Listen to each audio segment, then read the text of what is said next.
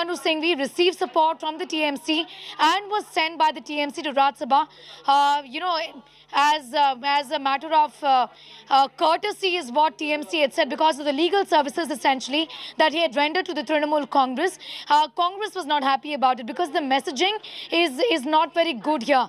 But this case is different here. Kapil Sibal is saying that I have quit the Congress party. I ceased to be a senior leader of the Congress party. Abhishek Manu Singhvi in the year 2018 was sent to Rajya Sabha on a TMC ticket but continues to be with the Congress party. So these permutations and combinations and support from parties happens. Now Congress was not in a position to offer him a seat in the sense that it has just 2 MLAs in the state of UP. Where is the quota? That was a bit of a problem there, and hence Sibal would have thought, why not? Also, Samajwadi Party, as is evident, is returning the favor in the sense of him fighting several cases for the Samajwadi Party and fighting them successfully is what is the indication. Now, Kapil Sibal is somebody, like Shiv had also been saying, is not a mass leader. In fact, he lost the Lok Sabha elections in the year 2014, but previously he's been a troubleshooter. Nabila for the Congress Party, he's been a face of the Congress Party, an excellent orator. He's been a lawyer. Also, he's been a minister. He's a minister with 2009. He was a minister even before that, both in UPA 1, UPA 2. He served as a minister of HRD. He served as a minister of law and justice. Troubleshooter in the peak of the Anna Hazare movement.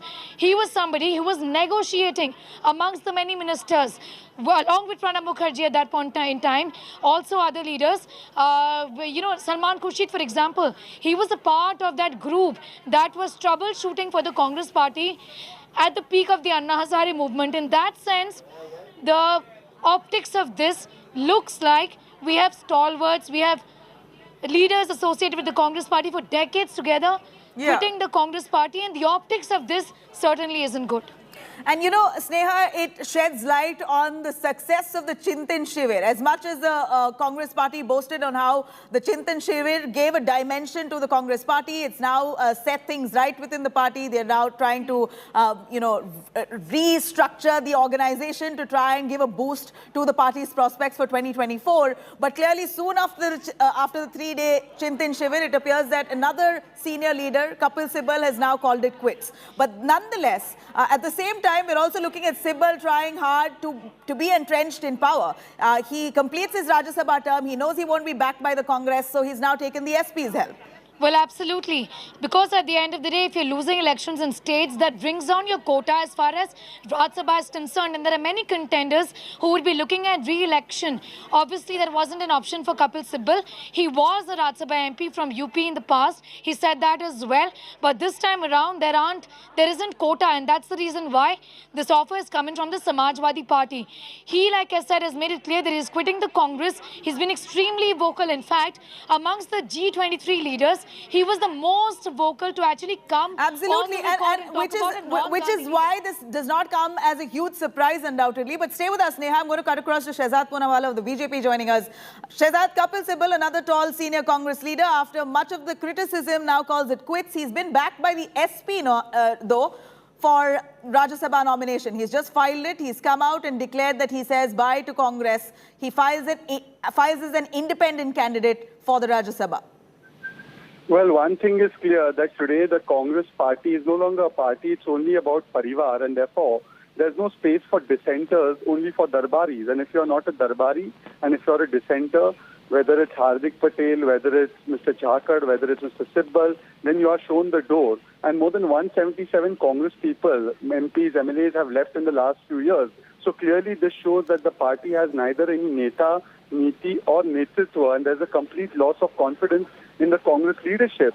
But having said that, I would only say that this is also a reflection of the internal democracy or the lack of it within the Congress party. It in fact has as much democracy as the Republic of North Korea or China. And therefore the Congress party, while it lectures the entire country about democracy, should perhaps check if there is any democracy, accountability or performance that is put above Parivar within the Congress party fold at all.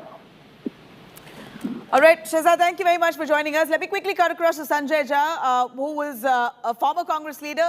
He could give us a perspective on what really happened. Mr. Jha, thank you very much for joining India Today. Here is Kapil Sibal, another tall senior Congress leader who's decided to call it quits. He's now been backed by the Samajwadi Party as he files his nomination for the Rajya Sabha. How would you look at this?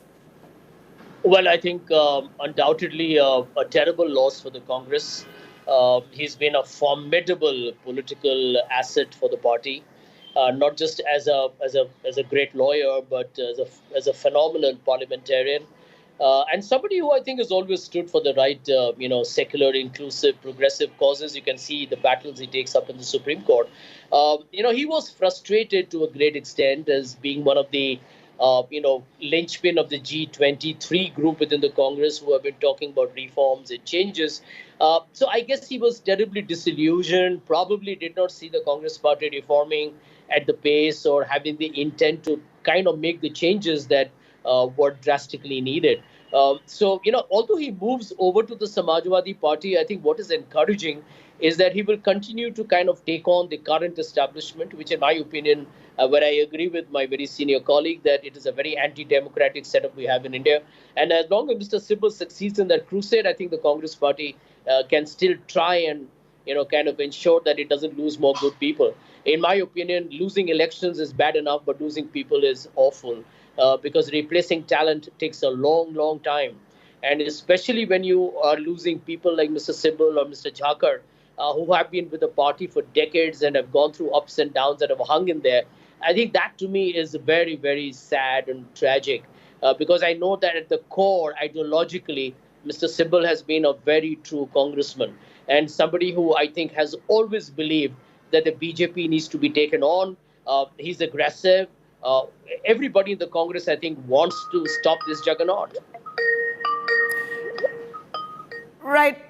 Mr. Jha, if you can hear me though, Kapil Sibal, of course, has been a vocal critique, but that wasn't received well within the Congress party because every time he raised a concern about the organizational defects of the mismanagement within the party, of how the party should restructure if they want to see brighter prospects for 24, doesn't seem like his word was ever taken well. He was always looked at as a betrayer for the Congress party.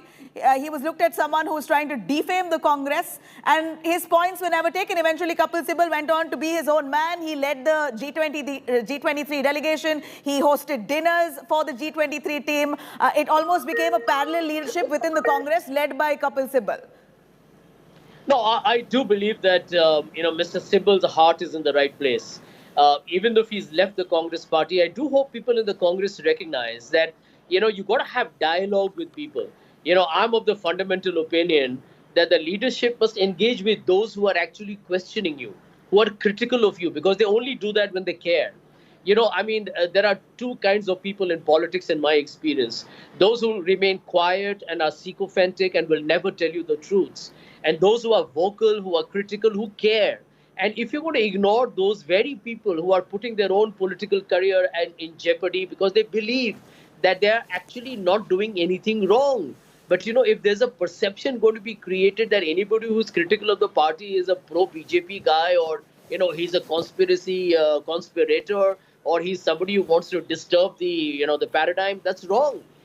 Challenging a system that is not delivering is exactly what democracy is all about. So I do hope, the Congress leadership kind of wakes up to this reality that while you can lose a Hardik Patel who was there for a couple of years, losing Mr. Jhakar, who's, I think, in my opinion, a very committed congressman till he's now joined the BJP, unfortunately, I would say.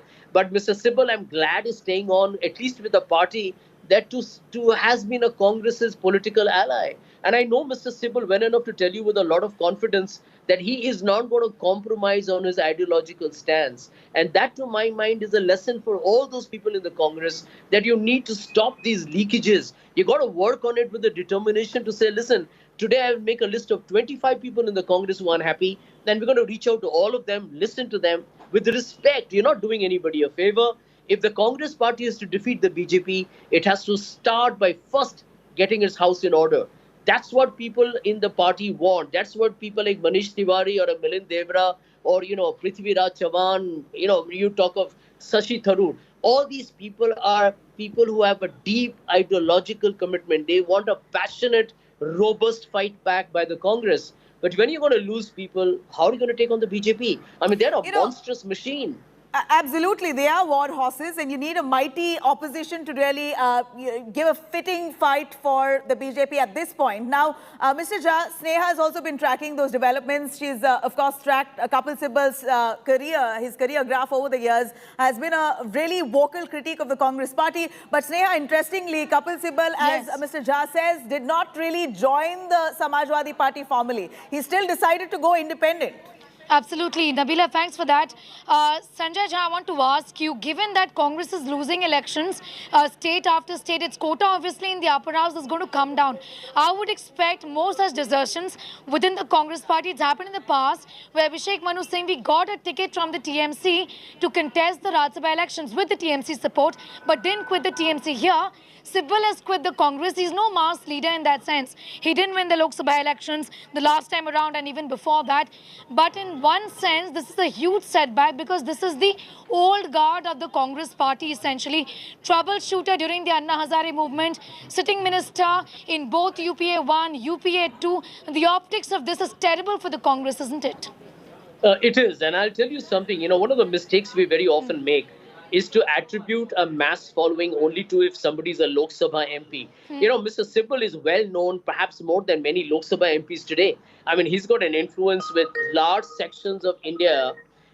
He's known by many people, the young, the middle-aged, political community, everywhere. So, the following doesn't have to be necessarily at the ground level, although I agree with you that if you have that ability to influence millions of people, that's fantastic. But not everybody can be that pan-India leader. But Mr. Sibal's reputation is phenomenal.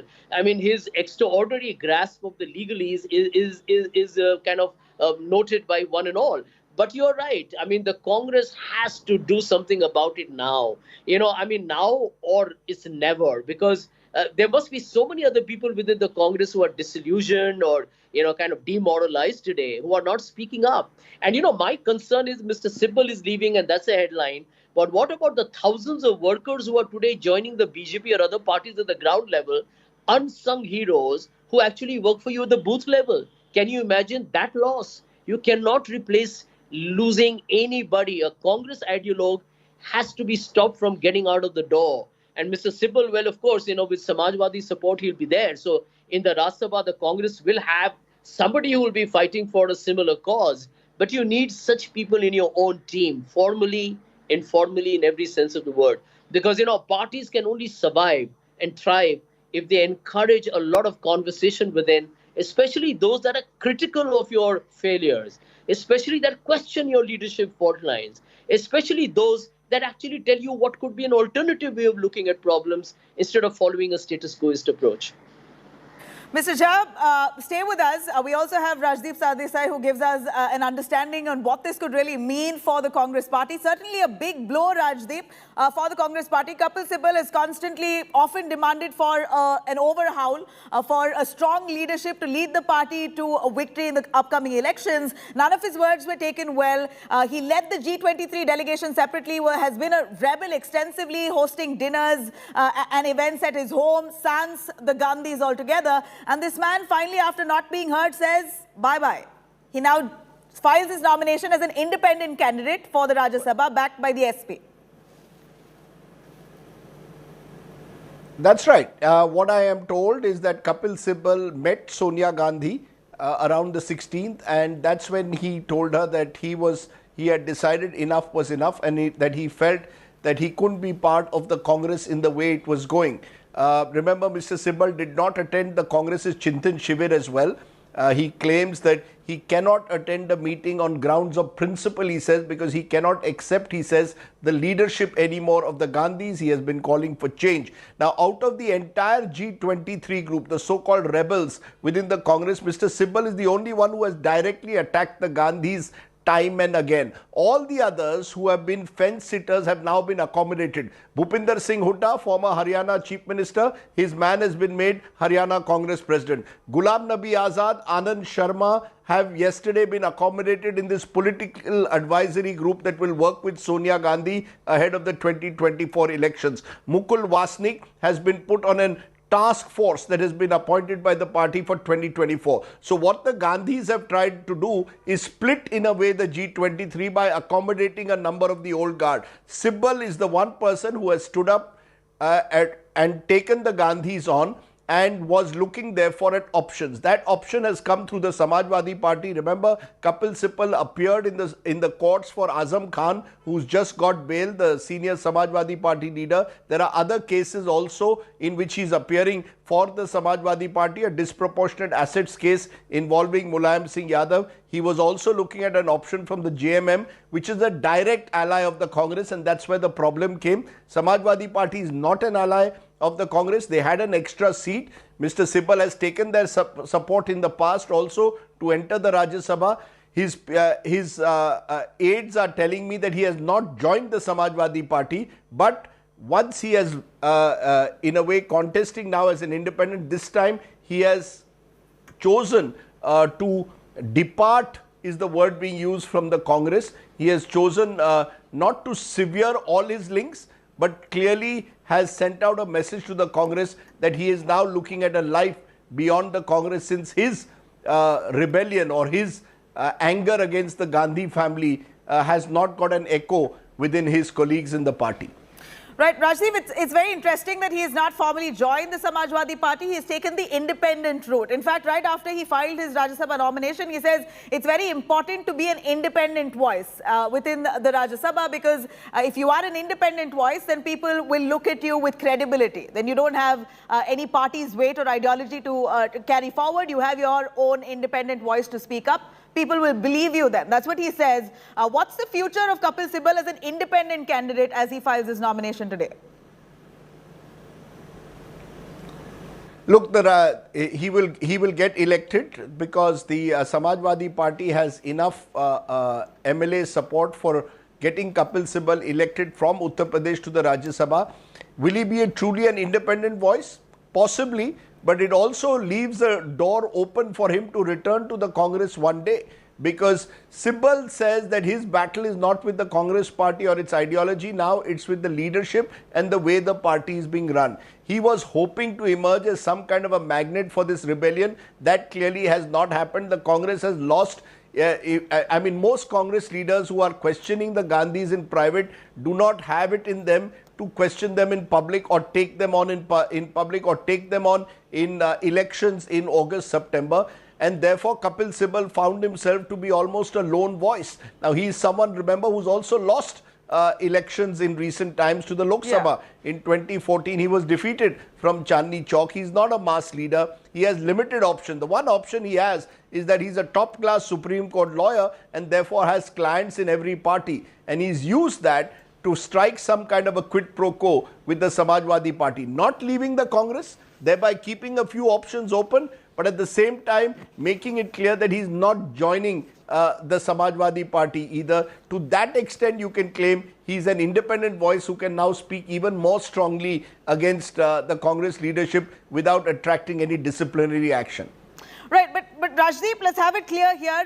Kapil Sibal has resigned from the Congress party. Those are his words. He's come out to say that on the 16th of May itself, I've given out my resignation. A quick peek into what conversation he may have had with Sonia Gandhi. As per you said, you claim to have spoken to him.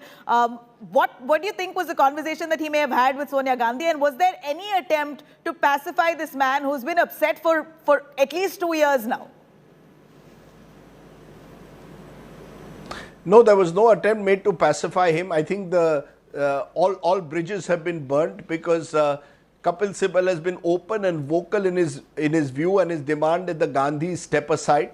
That clearly is unacceptable to the Gandhi family at the moment.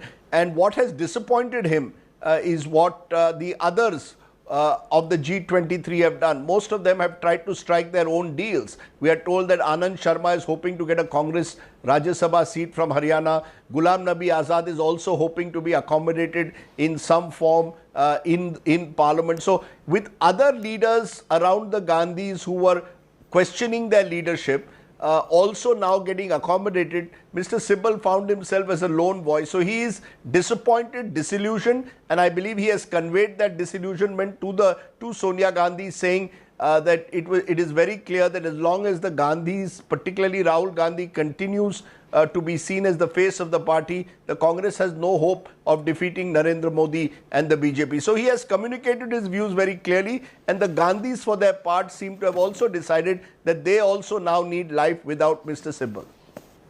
So you're saying, Rajdeep, that the Gandhis have made peace with his exit, or rather they were waiting for him to finally say goodbye because they have done dealing with a dissenter.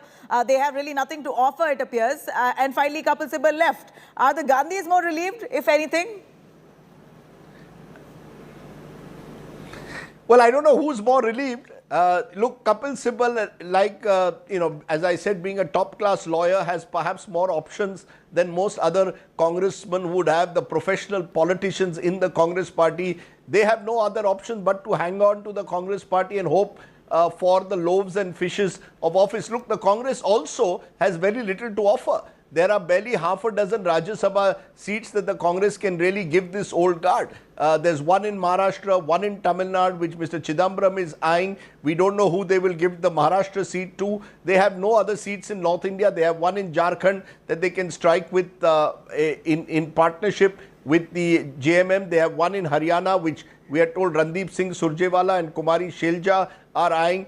They have a seat in Chhattisgarh. We don't know who that seat will go to at the moment. So they have a very few seats available at the moment. The grand old party simply cannot distribute the loaves and fishes of office to those who in the past hoped to use the Rajya Sabha route to stay relevant in politics. Kapil Sibal recognized this and therefore has decided that I might as well take this opportunity with the Samajwadi Party and retain my so-called independence by taking on the Congress leadership, not the Congress party, but the Congress leadership. So a bit like Sanjay Jha, who's with you, I don't think Sanjay Jha is taking on the Congress ideology, but he has been taking on the Gandhis in particular.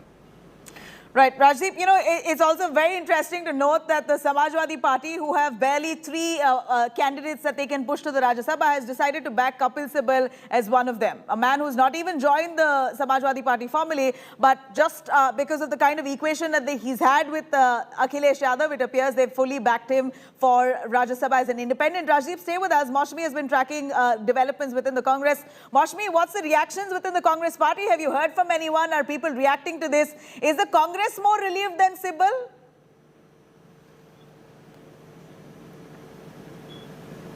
See, Nabila, clearly, the bandwidth of Kapil Sibal with he was a veteran lawyer, had fought many critical cases for the Congress party, was a big voice for the party in crucial critical scenarios as far as the legal battles is concerned. So that being set aside, the past few months saw a very, very tense relationship between the Gandhis and Kapil Sibal. The last nail of Kapil Sibal ending his association with the Congress came when the G23 rebels actually ignored and sidelined Kapil Sibal. And that was when Kapil Sibal actually had said that the Gandhis should step aside, attacking Rahul Gandhi, that if he was not interested in continuing leading the party, he should step aside. And that came just on the eve of the dinner of the G23 rebels. And perhaps the leaders realized that Kapil Sibal was simply out of control as far as even the rebellion, putting voice to the rebellion is concerned, because that was agreed upon that nobody would speak in the media. And thereafter, there were many attempts by Kapil Sibal to hold the dinner again with the G23 and other alliance partners, alliance leaders, but that didn't work out because the G23 perhaps Maushmi, we're going to come back to you, Maushmi, and fix that line there. But here is Kapil Sibal, seemed quite happy and joyous right after he filed his Rajya Sabha nomination as an independent candidate. Came out to speak to the media to say that he has filed his nomination as an independent candidate and he's always wanted to be an independent voice in the country. He says goodbye to the Congress on 16th of May itself. Kapil Sibal confirms. We are all constrained by the fact that we are members of political parties and we have to therefore abide by the discipline of those parties. But I think it is important to be an independent voice. और मैं समझता हूँ कि जब एक निर्दलीय की आवाज़ उठेगी तो वो लोगों को फिर ऐसा लगेगा कि किसी पार्टी से जुड़े हुए नहीं हैं। हम चाहते हैं कि 2024 में एक ऐसा माहौल बने हिंदुस्तान में कि मोदी सरकार की जो खामियां हैं वो जनता तक पहुंचाई जाएं और हम इसका प्रयास करेंगे। मैं खुद इसमें अपना इसका प्रयास करूंगा। 16 मई को मैंने कांग्रेस पार्टी से त्याग पत्र दे दिया है। आज कपिल सिब्बल जी ने किया है, वो समाजवादी पार्टी के समर्थन से राज्यसभा में जा रहे हैं। तो हमें उम्मीद है कि देश में जो बड़े बड़े सवाल हैं आज देश किस रास्ते पर है। आज बेरोजगारी सबसे ज़्यादा है, महंगाई रुक नहीं रही है, कानून व्यवस्था ध्वस्त होती चली जा रही है, हमारी सीमाएं सुरक्षित नहीं हैं, चीन लगातार हमारी सीमाओं के अंदर आ रहा है। तो इन तमाम बड़े बड़े सवालों पर मुझे लगता है कपिल सिब्बल जी समाजवादी पार्टी और अपने विचारों को रख पाएंगे। All right, Akhilesh Yadav there confirming that Kapil Sibal, with the help of the Samajwadi Party, has filed his nomination. In fact, Akhilesh there confirming that Samajwadi Party has wholeheartedly backed Kapil Sibal because the man... ऐसा है कि जब तक मैं कांग्रेस में था तो मैं इधर उधर की टिप्पणी कर सकता था। अब मैं कांग्रेस में नहीं हूँ, ठीक है ना, तो मैं कांग्रेस के बारे में कुछ नहीं कहूँगा। आप सीनियर कांग्रेस लीडर रहे, मतलब मैंने बोला ना, जब तक मैं कांग्रेस में था तो मैं टिप्पणी कर सकता था, ठीक है ना। हम G23 में भी रहे। अब मैं कांग्रेस के बाहर हूँ, मैंने इस्तीफा दे दिया है। मैं नहीं समझता कि उचित है कि मैं कांग्रेस के बारे में कुछ कहूँ। कुछ अफसोस कहीं सर है? मैंने बोला ना, मैंने कुछ देखिए, किसी के साथ संबंध रहे 30-31 साल, ठीक है ना, तो संबंध छोड़ना कोई आसान काम नहीं होता, इतना ही काफी है। Thank you sir. Kapil Sibal ji हमारे साथ मौजूद हैं। All right, that's Kapil Sibal, who says he wants to stay mum over the fissures within the Congress party. He does not find it within his rights at this point, considering he's quit, to speak of the Congress party and its organization or its leadership. He is out of the party and now wants to refrain from commenting on the kind of the issues that the grand old party may have. Kapil Sibal says it's also difficult for him to leave the party after 30 long years of association. It's not been easy, but he's now decided to be an independent voice. He's filed his nomination with the Rajya Sabha with the help of Samajwadi Party as an independent candidate, confirming that he's always wanted to be an independent voice and now he finds the opportunity to be just that. In fact, Kapil Sibal was flanked by Akhilesh Yadav, Samajwadi Party chief. He was fully backed by him, but very interesting that he's not formally joined the Samajwadi Party. He stayed as an independent candidate while he's filed his nomination. Sneha has also been tracking those developments. Sneha, Kapil Sibal has not joined the Samajwadi Party. He's only quit from the Congress, has taken an independent stance here to file his nomination in the Rajya Sabha. So it appears that his fight here is not against the Congress anymore or the Congress's ideology. He seems to be very, or given up hope rather, over the Congress's infighting and the fissures and the factionism within the party itself, that he's now done and dusted with that. He wants to move on, be an independent voice. But it appears that his fight still remains the BJP as his central focus. You know, what I think Mr. Sibal is trying to do, and I wish he'd answered that question himself, is that he's trying to use this to his advantage. The very fact that the Samajwadi Party is offering to give their side of the quota to him to enter the House of Elders, the upper house of Parliament, at the same time is leaving that little window of opportunity open as far as his decades-long association rather, with with the Congress party, Nabila is concerned. His problem has always been, and he's been very vocal about it, I told you earlier as well, among the G23 leaders, he is somebody who said, why can't we look beyond the Gandhis? He says it's on the record, he says it off the record. Not many leaders in the G23 have spoken about this on the record. Sibal does so time and again. Is he then trying to ensure that he doesn't really burn his bridges with the Congress party, and hence is expressing his disappointment by wanting to go as an independent candidate with some support from the Samajwadi Party, which has been forthcoming now. It was forthcoming earlier in the year 2016, Right. when the Samajwadi Party had supported him even the last time around. I think that is an option clearly that Sibal Nabila is looking at. Right, I'm cutting across to Maushmi, who's with Pramod Tiwari, a congressman. Let's cut across. Maushmi. Right, Nabila, we are joined by Pramod Tiwari, who is a senior leader of the Congress party and has worked closely with Kapil Sibal and all the veteran leaders of the Congress. Hardik Patel going, you have several leaders just leaving, you have Sunil Jakar and now Kapil Sibal, who goes to Lucknow and files his nomination from your state, from the Samajwadi Party. मुझे इस पर कुछ नहीं कहना, इसलिए कि मेरे पास विस्तृत विवरण नहीं है, इसलिए मैं इस पर कोई प्रतिक्रिया नहीं करूंगा। जहां तक आने जाने का सवाल, राजनीति में जाना भी लगा रहता है, आना भी लगा रहता है।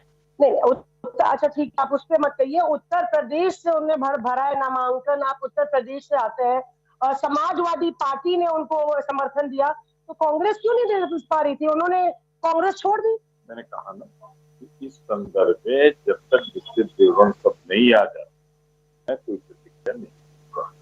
समाजवादी पार्टी को सहयोगी दल मानते हैं कि नहीं मानते हैं? आप सहयोग, तो कई लोग कह रहे हैं कि सहयोगी दल के पास ही गए। इस प्रकरण में जब तक विस्तृत विवरण नहीं आ जाता, तब तक मैं कोई नहीं। जी, तो यहाँ पे you are hearing what Pramod Tiwari is saying. We were trying to seek a reaction from the Congress leaders. Now, Pramod Tiwari is well aware of the local state politics of Uttar Pradesh. There's not even one seat that the Congress can actually get with its MLAs just dwindled to 2. And that's a very sorry state of affairs despite Priyanka Gandhi Vadra being in charge of Uttar Pradesh. And then you have a Neta, a veteran Congress leader who's been a law minister in the UPA government. He goes and he quits the Congress, joins the Samajwadi, in fact, takes the ticket from the Samajwadi Party. He hasn't yet joined. But that speaks volumes about how dissension has rocked the Congress Party, how, it had come, the end of the road for Kapil Sibal had come as far as his journey with the Congress is concerned.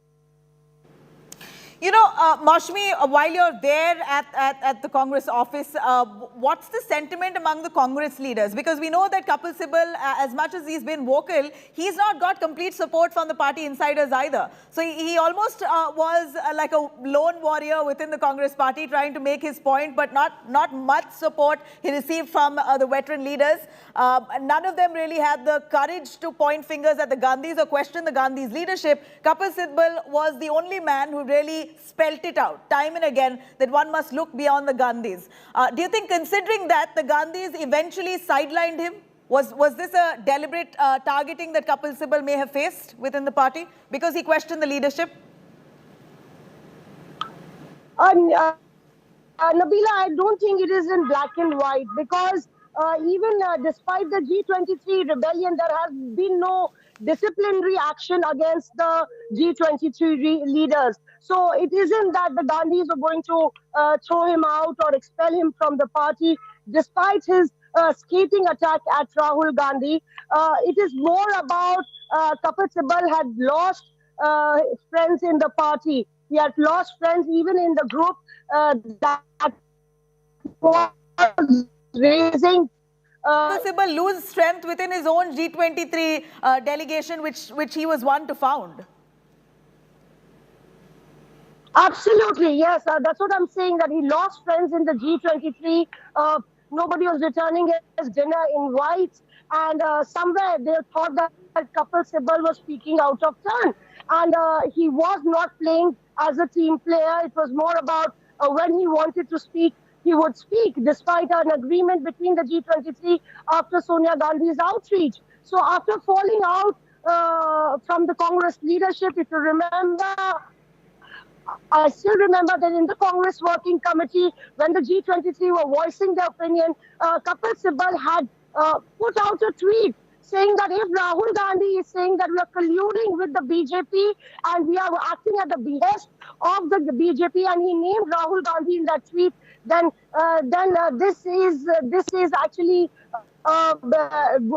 going too far. And Rahul Gandhi, in fact, saw the tweet and in the Congress Working Committee that he never meant that the G23 were working with the cahoots with the BJP or working at the behest of BJP leaders. That's what happened during the Congress Working Committee that had a lot of fireworks with the G23 pressing for their demand. Right. And the Congress. Right.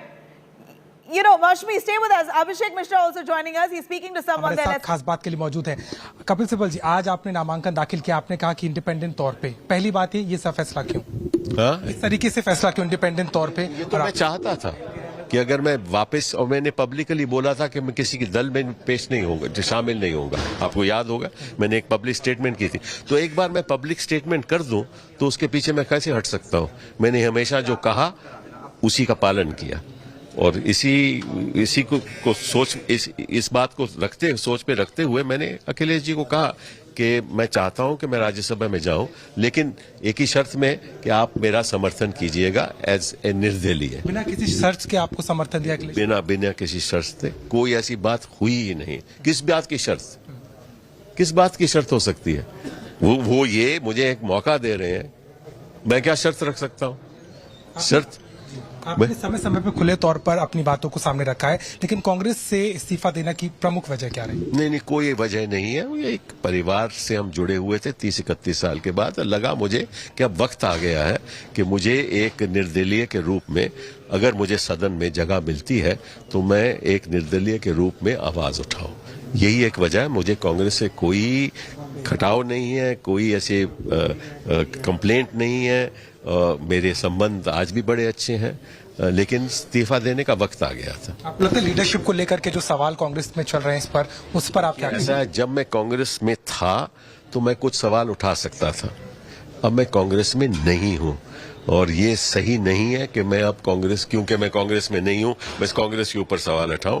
ये उचित नहीं है। मैं ऐसा करूंगा नहीं, और न मैं करना चाहता हूं। समाजवादी पार्टी के साथ में पहले भी आपने उनका सहयोग किया है, आजम खान को बाहर लाने में आपकी भूमिका रही। ये भी एक रिलेशनशिप आप मायने रखता है? बिल्कुल, बहुत मायने रखता है। मेरे वैसे तो सभी विपक्षी दलों, हिंदुस्तान के सभी विपक्षी दलों के नेताओं से मेरी बड़े अच्छे संबंध है। इनके साथ तो खैर बहुत ही अच्छे। उत्तर प्रदेश से आप करते हैं, हमारे साथ प्रमिला जी भी हैं। प्रमिला जी, आप उत्तर प्रदेश से तो आपका नाता है, ससुराल है एक तरीके से, किस तरीके से देख रहे हैं एक बार फिर से राज्यसभा का? अब तो दूसरी बार आ रहे हैं, और उत्तर प्रदेश से नाता टूट नहीं सकता। मेरी पैदाइश बरेली की है, मेरे फादर की पैदाइश बहराइच की है। वो यहाँ लखनऊ यूनिवर्सिटी में पढ़े, मैं लोरेटो में पढ़ी। तो संबंध, वो जीवन भर का संबंध है, बाकी संबंधों का पता नहीं। पर यहाँ पर जो लखनऊ से मेरा संबंध, वो जीवन भर का है। सर, आखिरी सवाल लूंगा। आपने 2024 में गठबंधन को मजबूत करने की बात की है और आप उसमें सहयोग देंगे, क्या भूमिका हम देख सकते हैं? राज्यसभा तो आप जाहिर है, अभी वक्त है, अभी 2 साल बाकी हैं, अब दिखाते हैं आपको। तो क्या ये गैर कांग्रेसी संगठन होगा कि कांग्रेस? देखिए, ऐसा है कि ऐसी बातें इस समय, जब मैं अपना नॉमिनेशन फाइल करने आया हूं, ऐसी बातें उचित नहीं है। साफ तौर पर कपिल सिब्बल सीधे तौर पर बात करते हुए, और आज जिस तरीके से नामांकन उन्होंने किया है उस पर सीधे तौर पर ये बात कह रहे हैं कि गठबंधन को मजबूत करने के लिए ये नामांकन किया जा रहा है, और साफ तौर पर कांग्रेस से इस्तीफा देने की बात को सीधे तौर पर साफ नहीं कर रहे, और कह रहे हैं कि एक लंबा नाता रहा, लेकिन अब समय था कि वो कांग्रेस से अलग होकर के एक स्वतंत्र तौर पर राज्यसभा पहुंचे। लखनऊ से cameraman. All right. Abhishek Mishra there, who's tracking Kapil Sibal. He's just spoken to him, asking if what was the real reason and the grounds for him to resign formally from the Congress party. Kapil Sibal refuses to comment. He says a long association with the Congress for 30 years, he stayed with one family. Ek parivar ke saath jude hue the. He says one family, he's been associated for 30 years. It's now time to go his own way. He wants to be an independent voice, and that's what he's done by filing his nomination as an independent cabinet. Let me cut across to Tariq Anwar, who's currently with Maushami right there at the Congress office in Delhi. जो है भर दिया है। देखिए, वैसे तो कपिल सिब्बल जी बहुत लंबे समय से कांग्रेस से जुड़े हुए थे। कांग्रेस ने भी उनको तमाम जो महत्वपूर्ण जिम्मेदारी होती है, प्रतिष्ठा होती है, सम्मान होता है, सब दिया। लेकिन वैसे तो हर व्यक्ति अपने भविष्य के फैसला लेने के लिए स्वतंत्र है, लेकिन कम से कम उनसे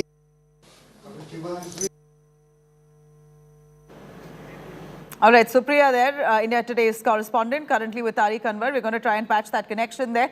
Of course, Congress leaders reacting to this. It certainly has come as a big jolt because he was a legal beacon for the Congress party, undoubtedly. He certainly was one of their strongest voices, a great insight for the Congress when it comes to anything legal. Kapil Sibal was the man to look to. This strong senior Congress leader that once was has now decided to call it quits and disassociate from a family after 30 long years of association. He says, I want to cut away from the Congress party, from the family who've been at the helm of affairs after 30 years. It isn't easy, but I now want to be an independent voice. Let's take a listen again. In fact, Kapil Sibal, as he spoke, I'm going to cut across to what he said. For now, we're slipping in a short commercial break. We'll be right back. Do stay with us.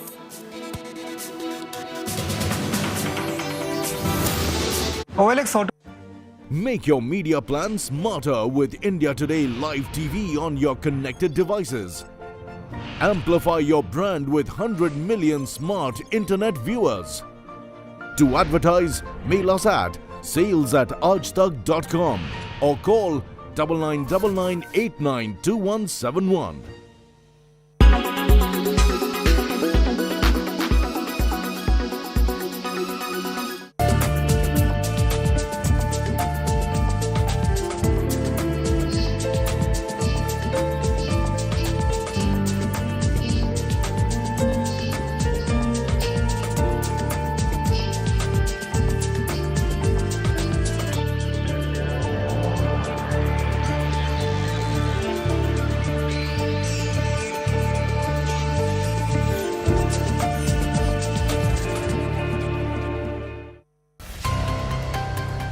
Pollution has killed over 2.3 million Indians in 2019. Nearly 1.6 million deaths were just due to air pollution. This is the latest Lancet report on pollution and health that's unveiled such data. The report also blamed pollution for 9 million premature deaths globally. According to that report, modern forms of pollution were particularly evident in South Asia, East Asia, and Southeast Asia. And India is one of the worst affected countries due to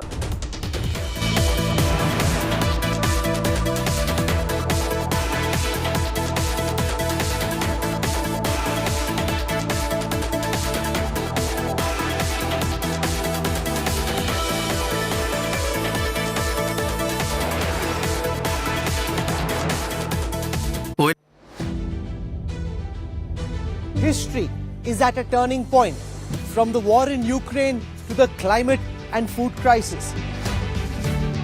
From the much wanted metaverse to unstable cryptocurrencies, get a ringside view to the ideas and challenges that are shaping the post-pandemic world. Catch me all through this week on India Today and Business Today as I bring you all the latest from a World Economic Forum that's being held this time in summer in Davos.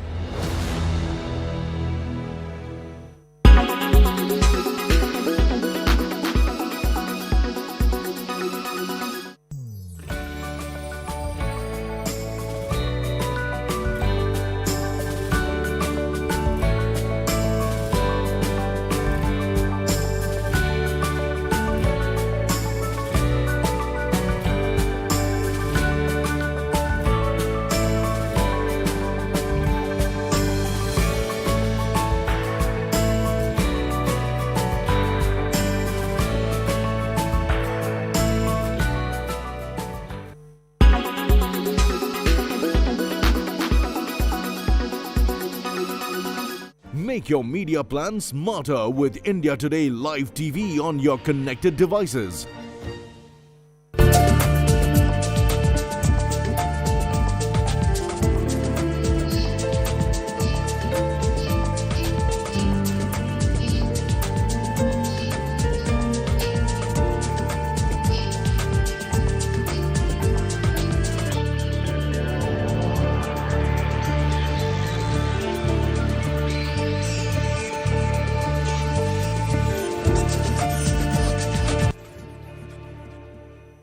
Make your media plan smarter with India Today Live TV on your connected devices. You are watching India Today.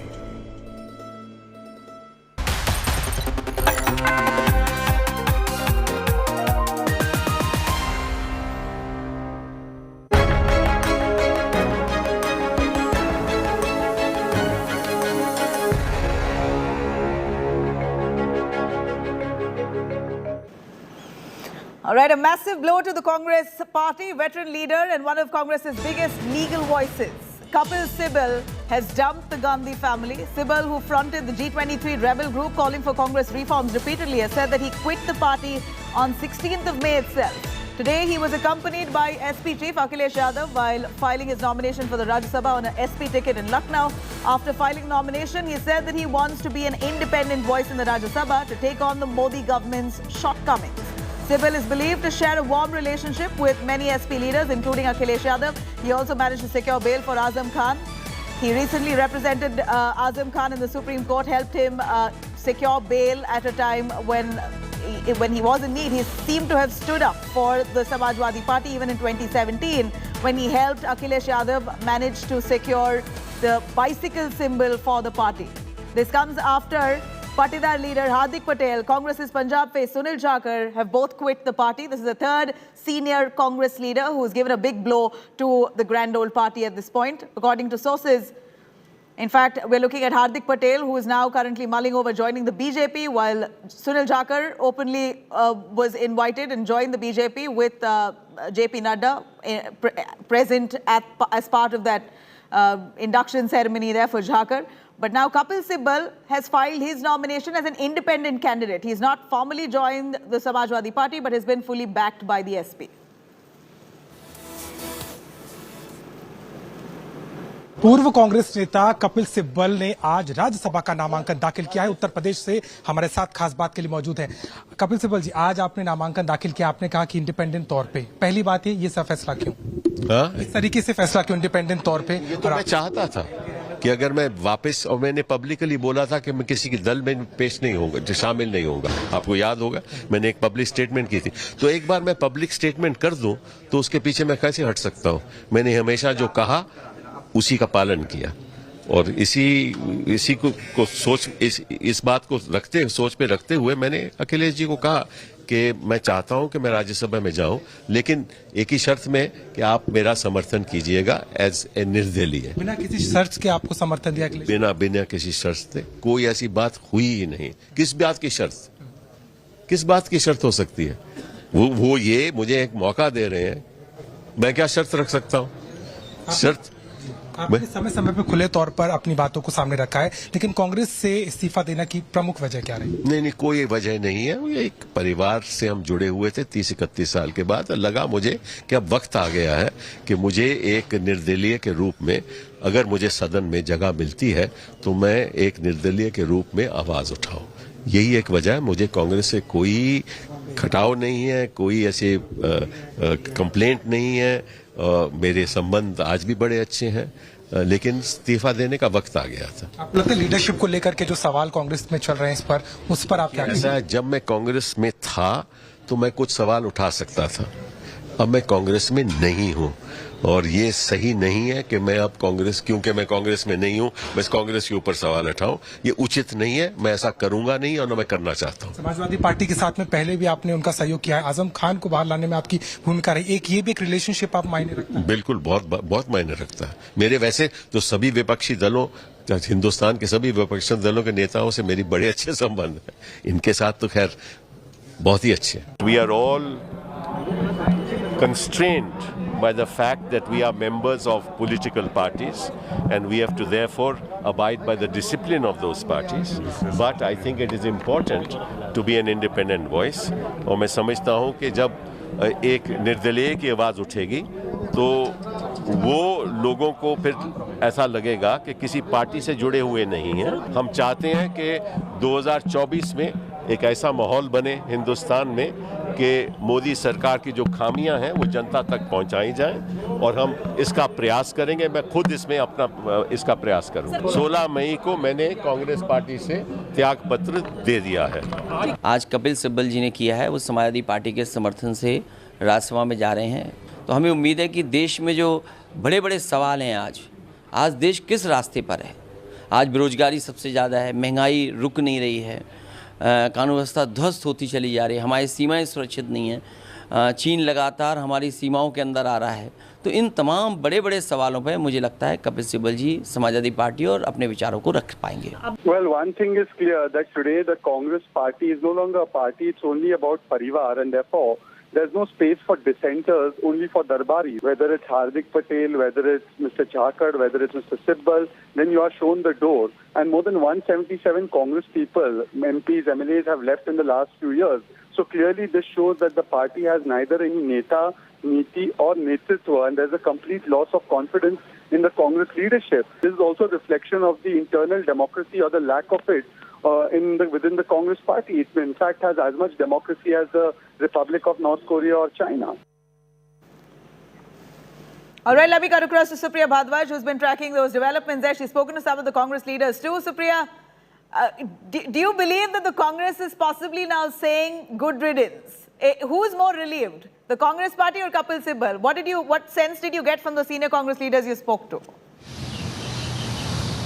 Well, Nabila, as far as Mr. Kapil Sibal is concerned, the Congress party leaders as well as workers who are present at the AICC headquarters where we are at the moment are saying that why only just for the sake of one Rajya Sabha seat Mr. Sibal has taken this step. When we spoke to a lot of leaders, they said that what not party has given to him. He was the minister, the union minister. He was coming from the Rajya Sabha from various states. At the same time also they are saying he was one of the tallest leaders in the party in last 10 to 15 years. And they are saying only just for the sake of a Rajya Sabha seat, he decided to leave the party and get fielded as an independent by support of Samajwadi Party in Rajya Sabha. What is really interesting is that Congress party leaders are maintaining that the party is going through a tough phase, and right now party people have to come together and ensure that party is strengthened more. Instead of that, they are saying if people are going to worry only about their personal gains, then that is not going to happen in future.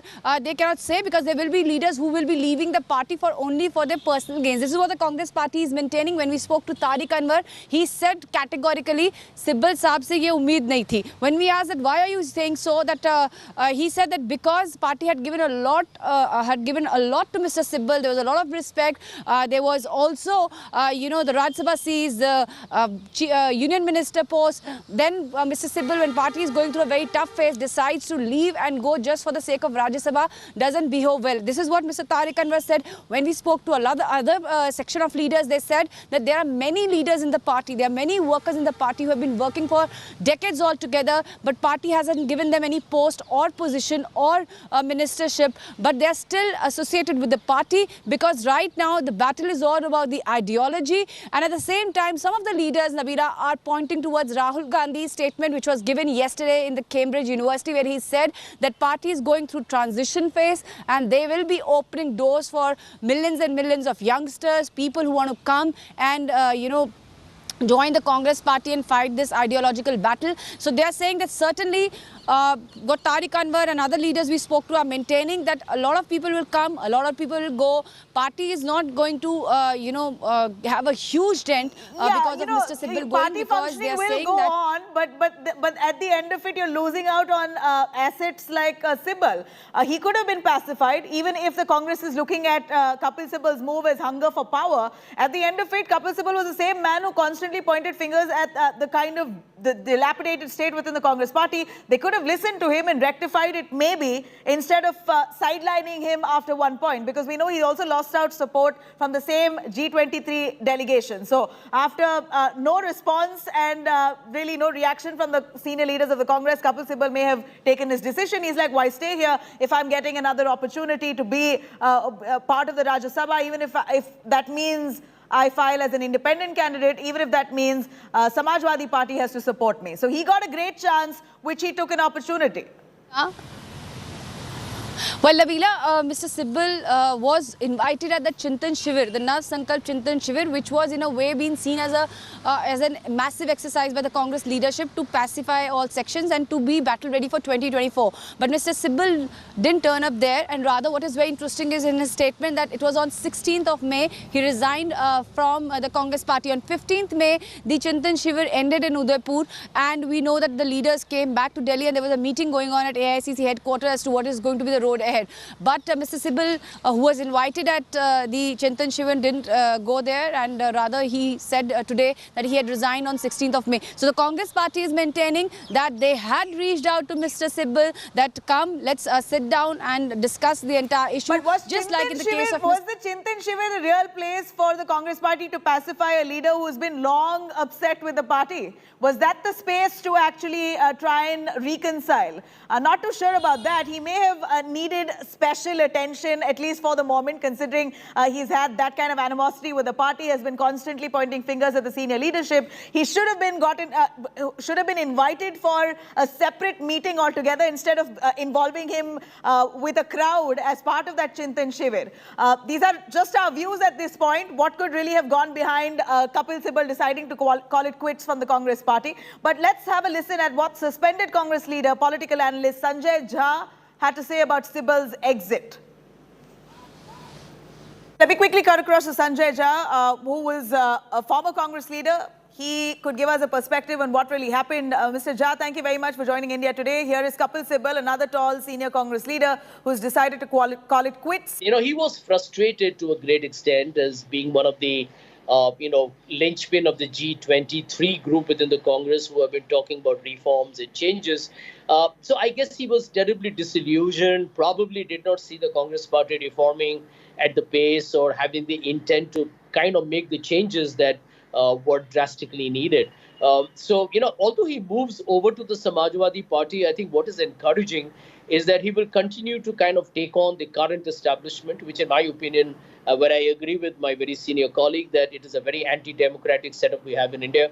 And as long as Mr. Sibal succeeds in that crusade, I think the Congress party can still try and, kind of ensure that it doesn't lose more good people. In my opinion, losing elections is bad enough, but losing people is awful because replacing talent takes a long, long time. And especially when you are losing people like Mr. Sibal or Mr. Jhakar, who have been with the party for decades and have gone through ups and downs that have hung in there. I think that to me is very, very sad and tragic because I know that at the core, ideologically, Mr. Sibal has been a very true congressman and somebody who I think has always believed that the BJP needs to be taken on. He's aggressive. Everybody in the Congress, I think, wants to stop this juggernaut. Doesn't seem like his word was ever taken well. He was always looked at as a betrayer for the Congress party. He was looked at someone who was trying to defame the Congress, and his points were never taken. Eventually, Kapil Sibal went on to be his own man. He led the G23 delegation. He hosted dinners for the G23 team. It almost became a parallel leadership within the Congress led by Kapil Sibal. Even though he's left the Congress party, I do hope people in the Congress recognize that, you got to have dialogue with people. I'm of the fundamental opinion that the leadership must engage with those who are actually questioning you, who are critical of you, because they only do that when they care. There are two kinds of people in politics in my experience. Those who remain quiet and are sycophantic and will never tell you the truths. And those who are vocal, who are critical, who care. And if you're going to ignore those very people who are putting their own political career in jeopardy because they believe that they are actually not doing anything wrong. But, if there's a perception going to be created that anybody who's critical of the party is a pro-BJP guy or, he's a conspirator or he's somebody who wants to disturb the, the paradigm, that's wrong. I mean, challenging a system that is not delivering is exactly what democracy is all about. So I do hope, the Congress leadership kind of wakes up to this reality that while you can lose a Hardik Patel who was there for a couple of years, losing Mr. Jakhar, who's, I think, in my opinion, a very committed congressman till he's now joined the BJP, unfortunately, I would say. But Mr. Sibal, I'm glad is staying on, at least with a party that to has been a Congress's political ally. And I know Mr. Sibal well enough to tell you with a lot of confidence that he is not going to compromise on his ideological stance. And that, to my mind, is a lesson for all those people in the Congress that you need to stop these leakages. You got to work on it with the determination to say, listen, today I will make a list of 25 people in the Congress who are unhappy. Then we're going to reach out to all of them, listen to them with respect. You're not doing anybody a favor. If the Congress party is to defeat the BJP, it has to start by first getting its house in order. That's what people in the party want. That's what people like Manish Tiwari or Milind Devra or, Prithviraj Chavan, you talk of Shashi Tharoor. All these people are people who have a deep ideological commitment. They want a passionate, robust fight back by the Congress. But when you're going to lose people, how are you going to take on the BJP? I mean, they're a monstrous machine. Sanjay Jha, I want to ask you, given that Congress is losing elections, state after state, its quota obviously in the upper house is going to come down. I would expect more such desertions within the Congress party. It's happened in the past where Abhishek Manu Singh, we got a ticket from the TMC to contest the Rajya Sabha elections with the TMC support, but didn't quit the TMC here. Sibal has quit the Congress. He's no mass leader in that sense. He didn't win the Lok Sabha elections the last time around and even before that. But in one sense, this is a huge setback because this is the old guard of the Congress party, essentially. Troubleshooter during the Anna Hazare movement, sitting minister in both UPA 1, UPA 2. The optics of this is terrible for the Congress, isn't it?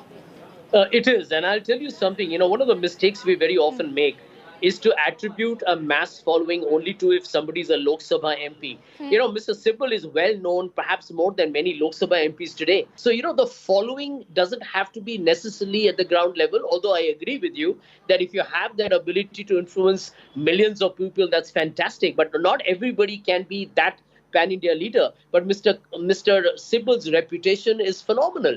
I mean, his extraordinary grasp of the legalese is kind of noted by one and all. But you're right. I mean, the Congress has to do something about it now. Now or it's never, because there must be so many other people within the Congress who are disillusioned or, kind of demoralized today, who are not speaking up. And, my concern is Mr. Sibal is leaving and that's a headline. But what about the thousands of workers who are today joining the BJP or other parties at the ground level, unsung heroes who actually work for you at the booth level? Can you imagine that loss? You cannot replace losing anybody. A Congress ideologue has to be stopped from getting out of the door. And Mr. Sibal, well, of course, with Samajwadi support, he'll be there. So in the Rajya Sabha, the Congress will have somebody who will be fighting for a similar cause. But you need such people in your own team, formally, informally, in every sense of the word. Because, parties can only survive and thrive if they encourage a lot of conversation within, especially those that are critical of your failures, especially that question your leadership fault lines, especially those that actually tell you what could be an alternative way of looking at problems instead of following a status quoist approach. Kapil Sibal जी जो party के इतने वरिष्ठ नेता हैं, उन्होंने party से resign कर दिया और जो है अब इंडिपेंडेंट के तौर पे सपा के सपोर्ट से राज्यसभा का नॉमिनेशन जो है भर दिया है। देखिए, वैसे तो कपिल सिब्बल जी बहुत लंबे समय से कांग्रेस से जुड़े हुए थे। कांग्रेस ने भी उनको तमाम जो महत्वपूर्ण जिम्मेदारी होती है, प्रतिष्ठा होती है, सम्मान होता है, सब दिया। लेकिन वैसे तो हर व्यक्ति अपने भविष्य के फैसला लेने के लिए स्वतंत्र है, लेकिन कम से कम उनसे ये अपेक्षा नहीं की जाती थी कि वो एक देश के माने हुए वरिष्ठ वकील भी है, तो उनसे ऐसी उम्मीद नहीं थी। कितना बड़ा डेंट है कांग्रेस पार्टी के लिए? देखिए, अब ये तो ऐसा कुछ नहीं है। कांग्रेस एक राष्ट्रीय पार्टी है, नेशनल पार्टी है, लोग आते हैं जाते हैं, तो उससे कोई पार्टी का बहुत बड़ा नुकसान हो जाएगा, ऐसा नहीं। Now, Kapil Sibal's exit is indeed a big embarrassment for the Gandhis. While at Cambridge just a few days ago, this is what Rahul Gandhi had to say about the state of flux and implosion that the Congress is currently in. All political formations go through transitions, right? If you look at the record of the Congress Party, everybody gets excited that, you know, we are now not in power for 7 years, we're in power for 70 years, right? And we've played a significant role in developing the country and in bringing India to where it is. Of course, we need to reinvent ourselves. That's right. We need to rethink. We need to rethink what our role is. We need to rethink how we interact with the people. So what would be the first thing you would think requires a rethink? The first thing that requires rethink is opening the doors of the Congress Party and bringing in millions and millions of youngsters into the party. So a new, Right. That's the first thing. All right, let me quickly cut across to Ashwini Kumar, who was once part of the Congress Party, joins us on the phone line on this. Ashwini, here is Kapil Sibal, a tall leader of the Congress, who's now called it quits, filed an independent nomination for the Rajya Sabha, backed by the Samajwadi Party. What do you think may have happened? Do you think the Congress failed to pacify him, or was it a bid for the Congress to send him off, and this was possibly the best? Kapil Sibal walked out himself. Well, I think Mr. Sibal must have thought long and hard before he took his decisions. I've already said good luck to him. He's entitled to chalk out his own strategy and his own political future, and nobody should have any quarrel with it.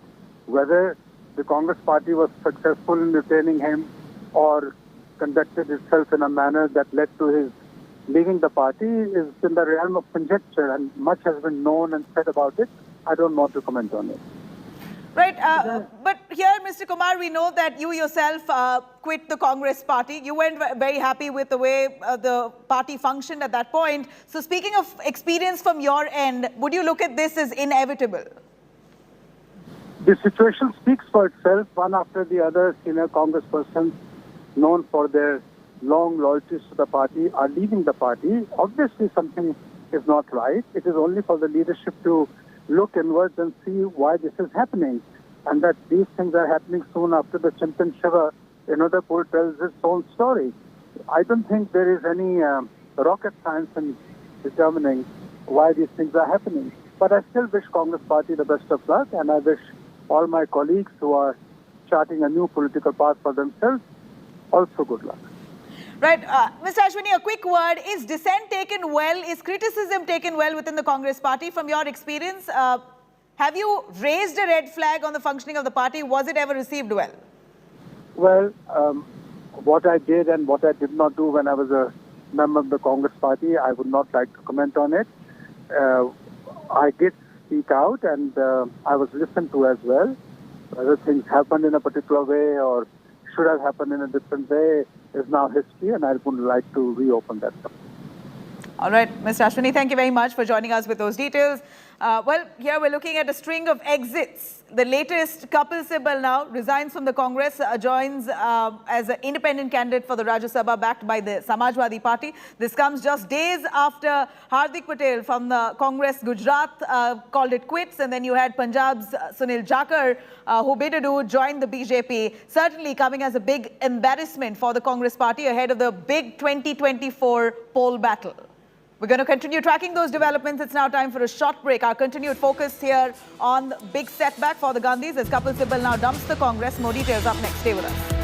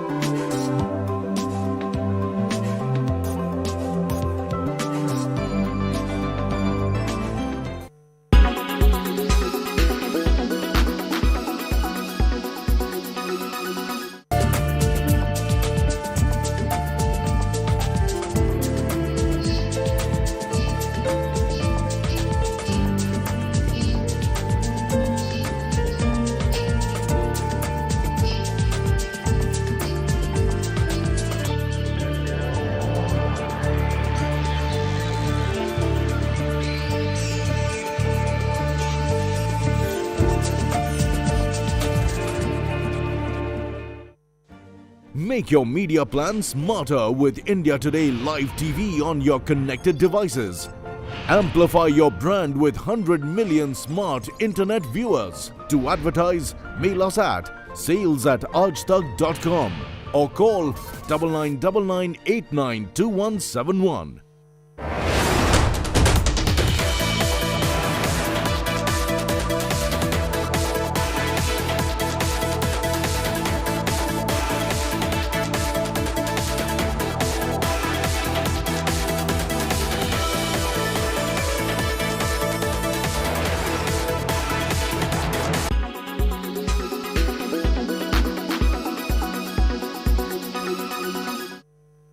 Black holes. Did you ever worry that Earth could get sucked into one of them? Black holes do have a massive gravitational pull that allows it to swallow anything that gets in its way. Let's find out more about them. Black holes have been lurking in the galaxies for billions of years. The most powerful known forces in the universe, their gravitational field is so strong that nothing, not even light, can escape from them. They're actually packed full of space matter, so they're not really holes. There are at least two types of black holes. Stellar mass black holes form when a huge star, more than 10 times bigger than our Sun, burns up all its fuel and collapses in on itself. Scientists say there could be billions in our galaxy, the Milky Way alone. They grow by gobbling up other stars or merging with other black holes to become a supermassive black hole, millions to billions of times bigger than the Sun. Humans can't even see black holes, but we can observe their effect on matter close by. When normal stars are sucked in, they accelerate and heat up, emitting X-rays which are detected by orbiting space telescopes.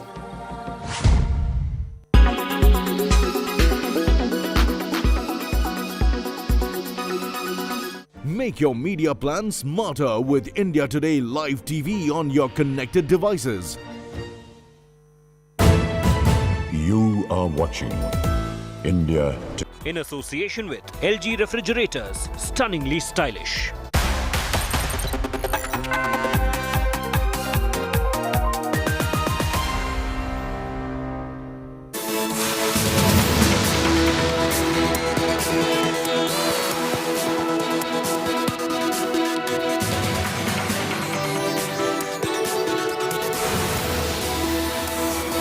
A very good afternoon. You're watching India Today with me, Nabila Jamal. Our top focus here, Kapil Sibal quits the Congress party. In fact, a huge embarrassment coming in as he files the Rajya Sabha with the help of the SP. Here are the top headlines. He has a big setback to the Congress party as Kapil Sibal, the tall Congress leader, now goes independent, files his nomination with the help of the Samajwadi Party. Is it Gyanvapi's rerun in Karnataka's Mangaluru after Hindu temple-like architectural design found allegedly beneath a mosque? BHP vows to perform puja near the disputed site.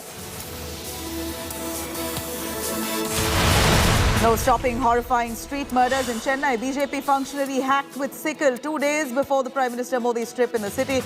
Heat on Stalin government.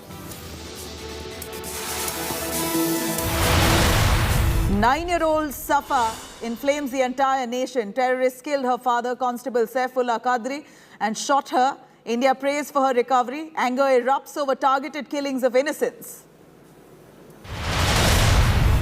Pakistan's heart bleeds for terrorist Yasin Malik, but not for 9-year-old Safa. NIA court to pronounce a quantum of punishment for Yasin Malik in terror funding case at 3:30 p.m. A teen gunman kills 19 children, 2 teachers.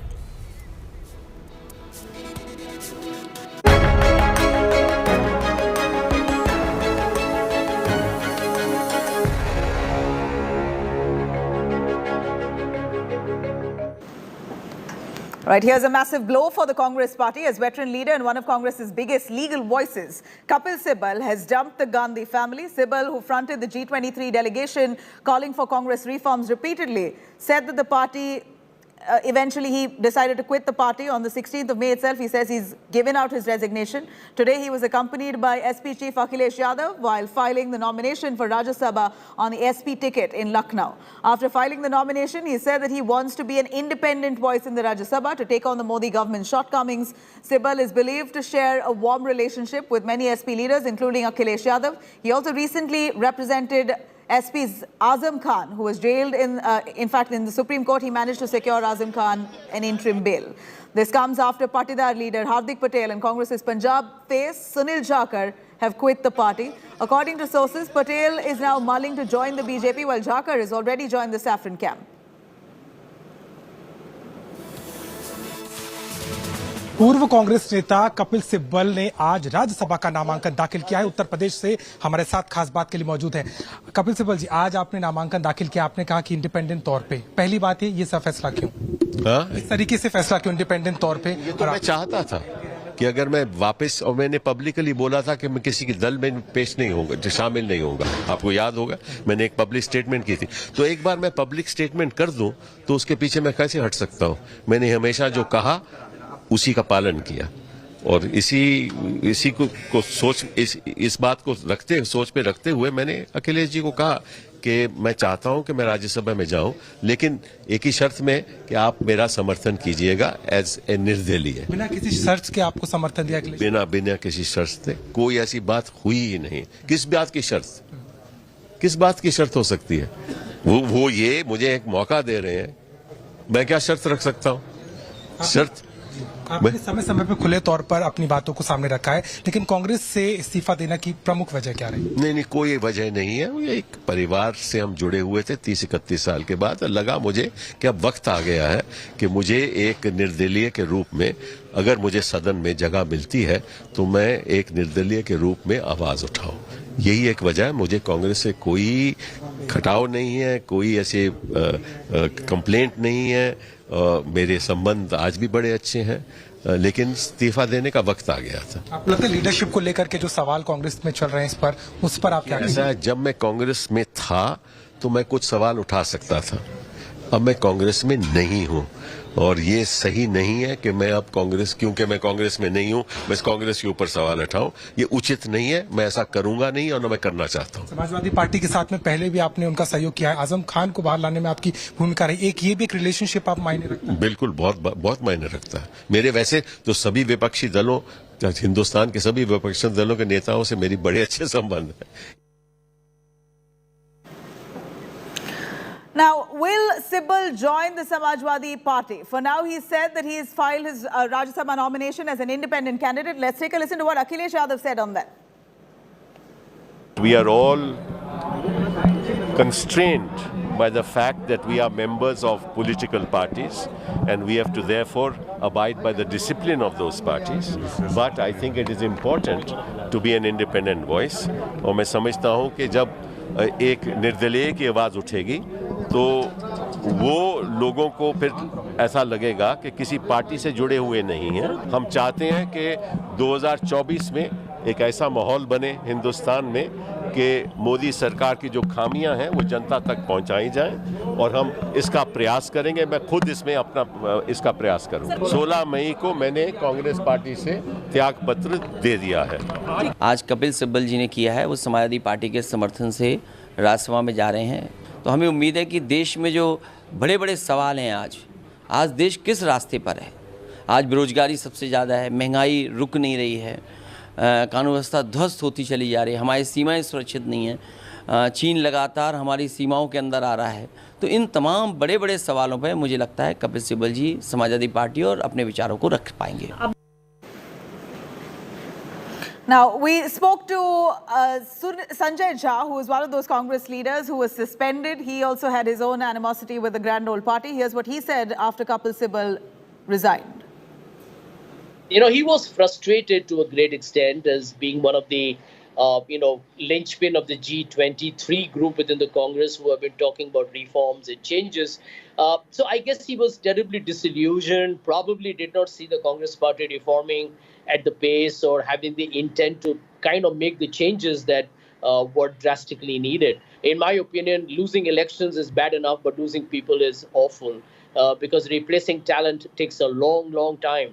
And especially when you are losing people like Mr. Sibal or Mr. Jhakar, who have been with the party for decades and have gone through ups and downs and have hung in there, I think that to me is very, very sad and tragic. But if there's a perception going to be created that anybody who's critical of the party is a pro-BJP guy, or he's a conspirator, or he's somebody who wants to disturb the paradigm, that's wrong. I mean, challenging a system that is not delivering is exactly what democracy is all about. Kapil Sibal जी जो party के इतने वरिष्ठ नेता हैं, उन्होंने party से resign कर दिया और जो है अब इंडिपेंडेंट के तौर पे सपा के सपोर्ट से राज्यसभा का नॉमिनेशन जो है भर दिया है। देखिए, वैसे तो कपिल सिब्बल जी बहुत लंबे समय से कांग्रेस से जुड़े हुए थे। कांग्रेस ने भी उनको तमाम जो महत्वपूर्ण जिम्मेदारी होती है, प्रतिष्ठा होती है, सम्मान होता है, सब दिया। लेकिन वैसे तो हर व्यक्ति अपने भविष्य के फैसला लेने के लिए स्वतंत्र है, लेकिन कम से कम उनसे ये अपेक्षा नहीं की जाती थी कि वो एक देश के माने हुए वरिष्ठ वकील भी है, तो उनसे ऐसी उम्मीद नहीं थी। कितना बड़ा डेंट है कांग्रेस पार्टी के लिए? देखिए, अब ये तो ऐसा कुछ नहीं है। कांग्रेस एक राष्ट्रीय पार्टी है, नेशनल पार्टी है, लोग आते हैं जाते हैं, तो उससे कोई पार्टी का बहुत बड़ा नुकसान हो जाएगा, ऐसा नहीं। Well, one thing is clear that today the Congress party is no longer a party. It's only about Parivar, and therefore there's no space for dissenters, only for Darbaris. Whether it's Hardik Patel, whether it's Mr. Jhakar, whether it's Mr. Sibal, then you are shown the door. And more than 177 Congress people, MPs, MLAs have left in the last few years. So clearly this shows that the party has neither any neta, niti or netritva, and there's a complete loss of confidence in the Congress leadership. This is also a reflection of the internal democracy or the lack of it within the Congress party. It in fact has as much democracy as the Republic of North Korea or China. All right, let me cut across to Supriya Bharadwaj, who's reporting from Delhi, tracking the Congress and the reactions coming in from the party. Supriya, you spoke to some of the party leaders. It appears that seemingly the Congress may be just relieved that Kapil Sibal has quit the party. They didn't have to do much. The man walked out himself. Good riddance. Is that what you believe the Congress is thinking right now at this moment? We know Kapil Sibal's sentiments. He's displayed it and expressed it explicitly all along. Well, Nabila, it seems that the separation is amiable because Mr. Sibal didn't attack the Congress party. He said that whatever issues he wanted to raise, he has raised within the Congress party's platforms. And now because he has left the party, he doesn't want to talk about the party. On the other hand, when we spoke to a lot of Congress leaders now, they are saying that good luck to Mr. Sibal. This was a time when the party is struggling. He should have stayed with us and fought for the ideology. Party has given him a lot of position, post and man samman across the country. He has made Mr. Sibal, the party has given Mr. Sibal, the party made him the union minister also. But now when he has decided to part ways with the Congress party, they are saying that only thing that they can do now is wish him luck for his future endeavors. But one thing is for sure, that as far as the Congress party is concerned, the leaders we spoke to, they said that the message is loud and clear when in Chintan Shivur, Congress president has said the time has come to pay debt to the party. And they said now, because the party is going through a very tough phase, people have to come together and fight for the ideologies, and people have to stick around. There are many leaders and workers who have been working for the party for decades altogether, but they haven't got either the post, the position or the ministerial berths, but still they are fighting day in and day out with the Congress party. Also what we are hearing from the sources is that a lot of leaders are saying that the finalization of the names of Congress party's Rajya Sabha nominees will also take place within a couple of days, and they are also referring, Nabila, to the statement which Rahul Gandhi gave yesterday in Cambridge University, saying that the transition is happening, a lot of young blood would be brought in, a lot of people with the ideological background will be pushed into the system, As far as we know, in the Chintan Shivir, this was one main issue as to how to stop this desertions which are taking from the Congress party, and to ensure that good leaders and people from various sectors are brought into the Congress organization. And this is what the Congress leaders are referring to. They are saying that there is a transition phase going on. The only thing they can say is that this is the time for party to struggle, and they are also referring to what Rahul Gandhi has said in Cambridge University, that the party will be opening the doors to the youngsters, millions and millions of them. Also, what we are hearing from the Congress leaders is that within the fortnight, there will be massive changes coming into the picture. There will be a structural change in the party also, as it was decided in the Chintan Shivir. Yesterday only, there were 3 crucial committees which are set up, one being the Political Affairs Committee, second being that of the task force, and third being that for the committee which is going to look into the Bharat Jodo Yatra. So they are saying that people will come and go. The organization, the strengthening of the organization is the topmost priority of all the leaders as well as the workers as far as Congress party is concerned. Right, Supriya, thank you very much for joining us with those details. Now, let's take a listen. Sibal, as soon as he filed his nomination as an independent candidate backed by the SP, flanked by Akhilesh Yadav, here's what he said on his exit from Congress. 2024 में एक ऐसा माहौल बने हिंदुस्तान में कि मोदी सरकार की जो खामियां हैं वो जनता तक पहुंचाई जाएं, और हम इसका प्रयास करेंगे। मैं खुद इसमें अपना इसका प्रयास करूंगा। मैंने दे दिया है 16 मई को मैंने कांग्रेस पार्टी से त्याग पत्र दे दिया है। नहीं, कोई वजह नहीं है।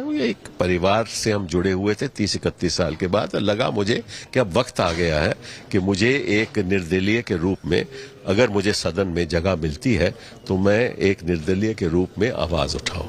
यही एक वजह है। मुझे कांग्रेस से कोई खटाव नहीं है, कोई ऐसे कंप्लेंट नहीं है। मेरे संबंध आज भी बड़े अच्छे हैं, लेकिन इस्तीफा देने का वक्त आ गया था। मैं यहाँ जो नॉमिनेशन फॉर्म जो मैंने भरा है वो निर्दलीय का भरा है। अच्छा, निर्दलीय का भरा है, इंडिपेंडेंट का भरा है। और मैं आभारी हूँ अखिलेश जी का कि उन्होंने मेरा समर्थन दिया है। As an independent, I'll be going to the Rajya Sabha after scrutiny and everything is in order. I have always wanted to be an independent voice in this country, and I'm glad that Akhilesh ji understands why that is so. Now, Kapil Sibal's exit is certainly a big embarrassment for the Gandhis. Now, while at Cambridge a few days ago, this is exactly what Rahul Gandhi had said about the state of flux and implosion within the Congress. All political formations go through transitions, right? If you look at the record of the Congress party, everybody gets excited that, we are now not in power for 7 years, we're in power for 70 years, right? And we've played a significant role in developing the country and in bringing India to where it is. Of course, we need to reinvent ourselves. That's right. We need to rethink. We need to rethink what our role is. We need to rethink how we interact with the people. So what would be the first thing you would think requires a rethink? The first thing that requires rethink is opening the doors of the Congress party and bringing in millions and millions of youngsters into the party. So a new, Right. That's the first thing. All right, now shifting focus here to Tamil Nadu. Following a spate of murders in Tamil Nadu's Chennai, BJP's minority wing leader in Tamil Nadu's Chennai has now been hacked to death by 3 miscreants on Tuesday, 24th of May. 30-year-old Balachandar was murdered brutally by an unknown gang in Chennai's Chintadripet. Balachandar was, in fact, said to have received death threats, was later provided with a personal security officer as well to ensure security for him. The incident occurred when Balachandar was on a street speaking to a few men when his security officer had gone to have a cup of tea. At that exact moment, 3 men surrounded him, brutally hacked him to death. The gang then got onto their 2-wheelers, escaped from the spot before Balakrishnan, who was Balachandar's security guard, could even return to save him.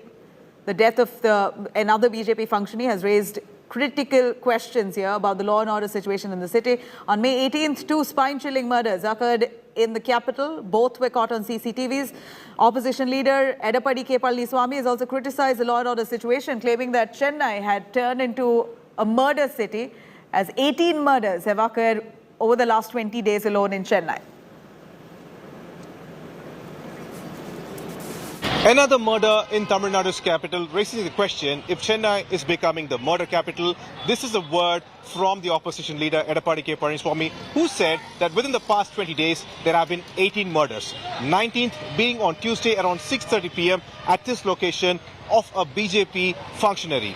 Balachandran, who was the Central Chennai president for SC/ST wing, was brutally hacked to death at this spot. This is one of the busiest spots in Chennai called as Chindadripet, where he was hacked to death by 6 people. The shocking part is that Balachandran is also being provided with a PSO as he had threat to his life. And in this area, when he was talking to a couple of his friends, he was surrounded by 6 people who hacked him to death within a couple of seconds and escaped in motorbikes. The shocking part here is that this area is under CCTV surveillance, which you could see on that junction. There are multiple CCTVs over there, and not just that. As we are showing the CCTV on the right side of this road, from this area, not even 200 meters, you have the Chindadripet police station, thereby raising questions about exactly what is happening to the law and order situation in the state of Tamil Nadu.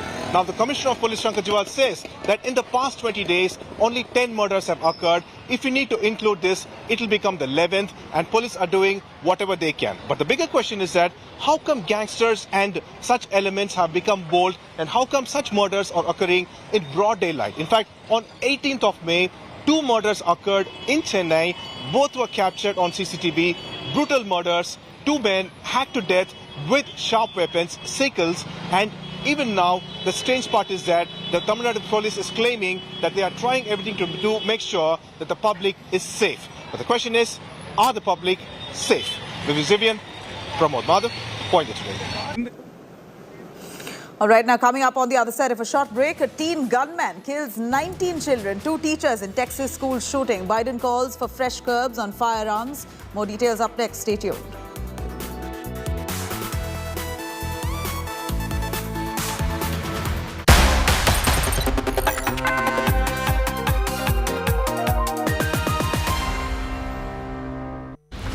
After 2 years of paralyzing pandemic, the world is ready to bounce back.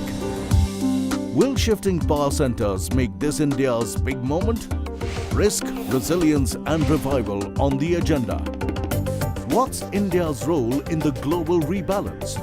India's top world watcher takes you to the front lines of the global high table with top minds from politics and business for the biggest global brainstorm. Live and exclusive coverage only on India Today TV.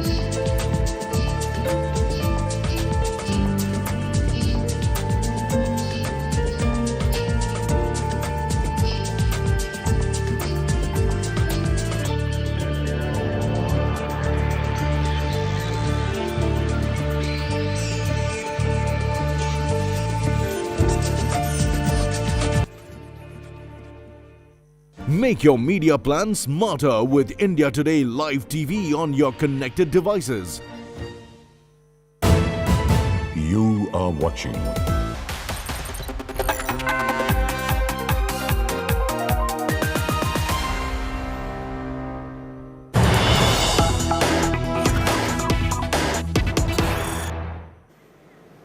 There's a big breaking coming in. Fresh plea in the Gyanvapi case. Fast-track court, a fast-track plea now. Seeking for prayer at the mosque. The plea sought mosque be handed over to the Hindu side. The plea for immediate prayer, a darshan at the Gyanvapi mosque has been made. A fresh plea in the Gyanvapi case. fast-tracked. The court fast-tracks the plea seeking prayer at the mosque. Remember, there's been much talk about the court taking up this matter. First of all, deciding on the maintainability of the plea from the Hindu side, whether or not this case can be looked into as per law, considering there are obstructions like the Places of Worship Act 1991. While that said, here you have another plea now seeking for a fast-track decision on prayers or a darshan to be allowed at the Gyanvapi Mosque. The plea asks for immediate prayer or darshan at the Gyanvapi Mosque. This is a plea the Varanasi court has in fact fast-tracked. A plea now in the Gyanvapi case that now makes it all the more curious for the petitioners to find out what the court really has to say. The court fast-tracks this plea seeking for prayers at the Gyanvapi Mosque. The plea has sought the mosque be handed over to the Hindu side. This is a massive development coming in at a time when there's much controversy and debate on whether lost Hindu heritage within the Gyanvapi Mosque must be reclaimed. Now, of course, the Muslim side objecting to any kind of survey or intervention, considering or they're citing the Places of Worship Act of 1991, which does not allow for a religious character of a religious site to be changed, whatever that stood post-independence, post-1947. So since the law is in place, the Muslim side's condemning that the first place, the survey itself that was allowed was illegal. It was done against the law. Now a plea has been filed, another plea has been filed by the Hindu side, asking for the mosque to be handed over to the Hindu side and also asking for immediate prayers to be allowed, for darshan to be carried out within the mosque premises. We know that this is a sensitive issue. This has certainly raked up communal tensions, undoubtedly on both sides, the Muslim side and the Hindu side, both wanting to gain ground within this case, wanting to retain their control over the Gyanvapi complex. The Gyanvapi Gauri Shingar complex, as it's called. In fact, the survey that was carried out by the survey committee after the Hindu side had petitioned asking for a survey to be done to try and see what kind of Hindu symbolism is present within the Gyanvapi Mosque. That survey managed to find several symbols like the shivling, like the damru, like the lotus, like the pan leaves inscribed on the walls of the Gyanvapi Mosque on the basement. Many of these symbols really extensively signify that there possibly could have been a temple that may have been demolished for a mosque to be built. But remember, this is centuries ago during the Mughal period when the Gyanvapi Mosque was built. At this point, now in 2022, we're looking at the Hindu groups claiming that they want to retain their lost Hindu heritage. They want to claim back their legacy, their cultural legacy, their religious lineage. And now that they've managed to find those religious symbols within the mosque premises, they're asking for prayers or a darshan to be immediately allowed inside the Gyanvapi Mosque. Now, the court, we believe, has fast-tracked this petition, has fast-tracked this plea now, which asks for the mosque to be handed over to the Hindu side. A huge development, and again, not surprising. One would have imagined that this would have come to this point, where the Hindu side claiming that there are Hindu religious symbols found inside, including the shivling and several other symbolism. They want that place to be opened up for darshan or worship to be carried out at the Gyanvapi Mosque complex. So this, again, was no surprises that an intervention like this would come up, a plea like this rather would come up, a request of this nature, of this ground would come up by the Hindu side, where they're now asking to give up rights, asking for the Muslim side to give up complete control of the mosque and hand over the mosque to the Hindu side. Huge development on the Gyanvapi mosque controversy, and this was expected. Now, even as the court decides to reserve the matter until the 26th of May, here is another plea that's been fast-tracked, asking for the Gyanvapi mosque to be handed over to the Hindu side.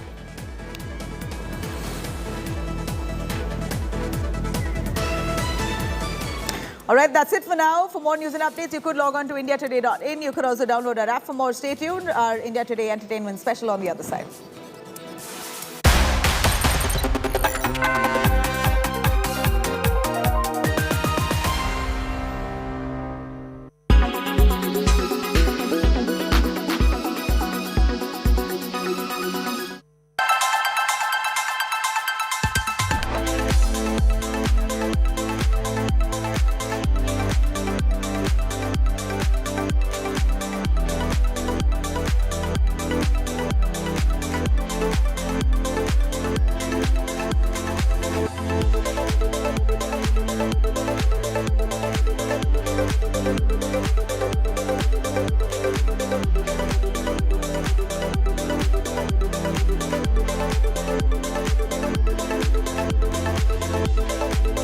متحف المستقبل أول ككتلة هي كتلة غريبة بالنسبة للناس، وبعدين كسر لجمود الكتل الموجودة حوالينا في دبي على أساس أن يكون نوع من الجذب موجود فيها على مستوى العالم وعلى مستوى الدولة.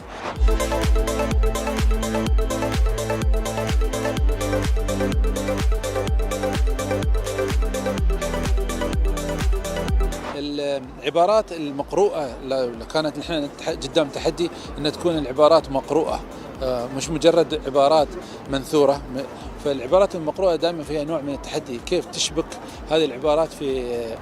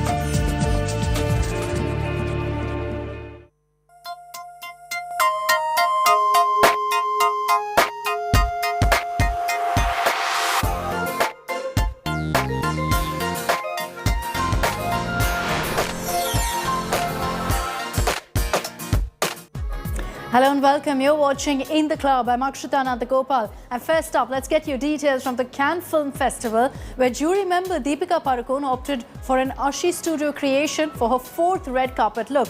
But the actress was kind of struggling to even walk, or for that matter, even stand in the gown at the Cannes Film Festival. Here's the complete story by my colleague Chetty Narula.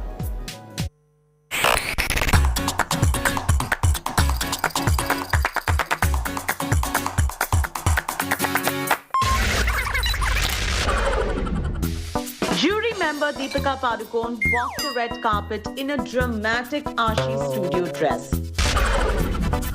Only that she couldn't walk, stand, or take photos without any help. It looked like the struggle was super real. One wonders if she wore the dress or the dress wore her. This orange custom-made dress was paired with green earrings to color block the attire. Interestingly, the heels were of the same orange color, but it was the dangling earrings that were used to color block the orange splash.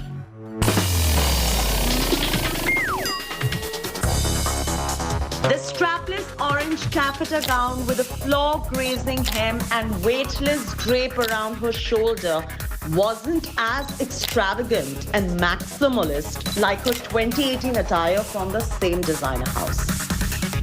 Her looks this year have been keenly watched, right from Louis Vuitton Somme to Sabyasachi and Ashi Studio.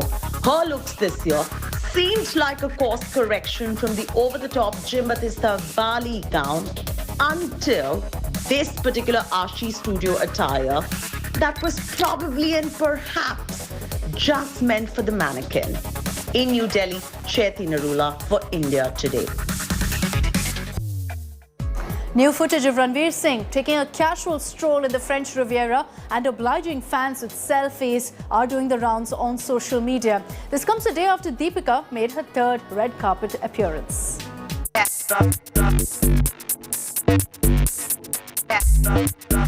Ranveer Singh, who joined wife Deepika Padukone at Cannes, made the most of his time in the French Riviera, and these latest photos as well as a video of him are proof of that. A day after the Cannes jury member Deepika made her 3rd red carpet appearance in a black Louis Vuitton gown, these visuals of her husband and actor went viral on social media. In the video, he's seen venturing out of his hotel to take a casual stroll, while other posts show him obliging fans with selfies. Earlier, several other photos of both Deepika and Ranveer made it to the internet. In the pictures, Ranveer was seen having a gala time at Cannes while posing for the camera along with Deepika at a Dior event. Accompanying the duo for the event was also Rebecca Hall, who was a member of the prestigious Cannes jury, just like Deepika. For the event, Deepika opted for a Louis Vuitton outfit, while Ranveer made an impression in an animal print shirt. According to India Today's sources, Ranveer's can visit was apparently a last-minute decision. Sources further reveal, and we quote, Ranveer has been very busy promoting his latest release, Jayesh Bhai Zordar, and also shooting for Rocky Aur Rani Ki Prem Kahani with Alia Bhatt. This is his first break after the exhaustive promotional schedule. Ranveer, in fact, in an exclusive interview with India Today, mentioned that he's missing Deepika a lot as they've not been able to get time for each other due to their work commitments. I'm really missing her. She's been busy shooting Pathaan. I've been busy shooting Rocky Rani. It was on May 20th that Ranveer Singh left for Cannes, where the International Film Festival is being held. And now, after his first pictures, these new visuals from the French Riviera are breaking the internet. Entertainment Bureau, India Today.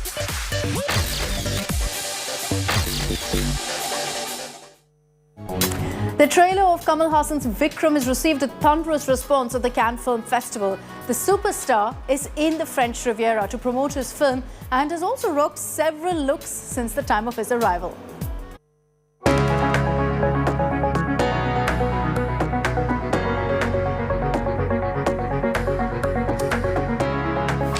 Superstar Kamal Hassan, who is a part of the Indian delegation for the 75th edition of the Cannes Film Festival, has been making appearances in the French Riviera, and his new set of photos are going viral on social media. In the pictures, he can be seen making a strong sartorial statement in a custom-made black ensemble designed by designers Shantanu and Nikhil. The outfit featured a breezy kurta with an asymmetrical hem. The actor wore it with matching black trousers and a jacket that had patterns and dainty embellishments. Kamal Hassan arrived in the French Riviera to promote his upcoming movie Vikram, and in fact was seen doing the same when he flaunted the NFT poster of the film a few days ago in a plain white t-shirt which he teamed up with an ironed blue blazer and matching pants.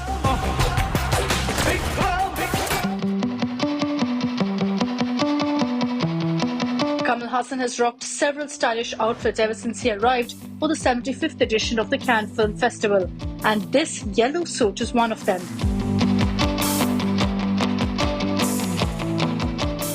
The actor also wore Gaurav Gupta's black suit for one of the events.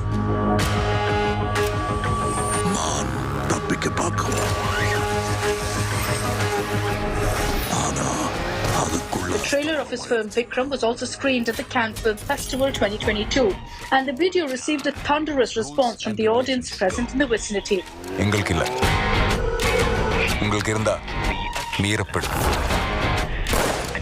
Apart from Kamal Hassan, the film also stars actors Vijay Sethupathi, Fahad Fazil, Chemban Vinod and Narayan, and is directed by Lokesh Kanagaraj of Kaidi fame.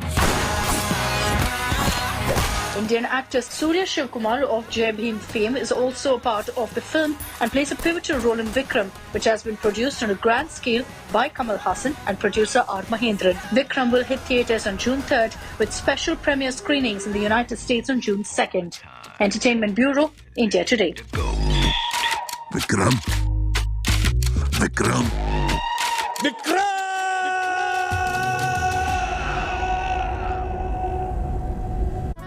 Let's fly 7 seas across to Hollywood and check out the biggest newsmakers from the West. Here's our fully foreign segment.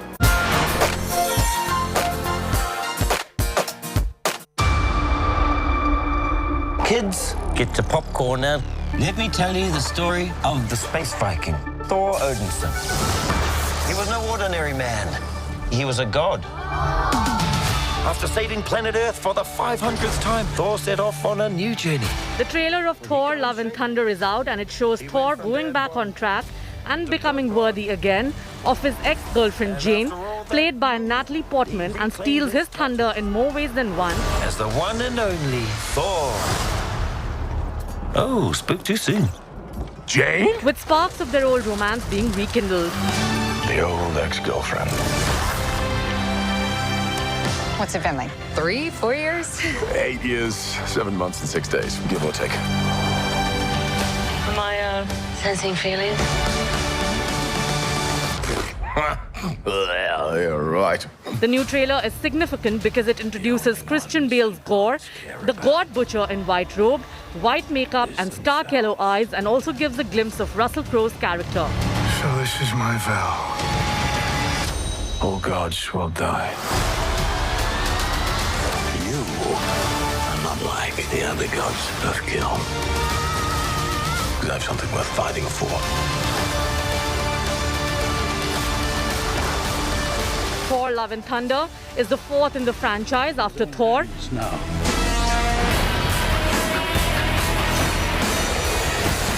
Thor: Dark World. All yours.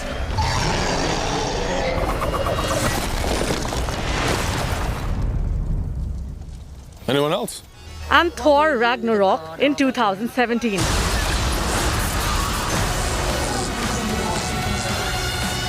The film, which released in theatres in July 8, has been directed by Taika Waititi, who also plays the role of Korg. He's just my first bad guy. You never forget your first. Let's see who you are. I take off your disguise. And flick. Oh, you flick too hard, damn it! Shall we help him? And eventually, grape. Lloyd. I got an urgent locate and destroy. That could be fun. The man's got some street cred.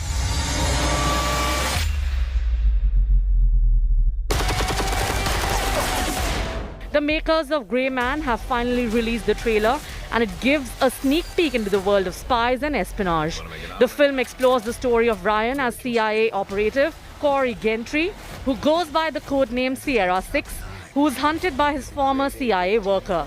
It is based on the novel The Grey Man by Mark Graney. Of killing the infamous Sierra 6. Directed by Anthony and Joe Russo, the film stars Chris Evans, Ryan Gosling, Dhanush, Anna de Armas, and Billy Bob Thornton, among others. The action thriller film will roll out in theatres on July 22. Entertainment Bureau, India Today. Maybe not anybody.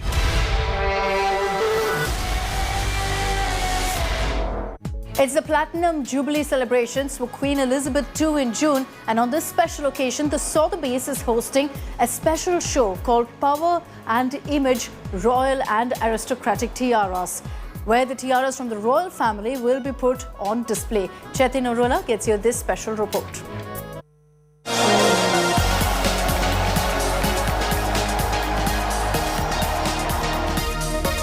It is Queen Elizabeth's Platinum Jubilee celebration in June.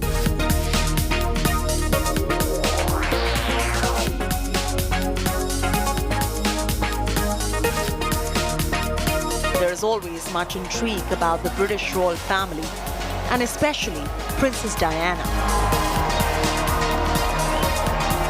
The public interest in Diana has always been stupendous.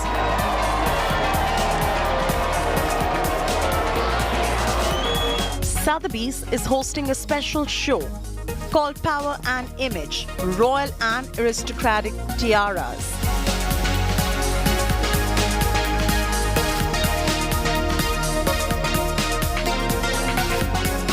This exhibition will feature approximately 50 tiaras of aristocratic and royal provenance, with some pieces exhibited publicly for the first time ever. Biggest draw here is Princess Diana's priceless wedding tiara. The show is all set to feature 40 striking pieces of fine jewelry from the royal family. This ornate diamond tiara that Princess Diana wore for her wedding to Prince Charles in 1981 at the St. Paul's Cathedral will be on display for the first time ever in decades. This envied piece will be showcased for the first time since the 1960s. Reportedly, it was the go-to accessory for Diana, who wore the piece 7 times between her marriage in 1981 and her death in 1997.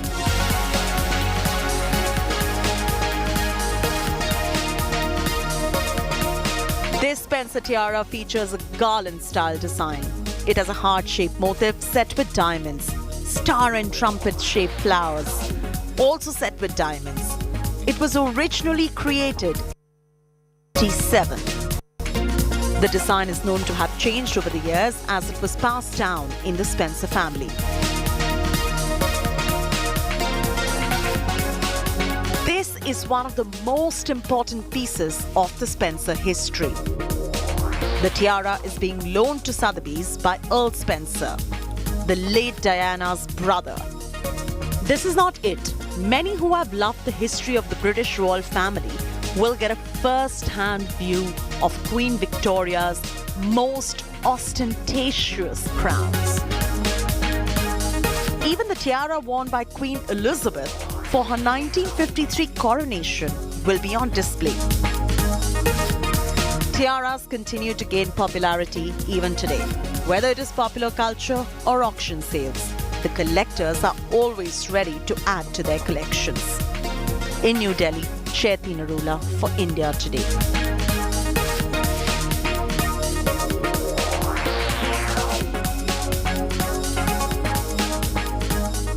Time for us to slip into a short break here on In the Club, but there's lots more coming up on the other side, so don't go anywhere.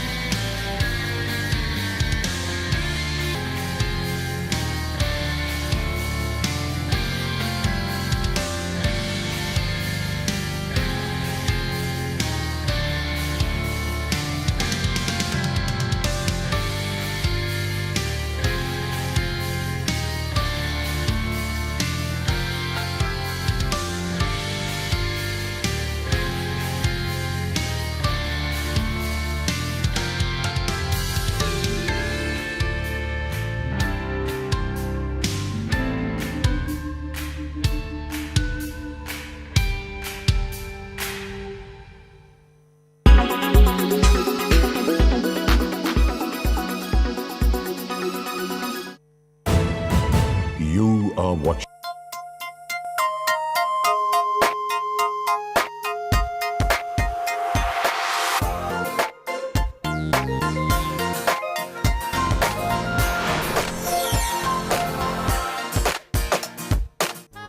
Karthik Aaryan, who's basking in the success of his film Bhool Bhulaiya 2, visited the Kashi Vishwanath temple in Varanasi to seek blessings along with T-Series honcho Bhushan Kumar. His film is breaking all records at the box office. The Anees Basmi directorial managed to rake in over 70 crores in just 5 days of its release, making it Karthik's career's biggest opening and this year's highest grossing Hindi film.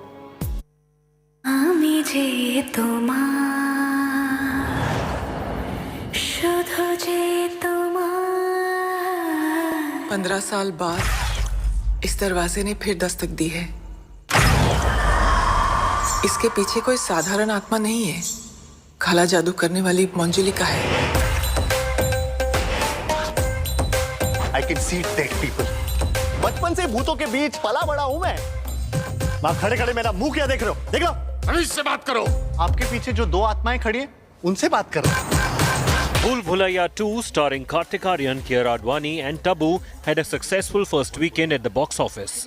After registering a good opening of 14 crore rupees on May 20th, it went on to see immense growth during the weekend.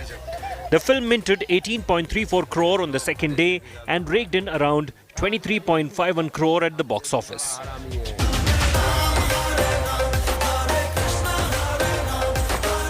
इससे तो अच्छा हो तो big boss में चलो जा तो कम से कम वहाँ पे बेइज्जती के पैसे तो मिले। पंडित जी ने कहा है कि शुक्रवार को कुत्तों को खाना खिलाने से पुण्य मिलता है। लो Taking its total first weekend collection to over 55 crore in 3 days of its release. भूल भुलैया। बहुत सी आत्माओं से बात की होगी तुमने, लेकिन मंजुली का सबसे अलग है रूहान। चीचा, जब से यहाँ आया हूँ मंजुलिका सुने जा रहा हूँ। Coming to get you, Manju.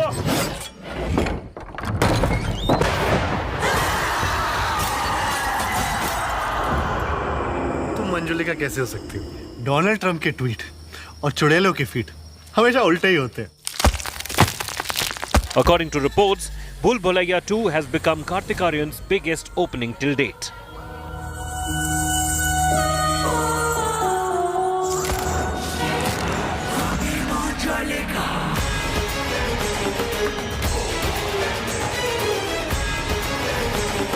Manjulika बाहर आ गई है। उसने मुझ पर हमला किया। अब भी मिलना चाहोगे तुम मंजुलिका से? हमारी वजह से मंजुलिका बाहर आई है। सबकी जान खतरे में है। तो भागते हैं यहाँ से। हम ठाकुर हैं और हम मुसीबत से कभी भागते नहीं हैं। हाँ तो हम भी रंधावा है। मुसीबत आती ना निकल लेते हैं। मेरे दिल दी शादी। Oh my God, oh look दी हारी। कर गई नौड़ी।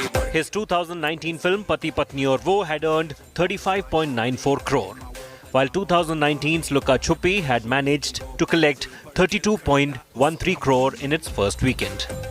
What's more, Kartik's 2020 release Love Aajkal raked in 28.51 crore at the box office in its opening weekend. In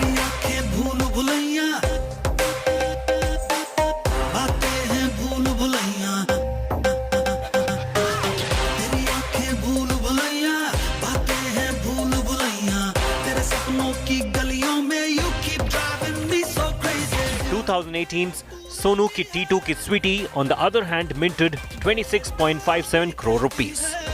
Even his Pyar Ka Panchnama 2 could only collect 22.75 crore, and 2011's Pyar Ka Panchnama managed to earn only 3.25 crore at the ticket counters on the first weekend.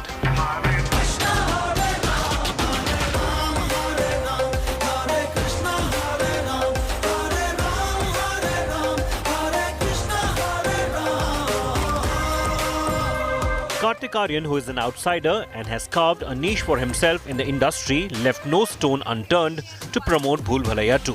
जब भूल भुलैया 2 की बात करता हूँ तो gratitude ही आता है because I really feel कि यहाँ तक ये इंटरव्यूज़ में भी बैठना उस टाइम हमारे लिए बहुत प्रिविलेज था। इंटरव्यूज़ भी कि हमारे इंटरव्यू कर लो भी बहुत बड़ी बात थी। So I feel really happy and I feel really privilege now कि ये सब हो रहा है। सो एंड आई फील कि और भी बढ़ता रहे सब। Even after its release, the actor visited Gaiety Cinemas in Mumbai to not only meet his fans but also to watch his film, but found the show to be houseful.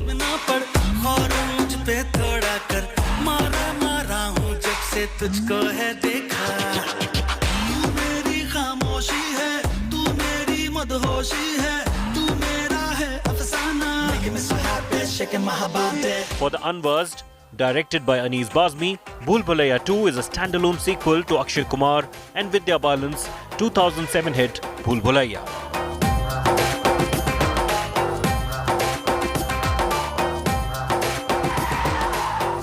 Entertainment Bureau, India Today.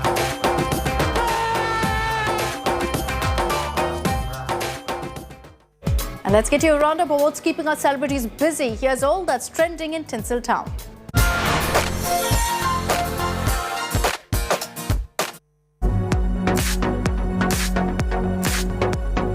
Alia Bhatt's first ever production venture, Darlings, alongside Shah Rukh Khan's production house Red Chillies, has taken a digital route. The film will now be released on streaming giant Netflix. Alia took to social media to drop this announcement video as she confirmed the news regarding the same. In the video, the cast of the film, including Alia Bhatt, Vijay Varma, Shefali Shah and Roshan Matthew, can be seen talking about Darlings coming on Netflix in hushed voices. Is it true? We heard Darlings is coming on Netflix. What? Sir, your next film, Darlings, is coming on Netflix, right? Maybe not. Shefali ma'am, could you tell us about your next project? We've heard it's coming on Netflix. Sir, can you please confirm the news? To be or not to be is really the question. Not this. Sir, आप note करोगे तो भी चलेगा. They're here now for the meeting.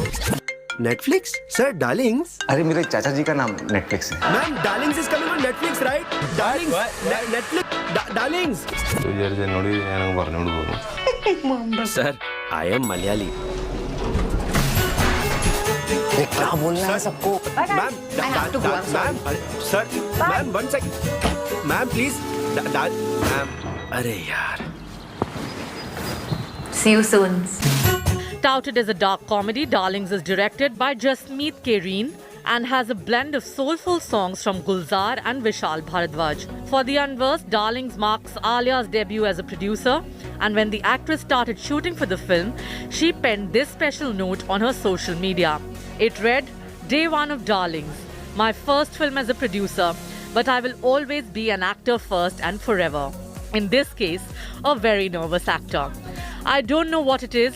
A night before I start a new film, I get this nervous, tingling energy all over my body. I dream all night about messing up my lines, become jumpy, read set 15 minutes before time, fearing I'll be late. I guess this feeling will never go away. And it shouldn't, because being nervous and feeling unsure means you really, really care."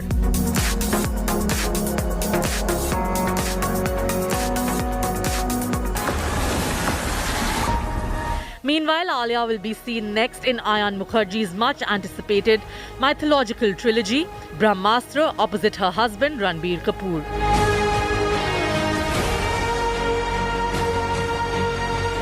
Part 1 of the same will hit cinemas on 9 September 2022.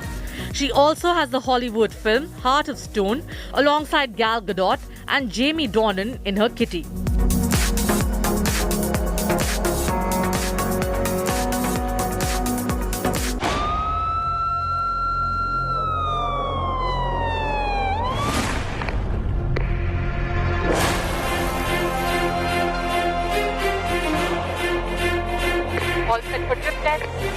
The shooting of Rohit Shetty's debut web show, Indian Police Force, is currently going on in Goa. The filmmaker took to social media to share this behind-the-scenes video of the same, where he can be seen filming a fight sequence with actor Siddharth Malhotra.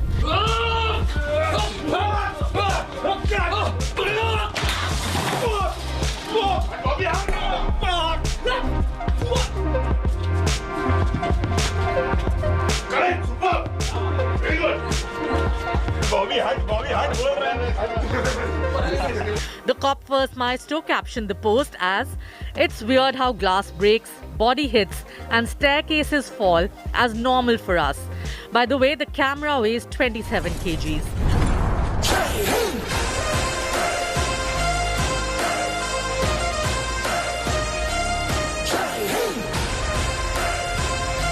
Apart from Siddharth Malhotra, this mega-scale action-packed cop series will also feature Shilpa Shetty and Vivek Oberoi in key roles. With Shilpa on board, she is now the first female in Rohit Shetty's cop universe. Earlier, the makers had also dropped the welcome on board posts for the key characters including Siddharth Malhotra, Shilpa Shetty and Vivek Oberoi.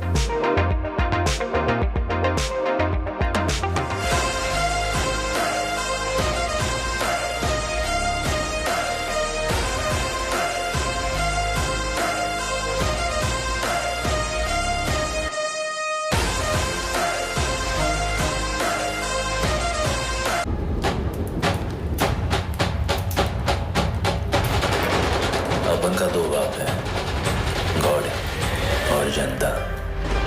दोनों ने बोला आने को, तो अब बना रहा है। It's a wrap for Tiger Shroff's next Gunpat. The actor, who was shooting for the final schedule of his action thriller in Ladakh, took to social media to announce that he has completed the most challenging schedule of his life and that he can't wait to show it to his fans. Directed by Vikas Bahal, Ganpat also stars Kriti Sanon and Eliav Ram in key roles. The film is expected to hit cinemas in December 2022. Apart from Ganpat, Tiger also has Rambo and Bade Miyan Chote Miyan co-starring Akshay Kumar in his kitty.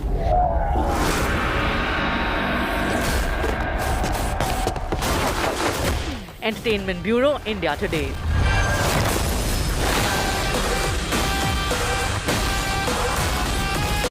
And that's all we could pack for you in the show today. Till next time, thanks for watching and goodbye.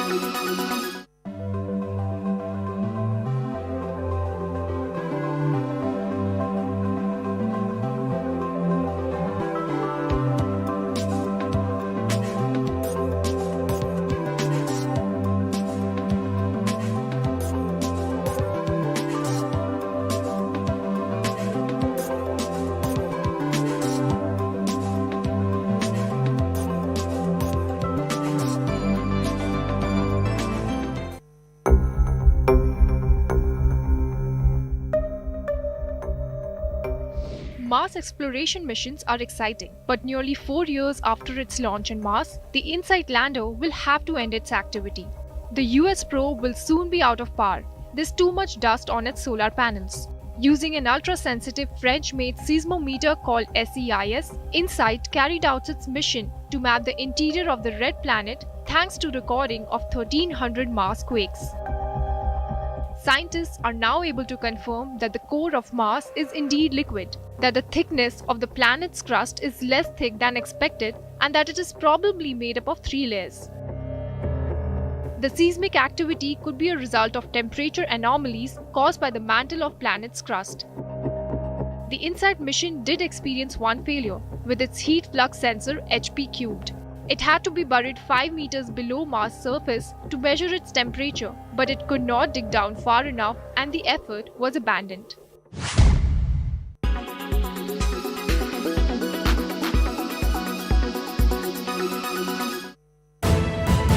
You are watching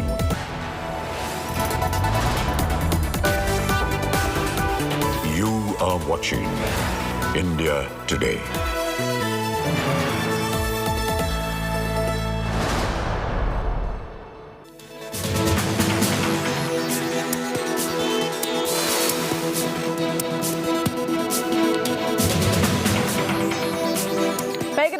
Thanks so much for being with us here on India Today. I'm Chaiti Narula joining you with all the top stories. Let's start off this afternoon with the headlines first.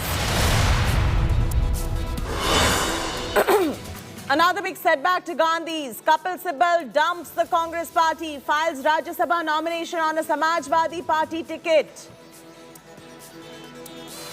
16 मई को मैंने Congress party से त्याग पत्र दे दिया है। चाहते हैं कि 2024 में एक ऐसा माहौल बने हिंदुस्तान में कि मोदी सरकार की जो खामियां हैं वो जनता तक पहुंचाई जाएं। Is it Gyanvapi rerun in Karnataka's Bengaluru after Hindu temple-like architectural design found allegedly beneath a mosque? VHP vows to perform puja near the disputed site.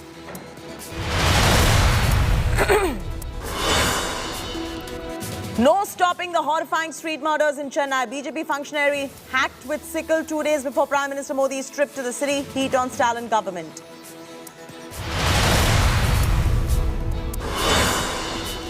Nine-year-old Safa inflames the entire nation. Terrorists killed her father, Constable Saifullah Qadri, and shot her. India prays for her recovery. Anger erupts over the targeted killings of the innocent.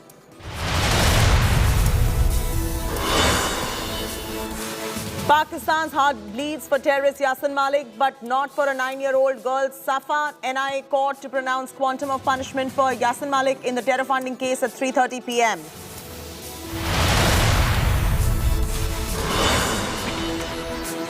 A teen gunman kills 19 children, 2 teachers in Texas school shooting. Biden calls for fresh curbs on firearms. Shooter Ramos Salvador also killed his grandmother before unleashing the carnage.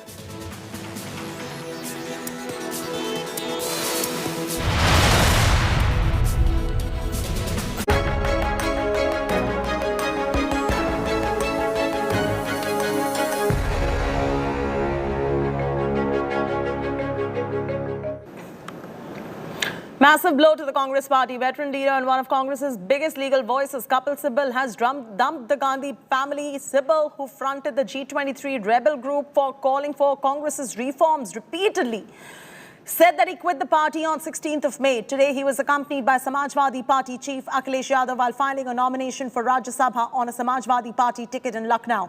After filing this nomination, he said he wants to be an independent voice in the Rajya Sabha to take on the Modi government's shortcomings. Sibal is believed to share a warm relationship with many SP leaders, including Akhilesh Yadav and Azam Khan. Recently, he represented Jail Khan in Supreme Court, helped him secure interim bail. This comes after Patidar leader Hardik Patel and Congress's Punjab face Sunil Jhakar quit the party. According to sources, Patel is mulling to join the BJP, while Jhakar has already joined the saffron camp.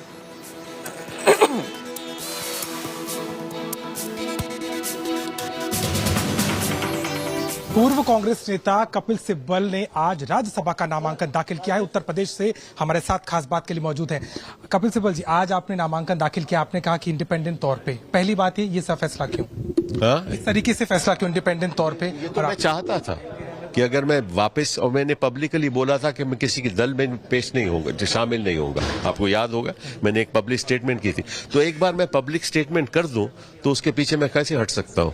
मैंने हमेशा जो कहा उसी का पालन किया, और इसी को सोच, इस बात को सोच पे रखते हुए मैंने अखिलेश जी को कहा कि मैं चाहता हूं कि मैं राज्यसभा में जाऊं, लेकिन एक ही शर्त में कि आप मेरा समर्थन कीजिएगा एज ए निर्दलीय। बिना किसी शर्त के आपको समर्थन दिया?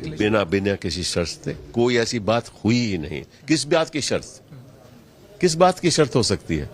वो ये मुझे एक मौका दे रहे हैं, मैं क्या शर्त रख सकता हूं? शर्त आपने समय समय पर खुले तौर पर अपनी बातों को सामने रखा है, लेकिन कांग्रेस से इस्तीफा देने की प्रमुख वजह क्या रही? नहीं, कोई वजह नहीं है। ये एक परिवार से हम जुड़े हुए थे 30-31 साल के बाद। लगा मुझे कि अब वक्त आ गया है कि मुझे एक निर्दलीय के रूप में, अगर मुझे सदन में जगह मिलती है तो मैं एक निर्दलीय के रूप में आवाज उठाऊं। यही एक वजह है। मुझे कांग्रेस से कोई खटाव नहीं है, कोई ऐसे कंप्लेंट नहीं है। मेरे संबंध आज भी बड़े अच्छे हैं, लेकिन इस्तीफा देने का वक्त आ गया था। आप लगता है लीडरशिप को लेकर के जो सवाल कांग्रेस में चल रहे हैं उस पर आप क्या कहते हैं? जब मैं कांग्रेस में था तो मैं कुछ सवाल उठा सकता था। अब मैं कांग्रेस में नहीं हूं, और ये सही नहीं है कि मैं अब क्योंकि मैं कांग्रेस में नहीं हूं, मैं कांग्रेस के ऊपर सवाल उठाऊं। ये उचित नहीं है। मैं ऐसा करूंगा नहीं, और न मैं करना चाहता हूं। समाजवादी पार्टी के साथ में पहले भी आपने उनका सहयोग किया है। आजम खान को बाहर लाने में आपकी भूमिका रही। ये भी एक रिलेशनशिप आप मायने रखता है? बिल्कुल, बहुत मायने रखता है। मेरे वैसे तो सभी विपक्षी दलों, हिंदुस्तान के सभी विपक्षी दलों के नेताओं से मेरी बड़े अच्छे संबंध है। इनके साथ तो खैर बहुत ही अच्छे हैं। Will Kapil Sibal now join the Samajwadi Party? For now, he said he's filed his Rajya Sabha nomination as an independent. Listen in, rather, to what Akhilesh Yadav said about this. We are all constrained by the fact that we are members of political parties, and we have to therefore abide by the discipline of those parties. But I think it is important to be an independent voice. और मैं समझता हूँ कि जब एक निर्दलीय की आवाज उठेगी तो वो लोगों को फिर ऐसा लगेगा कि किसी पार्टी से जुड़े हुए नहीं हैं। हम चाहते हैं कि 2024 में एक ऐसा माहौल बने हिंदुस्तान में कि मोदी सरकार की जो खामियां हैं वो जनता तक पहुंचाई जाएं, और हम इसका प्रयास करेंगे। मैं खुद इसमें इसका प्रयास करूंगा। 16 मई को मैंने कांग्रेस पार्टी से त्याग पत्र दे दिया है। आज कपिल सिब्बल जी ने किया है, वो समाजवादी पार्टी के समर्थन से राज्यसभा में जा रहे हैं। तो हमें उम्मीद है कि देश में जो बड़े बड़े सवाल हैं, आज देश किस रास्ते पर है। आज बेरोजगारी सबसे ज़्यादा है, महंगाई रुक नहीं रही है, कानून व्यवस्था ध्वस्त होती चली जा रही है, हमारी सीमाएं सुरक्षित नहीं हैं, चीन लगातार हमारी सीमाओं के अंदर आ रहा है। तो इन तमाम बड़े बड़े सवालों पर मुझे लगता है कपिल सिब्बल जी समाजवादी पार्टी और अपने विचारों को रख पाएंगे। India Today spoke to suspended Congress leader Sanjay Jha, who had a reaction, and there are some more reactions coming in on this as well. Listen in. You know, he was frustrated to a great extent as being one of the, linchpin of the G23 group within the Congress who have been talking about reforms and changes. So I guess he was terribly disillusioned, probably did not see the Congress party reforming at the pace or having the intent to kind of make the changes that were drastically needed. In my opinion, losing elections is bad enough, but losing people is awful because replacing talent takes a long, long time. And especially when you are losing people like Mr. Sibal or Mr. Jhakar, who have been with the party for decades and have gone through ups and downs that have hung in there, I think that to me is very, very sad and tragic. But, if there's a perception going to be created that anybody who's critical of the party is a pro-BJP guy or, he's a conspirator or he's somebody who wants to disturb the, the paradigm, that's wrong. I mean, challenging a system that is not delivering is exactly what democracy is all about. Kapil Sibal जी जो party के इतने वरिष्ठ नेता हैं, उन्होंने party से resign कर दिया और जो है अब इंडिपेंडेंट के तौर पे सपा के सपोर्ट से राज्यसभा का नॉमिनेशन जो है भर दिया है। देखिए, वैसे तो कपिल सिब्बल जी बहुत लंबे समय से कांग्रेस से जुड़े हुए थे। कांग्रेस ने भी उनको तमाम जो महत्वपूर्ण जिम्मेदारी होती है, प्रतिष्ठा होती है, सम्मान होता है, सब दिया। लेकिन वैसे तो हर व्यक्ति अपने भविष्य के फैसला लेने के लिए स्वतंत्र है, लेकिन कम से कम उनसे ये अपेक्षा नहीं की जाती थी कि वो एक देश के माने हुए वरिष्ठ वकील भी है, तो उनसे ऐसी उम्मीद नहीं थी। कितना बड़ा डेंट है कांग्रेस पार्टी के लिए? देखिए, अब ये तो ऐसा कुछ नहीं है। कांग्रेस एक राष्ट्रीय पार्टी है, नेशनल पार्टी है, लोग आते हैं जाते हैं, तो उससे कोई पार्टी का बहुत बड़ा नुकसान हो जाएगा ऐसा नहीं। कांग्रेस पार्टी को लीडर क्यों छोड़ रहे हैं, इसका निरीक्षण तो कांग्रेस के नेतृत्व को करना होगा। चिंतन शिविर के बाद ऐसे कई लोग हैं जिन्होंने पार्टी को अलविदा कहा है। मैं समझता हूँ कांग्रेस पार्टी इस पर कहीं ना कहीं विचार कर रही होगी। इस पर मैं टिप्पणी नहीं करना चाहता। जहाँ तक किसी व्यक्ति विशेष के पार्टी छोड़ने का सवाल है, उन्होंने अपने विवेक के मुताबिक अपना फैसला किया है। मेरी उनको शुभकामनाएं हैं और हर व्यक्ति को ये अधिकार है कि अपने विवेक के मुताबिक अपनी रणनीति, पॉलिटिकल रणनीति तय करे। Well, one thing is clear that today the Congress party is no longer a party. It's only about parivar, and therefore there's no space for dissenters, only for darbaris. Whether it's Hardik Patel, whether it's Mr. Jhakar, whether it's Mr. Sibal, then you are shown the door. And more than 177 Congress people, MPs, MLAs have left in the last few years. So clearly this shows that the party has neither any neta, niti or netritva, and there's a complete loss of confidence in the Congress leadership. This is also a reflection of the internal democracy or the lack of it within the Congress party. It in fact has as much democracy as the Republic of North Korea or China. Let's listen in again to what Sibal said after his exit from the Congress party. 2024 में एक ऐसा माहौल बने हिंदुस्तान में कि मोदी सरकार की जो खामियां हैं वो जनता तक पहुंचाई जाएं और हम इसका प्रयास करेंगे। मैं खुद इसमें अपना इसका प्रयास करूंगा। मैंने दे दिया है 16 मई को मैंने कांग्रेस पार्टी से त्याग पत्र दे दिया है। नहीं, कोई वजह नहीं है। ये एक परिवार से हम जुड़े हुए थे 30-31 साल के बाद लगा मुझे कि अब वक्त आ गया है कि मुझे एक निर्दलीय के रूप में, अगर मुझे सदन में जगह मिलती है तो मैं एक निर्दलीय के रूप में आवाज उठाऊं। यही एक वजह है। मुझे कांग्रेस से कोई खटाव नहीं है, कोई ऐसे कंप्लेंट नहीं है। मेरे संबंध आज भी बड़े अच्छे हैं, लेकिन इस्तीफा देने का वक्त आ गया था। मैं यहाँ जो नॉमिनेशन फॉर्म जो मैंने भरा है वो निर्दलीय का भरा है। अच्छा, निर्दलीय का भरा? निर्दलीय का भरा है, इंडिपेंडेंट का भरा है। और मैं आभारी हूँ अखिलेश जी का कि उन्होंने मेरा समर्थन दिया है। As an independent, I'll be going to the Rajya Sabha after scrutiny and everything is in order. I have always wanted to be an independent voice in this country. and I'm glad that Akhilesh ji understands why that is so. Sibal's exit is a big embarrassment for the Gandhis. While at Cambridge a few days back, this is what Rahul Gandhi had to say about the state of flux and implosion in the Congress party. All political formations go through transitions, right? If you look at the record of the Congress party, everybody gets excited that, we are now not in power for 7 years, we're in power for 70 years, right? And we've played a significant role in developing the country and in bringing India to where it is. Of course, we need to reinvent ourselves. That's right. We need to rethink. We need to rethink what our role is. We need to rethink how we interact with the people. So what would be the first thing you would think requires a rethink? The first thing that requires rethink is opening the doors of the Congress party and bringing in millions and millions of youngsters into the party. So a new, Right. That's the first thing. millennium. Okay.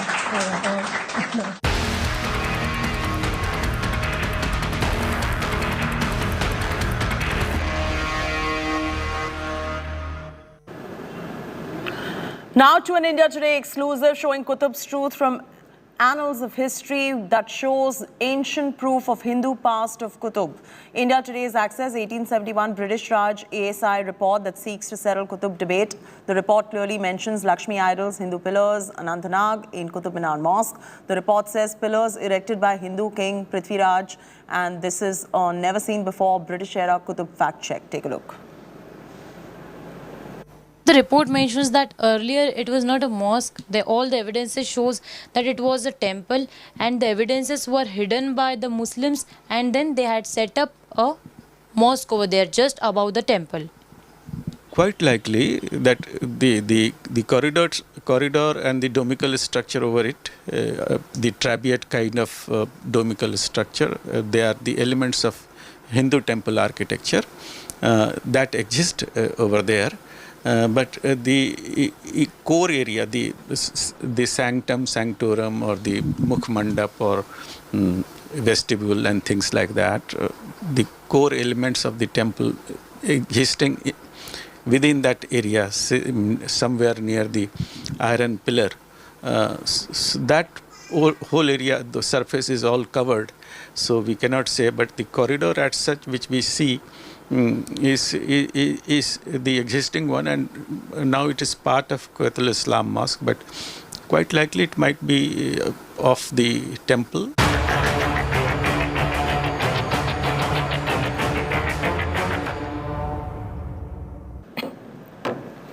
The Mandir Masjid showdown in Karnataka's Mangaluru escalates. Hindu group Vishwa Hindu Parishad is going to perform a puja near the disputed site. According to BJP MLA Bharat Shetty, Hindu rituals will be performed near the site by locals to see if there's any power in the mosque. BJP has also demanded a proper investigation by the ASI. Meanwhile, Section 144 has been imposed for 500 meters around the masjid till 26th of May, 8 a.m.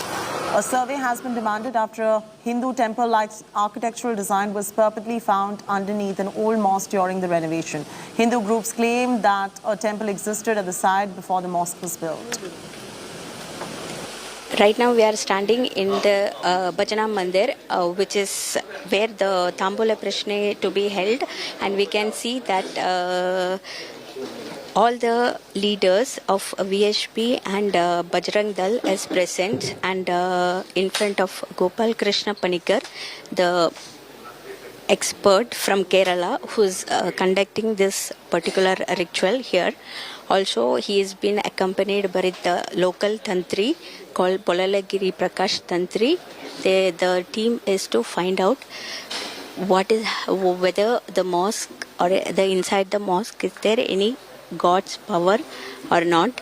The procedure is to conduct till the evening, and the rituals is happening right now. We can see that the tambola, which have the betel nuts and betel leaves, has been exchanged already. Now keeping the Graha Deshe, where the Hindu, according to Hindu rituals, these things are important. Now it's a long procedure where the finding of God's presence in the mosque will be declared by evening. That is what it has been informed. There was an incident while renovating one of the masjid, the Juma Masjid near Tenkavulipadi Grama, Malalipeta. There were like some structures similar to temples were found, and there were like some issue created within. Police and local revenue officials, they handled the situation. We conducted a cursory meeting, and even the masjid management committee, they have assured us they are like fighting that case in the court. Whatever rituals conducted by whatever organization, we don't have to like hold it in a legal perspective. All these things will be looked after in the court. Court will take the appropriate decision. One thing is the Vishwa Hindu Parishad and Bajrang Dal have taken a stay on the demolition process. They have taken a stay on the demolition process. They have said the demolition should not take place and a proper investigation should be done. My stand as an MLA is also I am also of the same view that a proper survey by the archaeological department should be done. Every time you say a mosque is built or a temple, you go and hide behind the 1991 Place of Worship Act. No, it is not we. It is not like I am doing it or one organization doing it. This is the local wanted to do Tambula Prashne. We can't go and tell don't do it because it's a part of a culture here. It's a part of a belief system and they want to do it. Our Karnataka is a global state. We all are living and there is no issues which have to be reckoned up. They are unnecessary because of the election. They are taking all these of issues in the coastal area and in the entire state. Chief Minister is in Davos. He is signing agreements with various minority institutions where other friends to come and participate here. Now, I think this BJP outfits are creating a lot of problems. It is a very big damaging to the state. All these controversies are being manufactured by fringe elements just to polarize the society, polarize the state, and this is totally unwarranted. The BJP and their allies, they are involved in all these things. I condemn it. Slipping into a break. When we return, no stopping horrifying street murders in Chennai. BJP functionary hacked to death now. Details in just about a bit.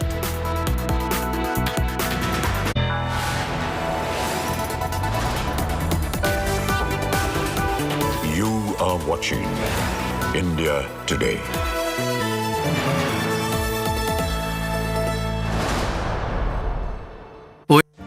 Make your media plan smarter with India Today Live TV on your connected devices. Amplify your brand with 100 million smart internet viewers. To advertise, mail us at sales@aajtak.com or call 9999892171.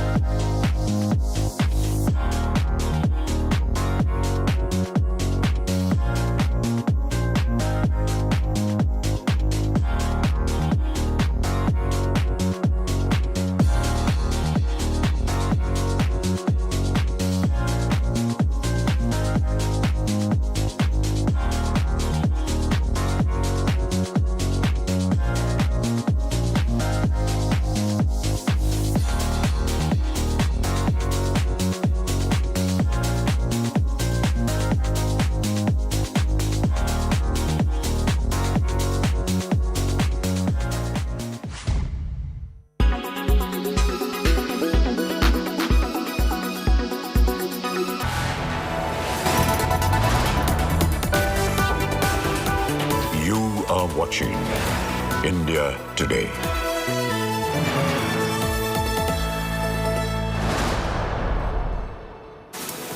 Following a spate of murders in Tamil Nadu's Chennai, BJP's minority wing leader in Tamil Nadu's Chennai was hacked to death by 3 miscreants on Tuesday, May 24. 30-year-old Balachandar was murdered brutally by an unknown gang in Chennai's Chintadripet. Balachandar was receiving death threats and was later provided with a personal security officer to ensure security. The incident occurred when Balachandar was on a street speaking to a few men when his security officer had gone to have tea. At that exact moment, 3 men surrounded him, brutally hacked him to death. The gang then got into two-wheelers, escaped from the spot before Balakrishnan, who was Balachandar's security, could return. The death of another BJP functionary has now raised critical questions about the law and order situations in the city. On 18th May, 2 spine-chilling murders occurred in the capital and both were caught on CCTV. Opposition leader Palaniswamy also criticized the law and order situation, claiming Chennai had turned into murder city as 18 murders have occurred within the past 20 days. Another murder in Tamil Nadu's capital raises the question if Chennai is becoming the murder capital. This is a word from the opposition leader Edappadi K. Palaniswamy, who said that within the past 20 days there have been 18 murders. 19th being on Tuesday around 6:30 p.m. at this location of a BJP functionary. Balachandran, who was the Central Chennai president for SC/ST wing, was brutally hacked to death at this spot. This is one of the busiest spots in Chennai called as Chintadripet, where he was hacked to death by 6 people. The shocking part is that Balachandran is also being provided with a PSO as he had threat to his life. And in this area, when he was talking to a couple of his friends, he was surrounded by 6 people who hacked him to death within a couple of seconds and escaped in motorbikes. The shocking part here is that this area is under CCTV surveillance, which you could see on that junction. There are multiple CCTVs over there, and not just that. As we are showing the CCTV on the right side of this road, from this area, not even 200 meters, you have the Chintadripet police station, thereby raising questions about exactly what is happening to the law and order situation in the state of Tamil Nadu. Now, the Commissioner of Police, Shankar Jiwal, says that in the past 20 days, only 10 murders have occurred. If you need to include this, it will become the 11th, and police are doing whatever they can. But the bigger question is that how come gangsters and such elements have become bold, and how come such murders are occurring in broad daylight? In fact, on 18th of May, 2 murders occurred in Chennai. Both were captured on CCTV. Brutal murders. 2 men hacked to death with sharp weapons, sickles, and even now the strange part is that the Tamil Nadu police is claiming that they are trying everything to make sure that the public is safe. But the question is, are the public safe? Vivian, Pramod Madhav, Point Today. In the case, நம்ம தற்சமய investigation, hospital and weed protection க்கு தனியா team போட்டுருக்கோம் 3 team 4 team தகவல் படி வெளியே போயிருக்காங்க மொத்தமா 7 team இருக்கு டிசி நம்ம முதல்ல இந்த பந்தோபஸ்தில் எல்லாம் போட்டிருந்தோம் அவர் வெளியே எடுத்துட்டு இந்த வேலைக்கு மட்டும் ஸ்பெஷலாக வச்சுருக்கோம் அங்கே கூட ஆள் தனியாக போட்டோம் இன்னும் இன்ஸ்பெக்டர்ஸ் அண்ட் ஏசிஸ் ஒர்க் சொல்லியிருக்கோம் இந்த ஏரியாவில் வேலை செஞ்சனால தேவைப்பட்டால அடிஷ்னல் அந்த டீம் நம்ம பயன்படுத்துகிறோம் சார் அந்த சிசிடிவி பொறுத்த வரைக்கும் See, most of these cases, vengeance. As the BJP functionary must have been involved in any crime. So the tit-for-tat action is taking place in every part. Now police are very active. That is why so much of murder cases are coming to know to the public. DMK is not controlling police. Police is acting independently. And they are supposed to act independently in case of any crime. They have arrested even DMK men while they were also found guilty of some crime. Lawlessness is there in DMK's blood. Whenever they come to power, the L&O, the law and order of the state will go for a toss. And this is yet another testimony. I challenge DMK. If they were to give out the data, 1,000 deaths would have been so far after Stalin resumed power. It was 660 murders and deaths in 6th or 7th month of MK Stalin's rule. It's now 1 year, but I'm sure that it will be 1,000 plus. And every day, the law and order deterioration is at its peak. This is not the first instance of such a brutal murder taking place in broad daylight on the streets of Chennai. The DMK government is doing precious little to ensure the law and order of the state and particularly of Chennai is maintained. In fact, today, the entire Dalit Lives Matter lobby is eloquently silent and not raising a single question, perhaps because it is inconvenient to do so. அதுக்கப்புறம் last week 3 days before வந்து என் தம்பியை வழியில பார்த்து உங்க தம்பியை விட மாட்டேன், உங்க தம்பி சாவியை கையில தான் அப்படின்னு சொல்லிட்டு மிரட்டுறாங்க. மிரட்டினோடனே சண்டே நைட் நான் வந்து எஃப்ஐஆர் போடுறோம், அவங்க மேல இது மாதிரி மிரட்டுறாங்க, கொலை முயற்சி பண்றாங்கட்டு. எஃப்ஐஆர் போட்டேன், இன்னும் அவனை பிடிக்கவே இல்லை. ஆனா என் தம்பி தான் உயிர் விட்டா ஜவாகரன். என் தம்பி உன்னை பிடிச்சிருந்தா என் தம்பி செத்துருக்க மாட்டான், உன்னை பிடிக்கல, இன்னும் தேடிட்டே இருக்கிறாங்க அவங்கள. We're slipping to a break. When we return, NI court to pronounce the quantum of punishment for Valley butcher Yasin Malik in a short while from now.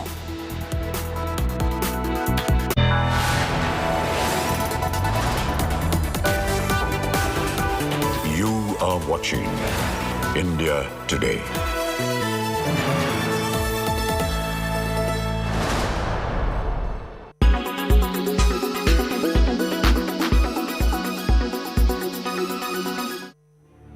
Wearing a blue and grey hooded sweatshirt, silently watching the court proceedings from behind a reinforced glass box. This 21-year-old Russian soldier has been sentenced to life imprisonment for killing a Ukrainian civilian. The man he killed was 62 years old and unarmed. In the first war crimes trial being held in Ukraine since Russia's invasion, a young tank commander, Vadim Shishimarin, pleaded guilty to killing Alexander Shelipov. He was killed by the young commander on Feb 28th, 4 days after Russia's invasion. The Russians saw the elderly man riding a bicycle and talking on his phone. He killed the man to prevent him from reporting on their location. As per the judge, Shishimarin had fired several shots at the victim's head from an automatic weapon on the orders of a higher-ranked soldier. The judge stated, given that the crime committed is a crime against peace, security, humanity, and the international legal order, the court does not see the possibility of imposing a shorter sentence. Шишимаріна Вадима Євгенійовича, 17.10.2000 року народження, визнати винуватим у вчиненні кримінального правопорушення, передбаченого частиною 2 статті 438 Кримінального кодексу України, та призначити йому покарання у виді довічного позбавлення волі. While the baby-faced soldier showed no emotion upon hearing the court's verdict, his bowed head and shaky hands told a different story. The trial is of huge symbolic importance for Ukraine as it has accused Russia of atrocities and brutality against civilians during the invasion, claiming that there are more than 10,000 possible war crimes. The court reached its verdict 5 days after holding its first full hearing.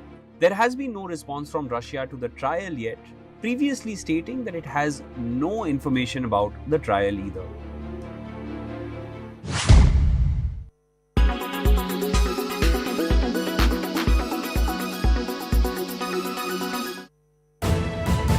You are watching India.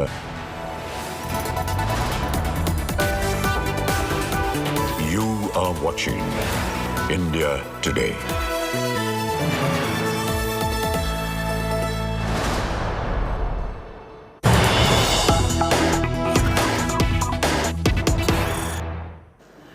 There's breaking news just coming in. Delhi court is set to pronounce quantum of sentence for Yasin Malik any moment now. The JKLF leader is accused in a 2017 terror funding case. The NIA is pushing for a death sentence for Yasin Malik. That's the breaking news coming in any moment now. This particular quantum of sentence will be out. The NIA has demanded death penalty, remember, for convicted Kashmiri separatist leader Yasin Malik, who had earlier pleaded guilty to charges, including those under UAPA in a terror funding case. The Delhi court is going to be pronouncing its verdict on the quantum of punishment. The time given was 3:30. It is 3:30 by the watch, exactly. So any moment now, we will hear what happens. The sentencing will be out any moment now. Arguments from what we're picking up has been concluded and the court is going to be giving a verdict any moment now. 3:30 was the set time, so a couple of minutes more and this verdict. This is a big story we're tracking today. The defense in fact has asked for life imprisonment instead of the death penalty, so it's a wait and watch in terms of what the verdict is. The Delhi court is going to be pronouncing the verdict any moment now. That's the big story you're breaking at this point. Delhi court set to pronounce quantum of sentence for Yasin Malik any moment now. We will know what happens. We have Kamaljeet Sandhu joining us for the very latest. Kamaljeet, the 3:30 was when the quantum of punishment was going to be announced. Any moment now, are we going to be expecting the quantum of sentence for Yasin Malik? And if you could just walk our viewers through the case as well.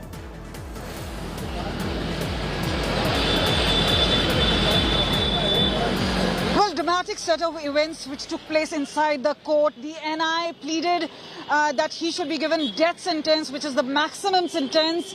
But Yasin Malik's lawyer has clearly contested that, saying a minimum punishment should be given. And when Yasin was supposed to speak, he basically said that he had given up, he had shunned the path of violence. He had given up the guns and taken up the Gandhian path. He also said that at least 7 prime ministers had met him, and that if he was somebody involved in terror activities, why would that be? So yes, now this is up to the sagacity of the judge as to pronounce the order. But clearly, in 3 decades of terrorism in Jammu and Kashmir, Yasin Malik has been an important leader of JKLF and then separatist leaders. He has pleaded guilty, so under sections 16, 17, 18 and 20 of UAPA, there is waging war against the nation, which is the 120 BIPC. All this has been charged against him, but clearly this is a case of terror funding of 2017, where the likes of Hafiz Saeed and the others have also been booked. But when it comes to taking action, I remember months before 2019, when Yasin Malik was being taken away, he had almost banged his head against the wall, and many said this was done because he wanted to show the atrocities being done against him. But that sort of a thing did not go down. He was and he has been serving in jail while this entire arguments have been put forth in the court. And today is obviously the big day. Another big turn of events came in when Digvijay Arvind Negi, who is the IO of the case, was himself arrested in another case of helping a Pakistani and passing on information in the Khurram Parvez case. But clearly, this is a larger case of terror funding, conspiracy, being part of terror activities, of terror funding. Back to you, Kamaljeet, in just a bit. Hang on right there with us. Any moment now, we'll know what the court has decided. But Sunilji Bhatt also joins us from Jammu. Sunilji, what is the situation in the valley at the moment? Because I believe so that there are parts of Srinagar that were shut today ahead of today's verdict, and heavy security has been deployed on the back of this development.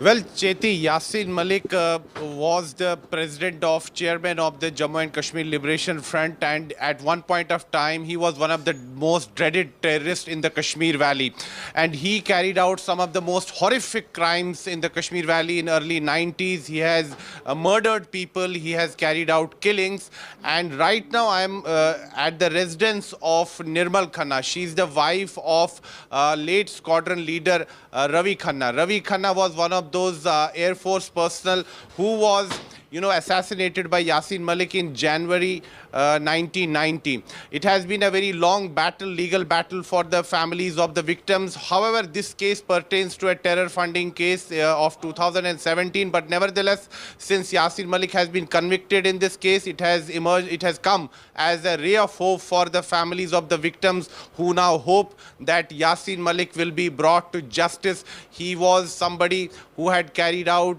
some of the most gruesome killings in the Kashmir Valley. His organization, terror organization, JKLF, they kidnapped people, they tortured people, they even indulged in rapes. And we have so many cases which are pending against the terrorists belonging to JKLF. And since Yasin Malik was one of the main commanders of JKLF at that point of time, he himself carried out killings. He carried out the killing of the then director of Doordarshan Srinagar, Lassa Kol. He even was involved in the kidnapping of Rubia Saeed, the daughter of then Home Minister of the country, Mufti Muhammad Saeed. So Yasin Malik is not an ordinary criminal. He is one of the most dreaded terrorists. He carried out some of the most gruesome crimes in the Kashmir Valley, and now the families of the victims are hoping. Delhi court sentencing on Yasin Malik at 4 p.m. today. That's the big breaking news coming in. Delhi court is going to be giving out that sentence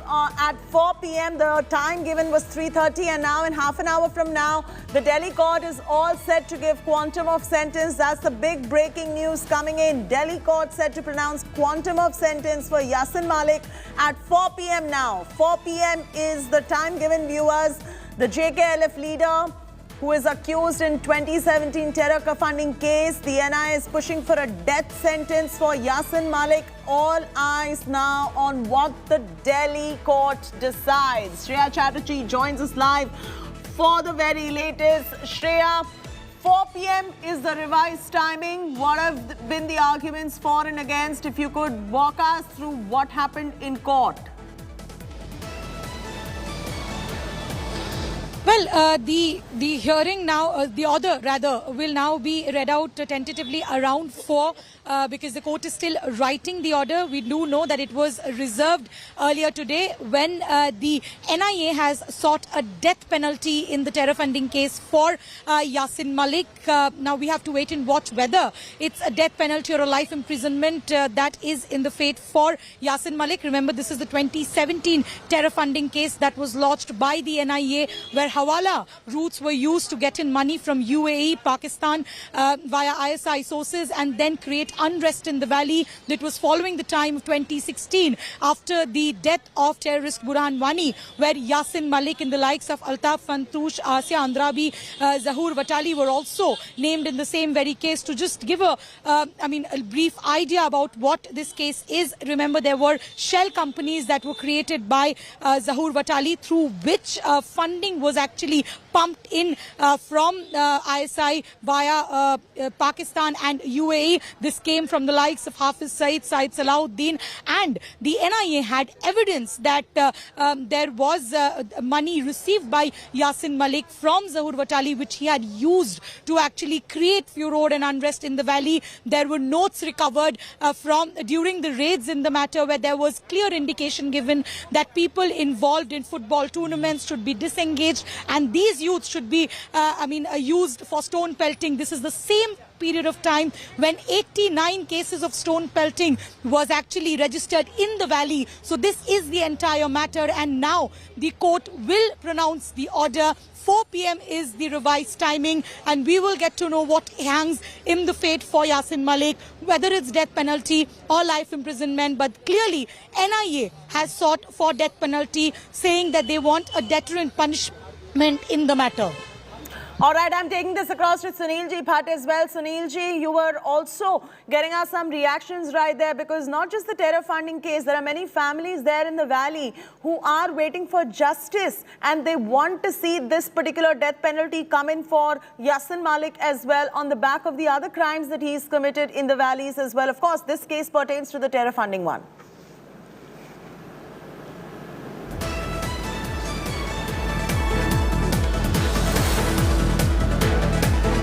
Absolutely, Cheti. The families of the victims are hoping that the court will pronounce, death sentence to Yasin Malik. As far as the family of late squadron leader Ravi Khanna is concerned, they have said that they will be speaking to the media only after the verdict is out. We are at their residence, and I'm just holding the picture of, the squadron leader Ravi Khanna. He was waiting for his bus near Rawalpura in Srinagar in January 1990, and there were many other IAF officials who were unarmed, and they were waiting for their bus, and suddenly Yasin Malik and other terrorists belonging to the JKLF reached that spot, and they fired indiscriminately at the Air Force personnel. 4 Air Force personnel were martyred in that terror attack which was carried out by the JKLF commander Yasin Malik at that point of time, and since then the families of the victims have been fighting a long legal battle. All although this case, where hearing is right now on at Delhi's NIA court, the court is set to pronounce quantum of punishment against Yasin Malik. This case pertains to a terror funding case, but nevertheless, the families of the victims say that it has come as a ray of hope for them. There is a separate trial going on at Tada Court in Jammu, which pertains to IAF personal killing case as well as Rubia Saeed kidnapping case. The trial is going on at Jammu's Tada Court, and recently, the trial resumed after 30 long years. So you can understand what the family members of the victims must have gone through all this while. We're coming back to you. Hang in right there. We're getting some reactions just trickling in. There are some reactions coming in. Listen in. देखिए यहाँ तो ये तो मैंने पहले भी कहा एक सियासी मसला है जम्मू कश्मीर। यहाँ पहले भी कई लोगों को फांसी दी गई, उम्र कैद हो गई, फांसी हो गई, उससे तो मसला कश्मीर हल नहीं हुआ बल्कि और उलझ गया। तो मैं तो समझती हूँ कि ये जो इनकी मस्कुलर पॉलिसी है गवर्नमेंट ऑफ इंडिया की, इसके नताइज बरक्स होंगे, इसके नताइज अच्छे नहीं होंगे बल्कि इससे हालात जो है दिन ब दिन खराब होते जा रहे हैं। 7 प्राइम मिनिस्टर के साथ काम कर चुका इंडिया में, और अटल बिहारी वाजपेयी जो है उन्होंने तो मेरे को पासपोर्ट भी दे दिया था। तो उन्होंने ये भी बोला, और जो है फिर मिटिगेटिंग जो फैक्टर्स की बात हुई कि मिटिगेटिंग फैक्टर्स कैसे होने चाहिए क्वांटम ऑफ पनिशमेंट में। फिर उन्होंने बहुत सारी चीज़ें बोली। उन्होंने कहा कि अगर मैं वायलेंस पे रखता तो why India would send me to Harvard and other उसमें। तो ये सब बातें हुई। अब देखिए उसके उन्होंने बोला कि while basically taking any punishment against me और ग्राइंग इन सेंटेंस, तो कोर्ट को बोला कि आप इन सब चीज़ों का ख्याल रखिएगा। He was very calm and he has told the court that कि मैं कुछ नहीं बोलूँगा, I will not say anything. आप अपने दिल खोल के पनिशमेंट दीजिए, जैसा भी आप दे सकते हैं, बट आप जो है ईमानदारी से पनिशमेंट दीजिएगा। आप जो भी मेरे को रखें, मेरे सारे सर्कमस्टांसेस, सारे मिटिगेटिंग फैक्टर्स को ध्यान रखते हुए आप punishment. Yasin Malik is a terrorist. There should be no doubts for it. The court has convicted him. He's involved in terrorist activities. He's involved in supporting on terrorism in Jammu and Kashmir. He has been a sympathizer. He has been a tool of the Pakistan ISI.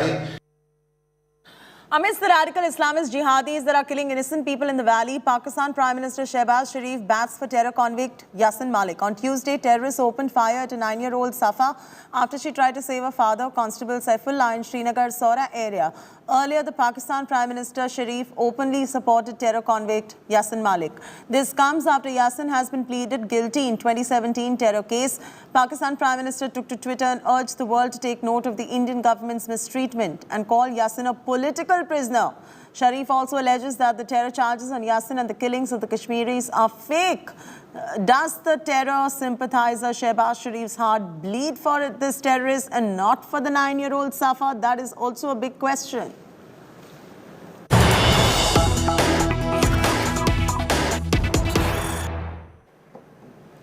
Breaking news coming in. IGP Vijay Kumar says terrorists responsible for killing of Saifullah Qadri have been identified. He has been identified as Adil from Gandharbal. Cops identify the terrorists who killed Saifullah.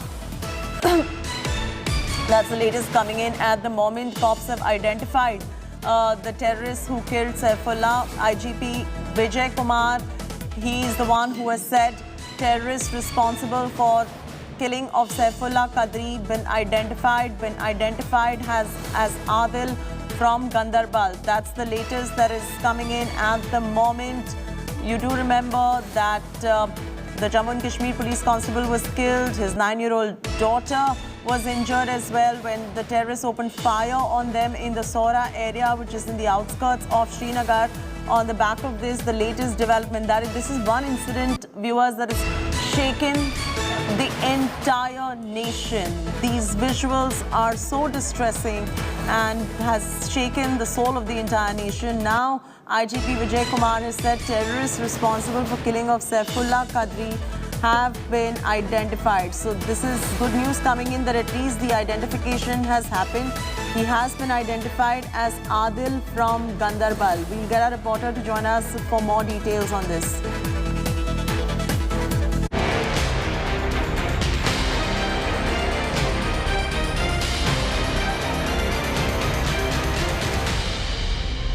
A Jammu and Kashmir police constable was killed while his 9-year-old daughter was injured when terrorists opened fire on them in Sora area on the outskirts of Srinagar. According to sources, constable was going to drop his daughter for tuition classes when they were attacked. Here's more.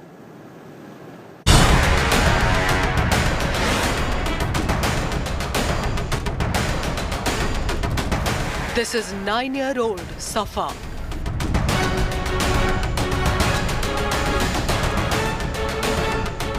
Blooded by terrorists in Kashmir while her father was shot dead.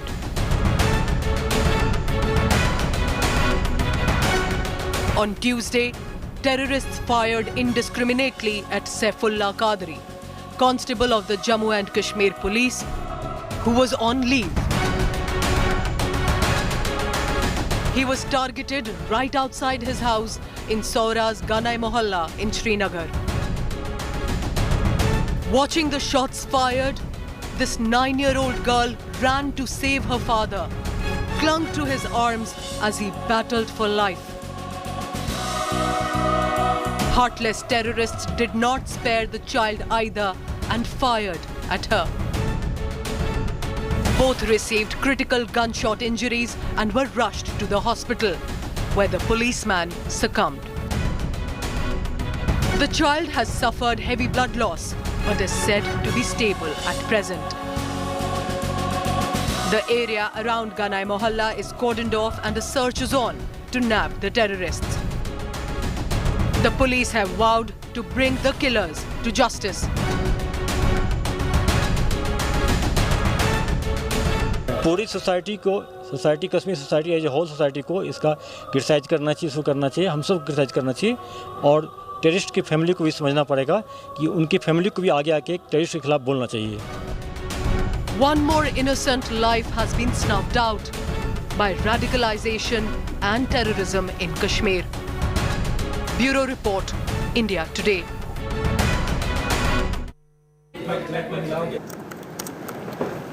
The murder of the Jammu and Kashmir police constable and attack on his 9-year-old daughter in broad daylight has now sent shockwaves across the country. Massive protests have erupted against the deadly attack on civilians. People of Jammu and Kashmir have been taken to streets demanding justice. Kashmiri Pandits United Front is also leading the demonstration. They are raising anti-government slogans and are asking the administration to take concrete steps to teach Pakistan a lesson. They are asking the government to devise a strategy to deal with Pakistan terror infiltration and rampant killing of civilians. Meanwhile, BJP leader and former Deputy Chief Minister Kavinder Gupta has alleged that opposition is shying away from naming and blaming Pakistan. He said that opposition is emboldening the terrorists. Earlier yesterday, a Jammu and Kashmir police constable, Saifullah Qadri, died after terrorists opened fire at him in Srinagar Saura area. His 9-year-old daughter also got injured in the incident as she was trying to save her father. They want that government must take concrete steps to teach Pakistan a lesson, and they must also hold Pakistan accountable for the crimes it is committing in the Kashmir Valley. We will talk to some of the protesters here. कल भी एक police कर्मी की हत्या आतंकवाद. बस सारी administration fail हम तो यही बोलेंगे हमारे लिए कुछ नहीं कर रही है government. You can just hear that the protesters here are saying that vulnerable sections of the society are being targeted in the Kashmir Valley, and they are paying the price of the lackluster attitude of the government. That's what they are alleging. They are saying that the government is not serious as far as mitigating the sufferings of the innocent people are concerned. They want that government must take concrete steps to deal with this recent spate of targeted killings. They are saying that how long innocents are going to suffer, how long innocents are going to be targeted by the terrorists. Enough is enough now. Time has come to teach Pakistan a lesson, and the government must devise a new strategy to deal with hybrid terrorism. Attack after attack bleeds the valley. Terrorists won't even spare kids. No end to targeted killings in Kashmir, and the killings have been on the rise in the last 5 months. Take a look.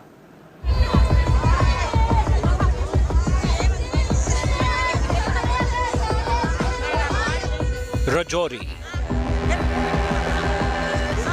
Bandipora, Baramulla,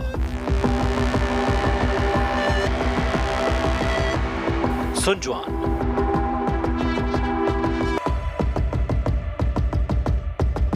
Pakistan-sponsored terrorism continues to bleed Jammu and Kashmir, molding itself into new forms such as hybrid terrorism and now narco-terrorism.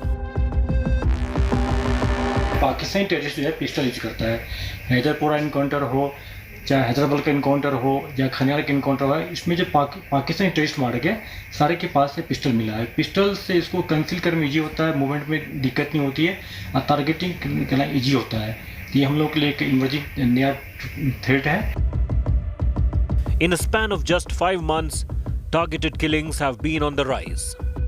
Hindu minorities, security forces, all are in the line of fire. Not just the mode of terror, the network itself is getting a revamp. New terror outfits have sprung which uses cadres of banned terrorist organizations like Lashkar-e-Taiba, Jaish-e-Mohammed and Hizbul Mujahideen. While forces across the border are trying hard to revive terrorism with sustained operations carried out by our security forces, at least 145 terrorists have been killed this year alone. The Naya Kashmir that is taking shape will not bow to terror. Bureau Report, India Today. Slipping into a short commercial break. When we return, court to pronounce judgment for Yasin Malik in the terror funding case shortly. Stay tuned.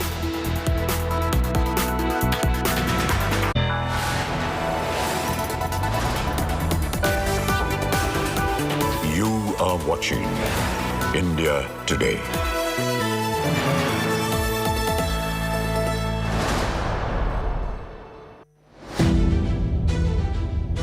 History is at a turning point, from the war in Ukraine to the climate and food crisis. From the much wanted metaverse to unstable cryptocurrencies, get a ringside view to the ideas and challenges that are shaping the post-pandemic world. Catch me all through this week on India Today and Business Today as I bring you all the latest from a World Economic Forum that's being held this time in summer in Davos.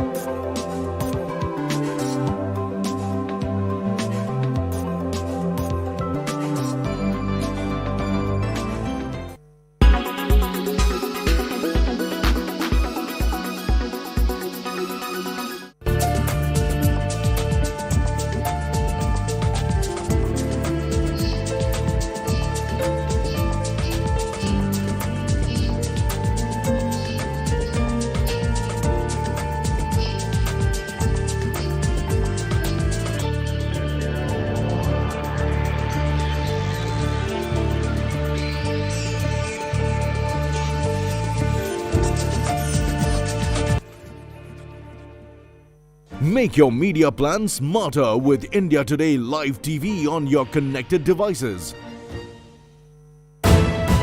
You are watching India Today.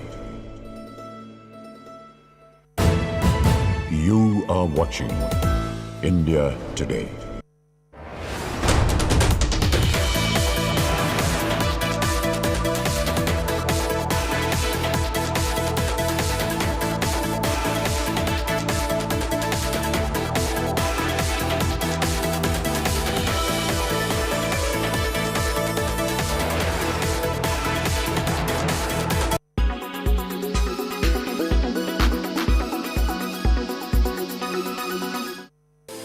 Fashion industry is all about new designs, styles and creations.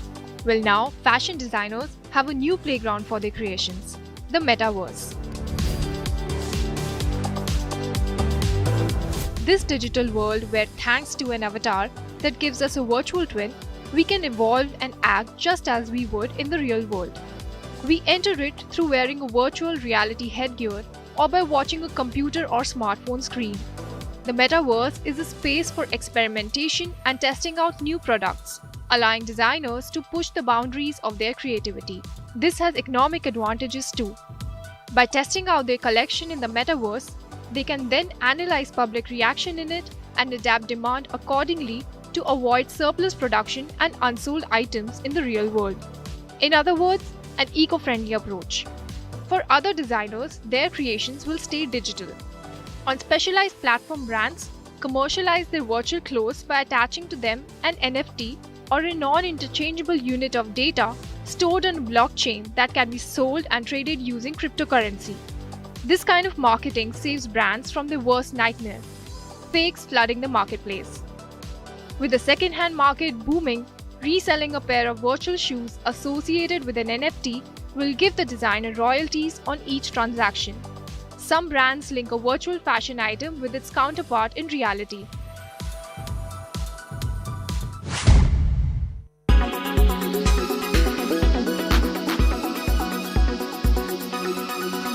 Make your media plan smarter with India Today Live TV on your connected devices. You are watching India Today.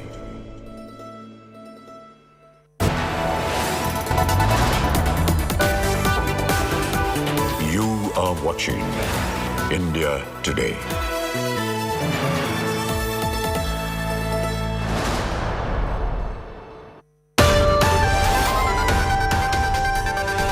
Very good evening. Thanks for being with us here on India Today. The big story at the moment is 4 p.m. We're all standing by for the quantum of punishment to be announced by the Delhi court for Yasin Malik. But first up, let's begin with the headlines.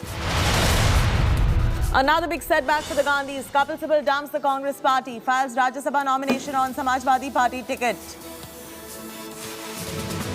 अब वक्त आ गया है कि मुझे एक निर्दलीय के रूप में, अगर मुझे सदन में जगह मिलती है तो मैं एक निर्दलीय के रूप में आ सकता हूं। Is it Gyanvapi rerun in Karnataka's Bengaluru after Hindu temple-like architectural design found allegedly beneath a mosque? VHP vows to perform puja near disputed site.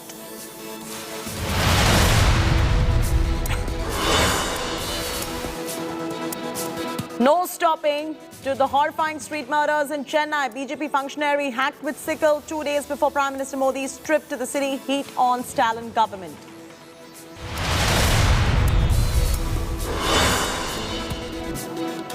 Nine-year-old Safa inflames the entire nation. Terrorists killed her father, Constable Saifullah Qadri, and shot her. India prays for her recovery. Anger erupts over the targeted killing of the innocent. NIA court to pronounce the quantum of punishment for Valley butcher Yasin Malik in terror funding case in just moments from now. A teen gunman kills 19 children, 2 teachers in Texas school shooting. Biden calls for fresh curbs on firearms. Shooter Ramos Salvador also killed his grandmother before unleashing the carnage.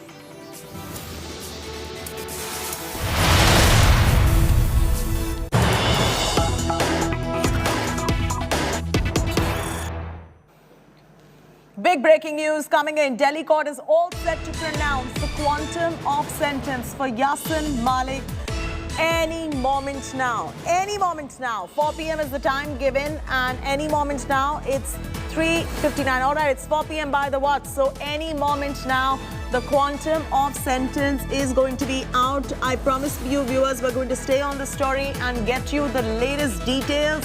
The entire nation is really waiting by for this sentencing. The JKLF leader, remember, has been accused in a 2017 terror funding case. We're getting you details in just moments from now in terms of the arguments for and against in the court as well. And the NIA now is pushing for death sentence. So while the quantum of punishment is for the terror funding case, many are awaiting justice for the killing of Kashmiri Pandits, as Sunilji Bhatt was mentioning earlier as well. We're all waiting by for the Delhi court to set and pronounce the quantum of sentence for Yasin Malik any time now. Death penalty has been the demand. The National Investigation Agency has demanded capital punishment for convicted Kashmiri separatist leader Yasin Malik, who had, remember, just to give you a background, earlier pleaded guilty to all the charges, including those under the Stringent Unlawful Activities and Prevention Act, or UAPA as it's popularly known, in a terror funding case. The Delhi court any second now will be pronouncing the verdict on the quantum of punishment in this particular case. Kamaljeet Sandhu now joins us. Kamaljeet, what have been the arguments for and against, and what is going on in court? Any moment now we will know whether the quantum of sentence and what exactly it is, while the NIA is pushing for capital punishment.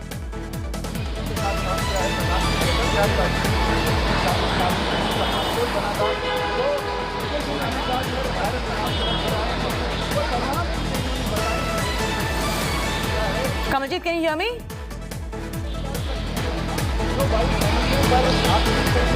So let me tell you, I'm at the Patiala House Court. This is the NIA Special Court. You'll see this is jam-packed because a lot of media presence, a lot of security presence out here. We do expect that Yasin Malik, for the quantum of punishment, will be taken up from the lockup right here towards the court inside. And for the very first time, after conviction, we will know the quantum of sentence. Now, the NIA itself has pleaded and said they want death sentence, which is maximum. Now remember, as far as this conviction is concerned, this is under section 16, 17, 18 and 20 of the UAPA. Besides that is also section 120B, waging war against the nation. So they've gone for the maximum punishment. Meanwhile, the lawyer of Yasin Malik has pleaded that, he has shunned the path of violence. In fact, Yasin Malik himself spoke and said that he had taken on the Gandhian principle, that the 7 prime ministers had met him, that should be taken into consideration, and said with an open mind, one should give that punishment, but also keeping in mind the circumstances.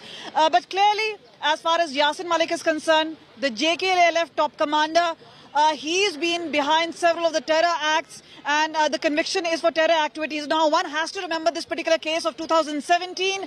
The terror funding case was the original case, which is one of the first to be booked against the terror ecosystem in Kashmir Valley. The NIA went after big guns, whether it was Shabir Shah, whether it was Zahur Watali, the others who were part of the eco-terror system, the likes of Hafiz Saeed as well as Saeed Salahuddin. Both of them were also named. They've been absconding and are in Pakistan. But very clearly, when it came to action on separatist leaders, remember Yasin Malik being a big player, and he has confessed. Now, many say what he said in the court today is actually quite opposite of pleading guilty. That could be to actually soften the stance of the court, that he has made an open admission of guilt, yet he said that he's shunned violence. Now it is up to the court to take this across to Pooja Shali. Pooja, did the NIA Special Public Prosecutor tell the court anything about probably Yasin Malik in part being responsible for the Kashmiri exodus and the killing as well? While this case we do understand is with regards to the Kashmiri, the terror funding, was there a mention by the prosecution? Today is a very important day, Chaiti. This is not just with regard to the terror funding cases, but for the Indian Air Force, for the armed forces, where there are accusations against Yasin Malik of having shot them down. For the Kashmiri Pandits, he's accused of killing, all of that, and definitely for funding, specifically with regard to the terror act that has been placed against him. Remember, NIA court has been, NIA specifically prosecutors have been very defiant. They have very categorically said and demanded death penalty, because they have said these may just look like funding charges, but they are definitely also about waging a war against nation. And importantly, Yasin Malik has decided to not contest these charges, and therefore it will be very pertinent what the NIA court also goes ahead and decides today. I just want to tell you about basic 5 charges: indulging in an act of terror, raising funds for terrorist activities, conspiracy to commit the act of terror, links to a terror group, anti-India activities. Yasin Malik, remember, has been the face of terror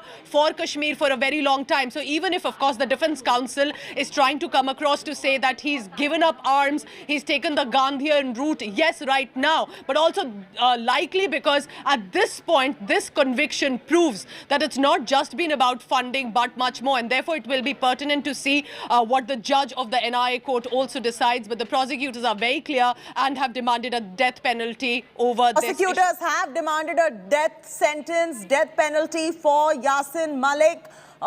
Let's take this across to Shreya Chatterjee as well, who is joining us. Sunilji Bhatt also joins us from Jammu. But Shreya, to you first. While the prosecution demands death penalty, has the defense gone ahead and made any arguments against that? What happened in court? Because we're all waiting for the quantum of sentence to be announced for the convicted terrorist Yasin Malik. Well, first and foremost, Yasin Malik is a lawyer case, and it's an amicus curiae who's there, and it was the NIA special prosecutor who's sought for a death penalty. The words that he used was that they want a deterrent punishment in the matter. Now, we do know that this is a case of terror funding in 2017, but obviously he's being tried under charges of UAP and other sections as well. Now, one of the other interesting point that to be met under section 121, it is very clear that if someone wages war against the country, can be tried for death as well. To be out any moment now, and the Delhi court will give the quantum of sentence. We're waiting for that to take place. Meanwhile, let's take a look at what's happening in Srinagar in the meanwhile. Ashraf, over to you. Absolutely, Cheti. Basically, the security has been enhanced in the area where Yasin Malik lives here in the Srinagar city. He's from the Maisuma area, which is very close to the Lal Chowk, the heart of Srinagar city. We have seen the shutdown there. The shopkeepers brought down the shutters early in the morning today. There was a kind of a strike in that particular area in the Srinagar city against this proceeding of what is going on in the NIA court in Delhi. But meanwhile, we have seen that the political parties have already reacted in the Jammu and Kashmir, mainly those parties who are Kashmir based. They had come in the support of the Yasin Malik and said that he was going for the non-violent politics for last many decades now, almost more than 2 decades, when in 1996 Jammu Kashmir Liberation Front unanimously declared the ceasefire and decided not to go for the violence in the Jammu and Kashmir. That is a positive point so far with the Yasin Malik and JKLF here in the Jammu and Kashmir. As far as this case is concerned, as many of the reporters mentioned, that it is a case of 2016 when Burhan Wani was killed in an encounter in the South Kashmir. Then we have seen a month-long clashes, curfews and in fact unrest across the Kashmir Valley, and those are the specific charges against the Yasin Malik in this particular case, where he has been booked for sponsoring those anti-national protests and the unrest in the Kashmir Valley. Now it will be very interesting to see what kind of what judgment and what kind of punishment comes from the court, and finally then we could come to know that what will be the response of the Kashmir Valley. But it is the clear that before this important verdict here in the Kashmir Valley, security has been beefed up. Many parts of the Kashmir are in the protest, particularly the residential area of Yasin Malik, and things will develop when this quantum of the punishment will come from the court. Absolutely. Kamaljeet Sandhu is also joining us with the latest details. Kamaljeet, while Yasin Malik has already pleaded guilty, the arguments for the quantum of sentence, have they concluded? Because the country is standing by for that particular verdict, which is going to come out any moment now. But have the arguments concluded at the moment? Yes, the arguments have concluded. A final word was given to Yasin Malik before the court decided that the verdict would be given at any point of time after 4 o'clock. So we were waiting that. We'll just show you how the security has been beefed up. Meanwhile, yes, the arguments have been made, and yes, as far as NI is concerned, they have demanded the maximum sentence of death penalty. This is going to be very huge. Usually in these kind of cases, we've seen a life term, but it will be unusual if the court does go in for a death penalty. Now remember, as far as evidence is concerned, that's been mounting up for several years, and many would say that as far as the valley is concerned, the Hartal calendars are concerned, a systematic way as how things would churn out in Kashmir Valley, specifically on agenda of separatists, how the funding was coming in from Pakistan, from various other countries, and this is how it was being channeled. But leaders, especially the separatist leaders like Yasin Malik, Shabir Shah, and in specifics, we've seen whether it was stone pelting, whether it was incidents of hartal as far as financing is concerned. So several of the youth who were misled, misguided, who joined terror ranks, all this is now going to be part of it. And remember, as far as the finances are concerned, how it came through the businessman tycoon Zahur Watali. It's also known that as far as the separatists, whether it's Fantoosh or whether it is the likes of members of Saeed Ali Shah Gilani's family, many of those members were named.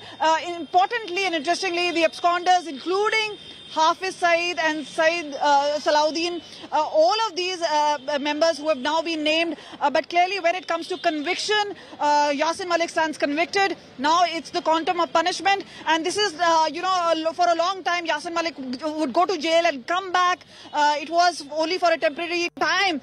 But this is the first time when a conviction takes place. To Kamaljeet Sandhu as well. Let's fix that video of hers and bring her back on. Shreya Chatterjee is also with us. Sunilji Bhatt joins us from Jammu. Ashraf Bani is joining us from Srinagar as well. Let's go to Pooja Shali also, who's standing by in the newsroom. Pooja, it's interesting to note that while the quantum of punishment for convicted Kashmiri separatist leader Yasin Malik is going to be out any moment, and he's pleaded guilty to the terror funding charge as well, he's getting support from Mehbooba Mufti, Omar Abdullah and Pakistan Prime Minister Shehbaz Sharif.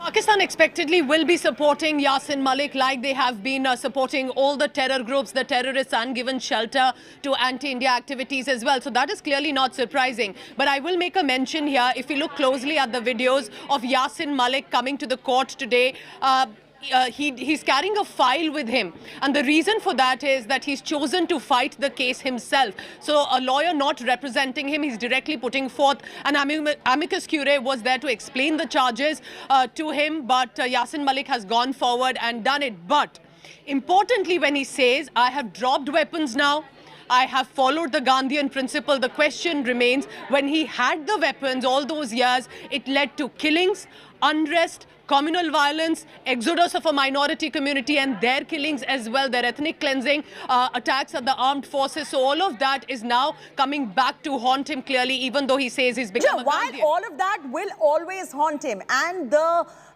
victims and their families today will seek justice. Today they want justice to come in full circle as well. But as far as this case is concerned, Pooja, will the arguments be entertained as far as those instances are concerned, or is the court going to be strictly restricting the arguments as far as the terror funding case is concerned and his defense for the death penalty as asked by the NIA?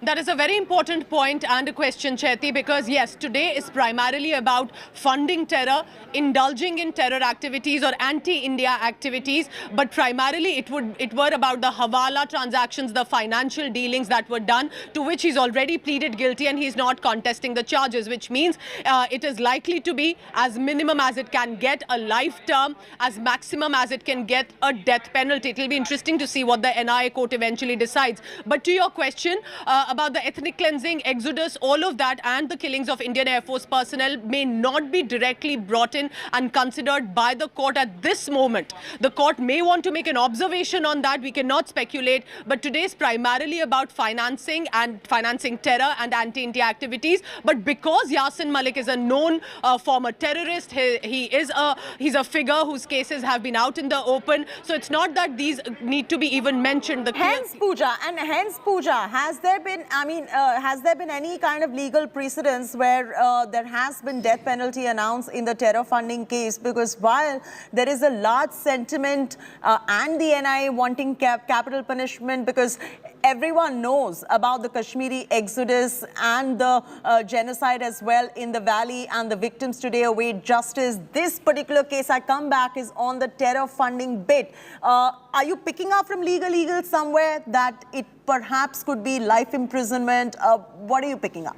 Well, ideally, we cannot speculate what the court will decide, Chaiti, but I can tell you that the minimum sentence appears to be, given the charges against him, of life imprisonment, and as maximum as it can go will be of the death penalty. And therefore, how the court examines it, because it does mention anti-India activities, it does mention waging a war against nation, it does mention financing terror, all of that can be considered on the whole of the accusations and allegations against Yasin Malik. But remember, it's also a very sensitive case because Yasin Malik has tried to come forth as some sort of a hero. He has now become a Gandhian, all of that. So he's made a very interesting public image of himself. And therefore, there in the valley as well, the situation, the security status had to be updated and had to be tightened. But I can tell you that at this point, this is a very big day. It could set a precedence today, even if there has not been earlier, because today's conviction can then decide further. There are already cases going on at the Tada court. Bitta Karate is behind prison on a similar charges of funding terror. Today's precedence and decision by the court at NIA can actually set a precedence further also, Chaiti. Oh, absolutely. Pooja, please continue to stay back with us. Pooja Shali, who has been tracking the story and developments rather very closely, will come back to you. But Shreya Chatterjee, I'm being told, has been patched back on the broadcast. She's been tracking all the developments from the court. Shreya, do you have an update for us at the moment? Well, the judge is yet to arrive inside the court. The bench is still not sat, so we'll have to wait and watch for some time before the quantum of sentence is pronounced. But as Pooja was pointing out very pertinently, that today's order will actually have ramifications on the proceedings, because remember, dozens of the separatist leaders were actually involved in the terror funding case. So after Yasin Malik, there are others like the likes of Asia Andrabi, we have Shabir Shah, and also the likes of Zahur Watali. So they also will be facing similar framing of charges. So definitely today's case will have a ramification in this matter, because there are others who have also been accused in this very case. Yasin Malik has pleaded guilty. It was on May 10th that he had pleaded guilty, and he fought his case on his own. But today the NIA has sought for a death penalty. They very pertinently use the point that they want a deterrent punishment. So they want an example to be set, because under Section 121, yes, hold on right there. Ashraf Ani is joining us from the valley as well. Ashraf, what is the mood like? I believe the security has been enhanced as well. And also give us a bit of a sense of the of what you're picking up from leaders like Mehbooba Mufti, Omar Abdullah. They've been giving reactions on this. What are you picking up from them? Absolutely, Chaiti. Basically, there is a kind of atmosphere across the Kashmir Valley, particularly all eyes on the quantum of punishment, because it is not a single case here in the Kashmir Valley. We have seen the unrest and the militancy in the Kashmir Valley for last more than 3 decades. There are hundreds of leaders. There are dozens of organizations who were involved in the 90s in the anti-India activities, in the terrorism, in other activities. But this quantum will definitely set a benchmark, set a precedency for other political leaders too. Basically, we have seen after the abrogation of Article 370, there was a huge crackdown on the separatists and their political parties and their organizations across the Kashmir Valley.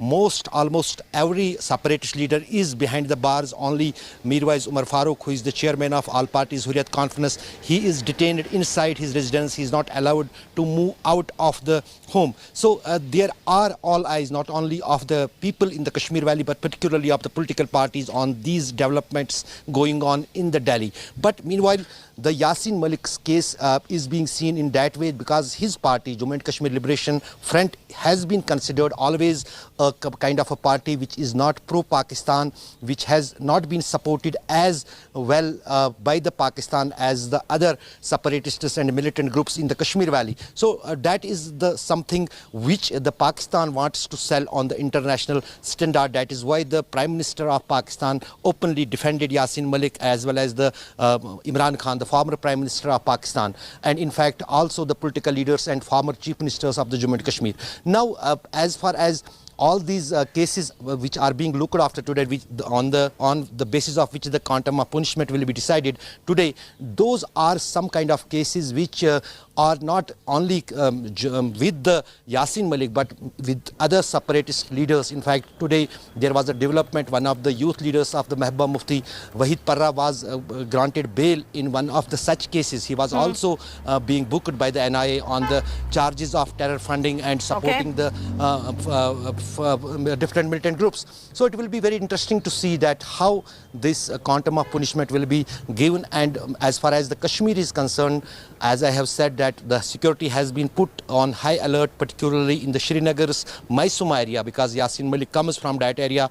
We have seen unrest for years, for days, for months in that particular area in the Srinagar. When there is any kind of a protest, any kind of a stone pelting, that starts from that area, because Yasin Malik lives there, his family lives there. In fact, we are just getting visuals from the family of the Yasin Malik. They were protesting, some of the ladies, some of the relatives of the Yasin Malik, that the harsh punishment and the quantum should not be given to the Yasin Malik. So these things will be clear when so once these are separatist sympathizers. These are separatist sympathizers who are showing their sympathies towards Yasin Malik, and we have those reactions with us as well. We'll play them out for you in just moments from now. But I want to take this across to Pooja Shali, who's joining us from the newsroom as well.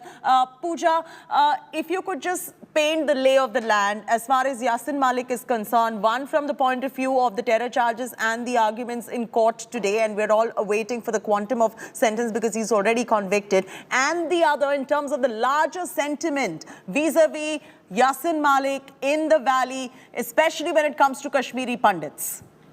Remember this, Chaiti, that since 1989, when the killings and assassinations started in Kashmir, for the survivors of the families of the victims who were allegedly killed by Yasin Malik, the then JKLF terrorist, it would be a moment perhaps they had been waiting for so long, and the time had stood still.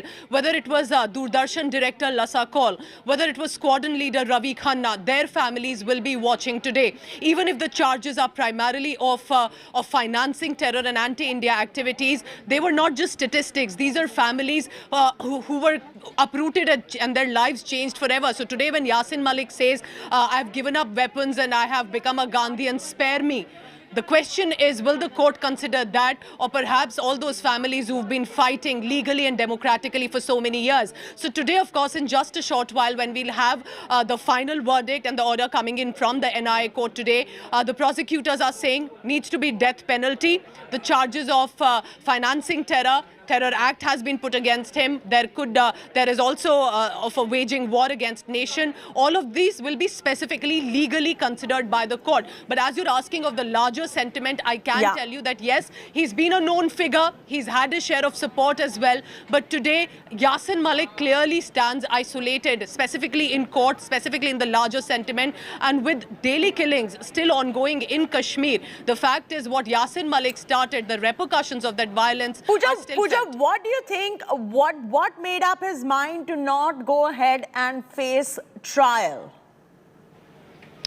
That's a very interesting question. Now, one of the reasons could be perhaps he realized that his time is up. He realized that at this point, fighting arguments as well, when the charges are very clear and there is solid evidence with the National Investigative Agency, that there is no point really going forth with the arguments. So even though, yes, he is defending himself as much as he can, primarily to try and not get death penalty, according to him, he could also want to try and come across as a hero, that I'm fighting my own case, and these are primarily the charges that I can speak against. But for now, it is imperative that he was offered all legal options. He chose to fight the case himself, but eventually it will be what the court decides today. Chaiti.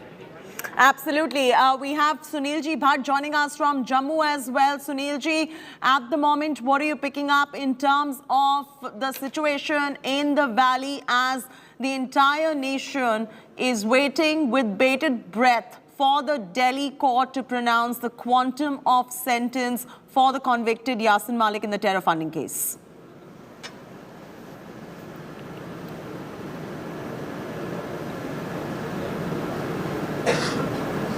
Well, Cheti, I will just tell you that right now I am at the residence of Nirmal Khanna. She is the wife of late squadron leader Ravi Khanna. Ravi Khanna was, martyred in a terror attack which was carried out by JKLF terror commander Yasin Malik in January 1990. 4 Air Force personnel were martyred in that terror attack. And Yasin Malik is also accused of kidnapping Rubia Saeed, daughter of then Home Minister of India, Mufti Muhammad Saeed. And as far as the families of the victims are concerned, they are waiting for the verdict. They want that Yasin Malik should be given death sentence. I spoke to Nirmal Khanna few days ago. She clearly said that she wants death penalty for Yasin Malik. Although this case pertains to a terror funding case, but nevertheless, it has come as a ray of hope for the families of the victims who have been, fighting a long legal battle. It has been more than now 3 decades that the families of the victims have been fighting a legal battle. Behind me, you can see the picture of squadron leader Ravi Khanna. He, along with his colleagues, was waiting for his bus. He was unarmed. His colleagues were unarmed. They were waiting for their bus at near Rawalpura in Srinagar in January 1990 when this terror attack was carried out by JKLF terror commander Yasin Malik and his other associates. So, Cheti, it's not only these crimes. Yasin Malik had also killed the then director of Doordarshan Srinagar, Lassa Kaul. So he has carried out some of the most horrific breaking news, crimes. Delhi court sentencing on Yasin Malik anytime now. That's the big breaking news coming in. We're waiting by, stand by, because India Today will be the first channel to get you the order shortly as soon as the court pronounces it. The Delhi court sentencing on Yasin Malik any moment now. That's the big breaking news coming in. The Delhi court set to give quantum of sentence for our viewers who have just tuned in. Delhi courts all set to give the quantum of punishment for convicted Kashmiri separatist leader Yasin Malik any moment now. The JKLF or Jammu and Kashmir Liberation Front leader is facing death penalty, was produced in court. He was produced in court after being convicted in the terror funding case. He has also told the court that he earlier shunned weapon and is following non-violent principles of Mahatma Gandhi. Sunilji Bhatt joins us from the valley. Sunilji, over to you.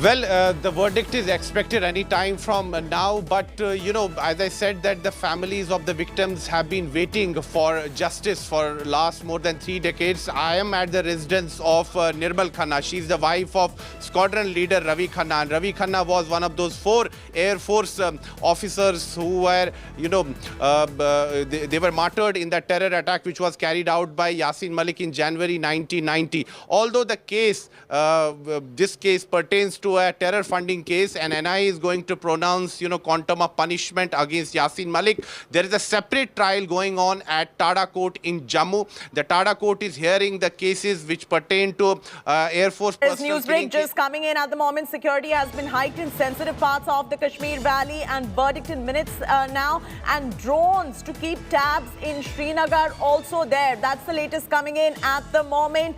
Security hiked in sensitive parts of the Kashmir Valley. Verdict any moment now. There are drones that have been deployed to keep tabs in Srinagar, in parts of Kashmir as well. And Sunilji, are these drones around Yasin Malik's residence as well?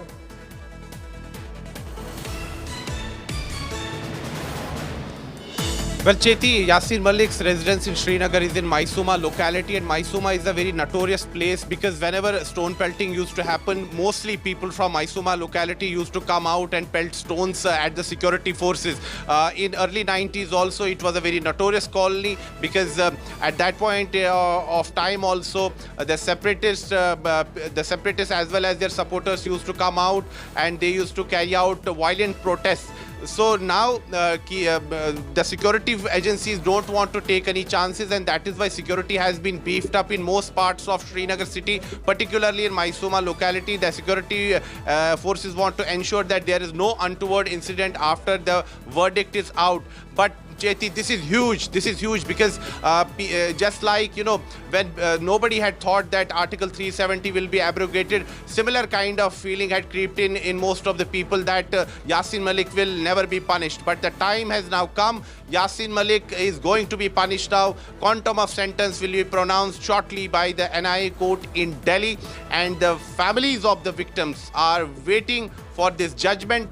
They have been fighting a long legal battle, but as I said, that this is not the case pertaining to the killing of the Air Force personnel. Right now, the quantum of punishment that is going to be pronounced is related to a terror funding case. But nevertheless, it has come as a ray of hope for the families of the victims. And I have been also talking to the Kashmiri Pandit community. They are also waiting for this judgment, because the Kashmiri Pandits community has been accusing Yasin Malik of, committing heinous crimes against their community members.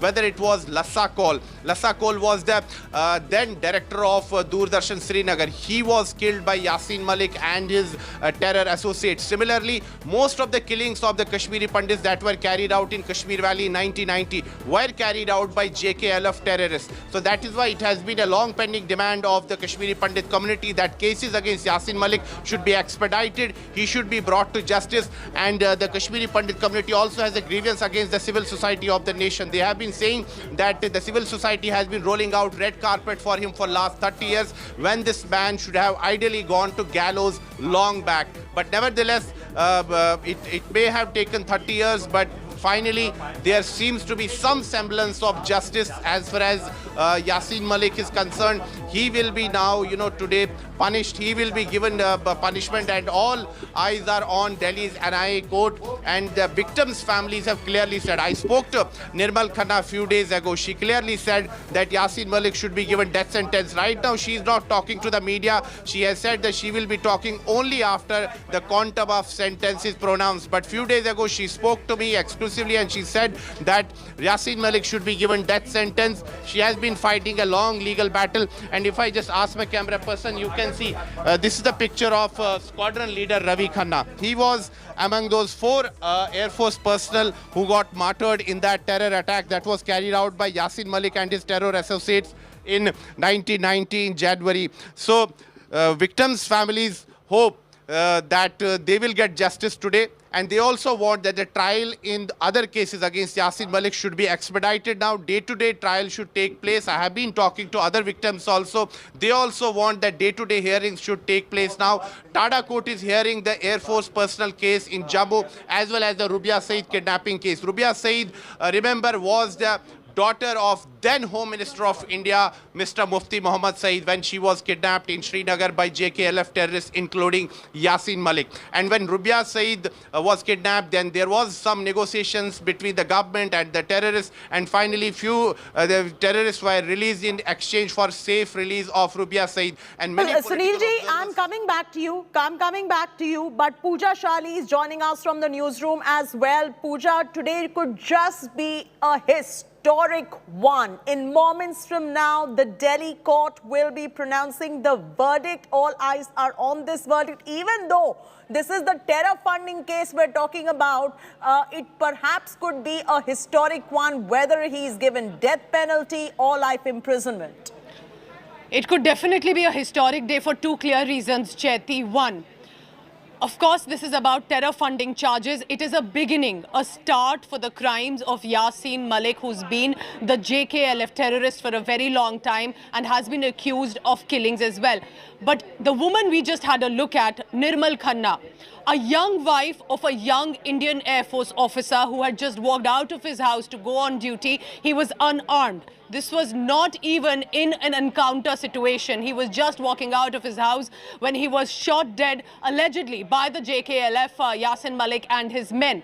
This woman had to again restart her life. What was her fault? What was the fault of Lassa Kaul's family, who was shot by the terrorists? And today, even though I can tell you many of them have been fighting legally and otherwise for years, this may not be a case that directly pertains to them, but the verdict today could give confidence to many families who had, after 30 years, started to lose hope that their terrorist who had killed their family members could actually be getting the deserving punishment that Yasin Malik and other terrorists did. So we cannot speculate what the court will decide on financing charges, but I can tell you that it could pave way for many more cases, whether it's Bitta Karate, Asia Andrabi, Shabir Shah, or any other separatist leaders, terrorists who've been accused of killings behind bars, or actually victims to become confident enough to come I'm pretty sure the Kashmiri Pandit community wants all these cases to be expedited and justice to come in full circle to them, even if it's many years later.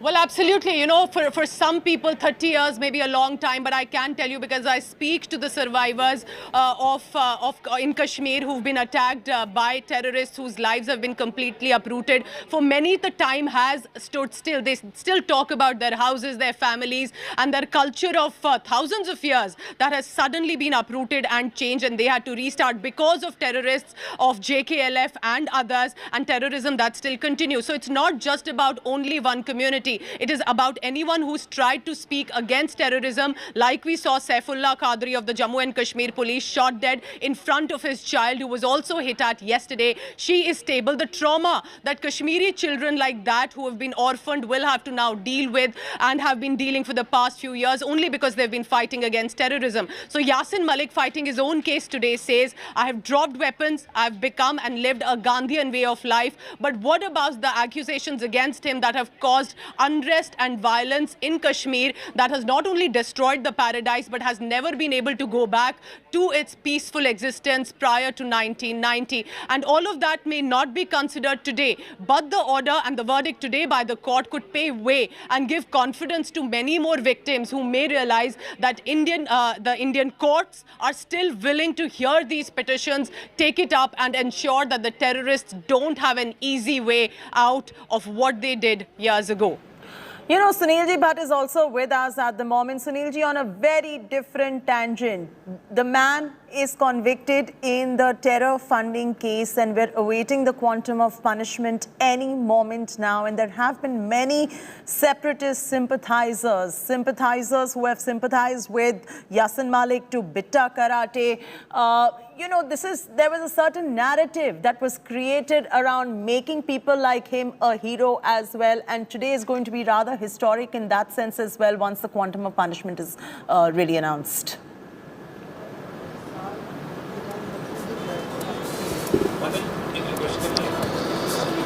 Absolutely, Chethi. As I said, that the families of the victims want justice. They want justice to be delivered. And finally, there is a ray of hope for them. And in this terror funding case, Yasin Malik has been convicted. Today, the quantum of punishment is going to be pronounced by a NIA court in Delhi.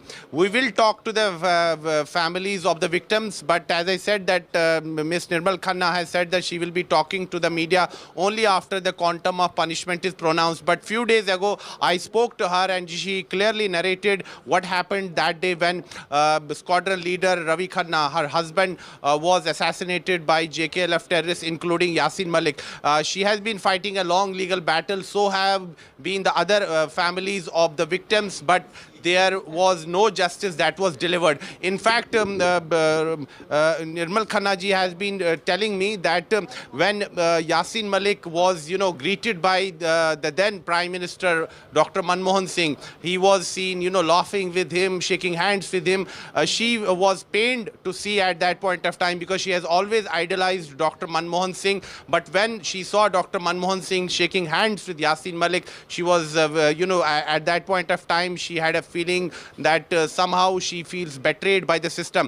And another aspect she has been, highlighting and emphasizing is that her husband's, valor was never recognized. It took so many decades for the authorities, for the government to recognize her husband's valor. But now she wants justice to be delivered. Justice is of paramount importance. She has been fighting this legal battle for more than 30 years. And Yasin Malik, in all these 30 years, was, was, received as a hero in many, seminars, in many, discussions. Red carpet was rolled out for him by the civil society of the country. She says that she feels betrayed. What happened in all these 30 years, that there was nobody from the civil society who could come and meet her and, listen to her, what happened with her and about her struggles and the pain she went through. And she clearly said that the system betrayed her, civil society of the nation betrayed her, and now finally her hope was, she was pinning her hopes on the judiciary.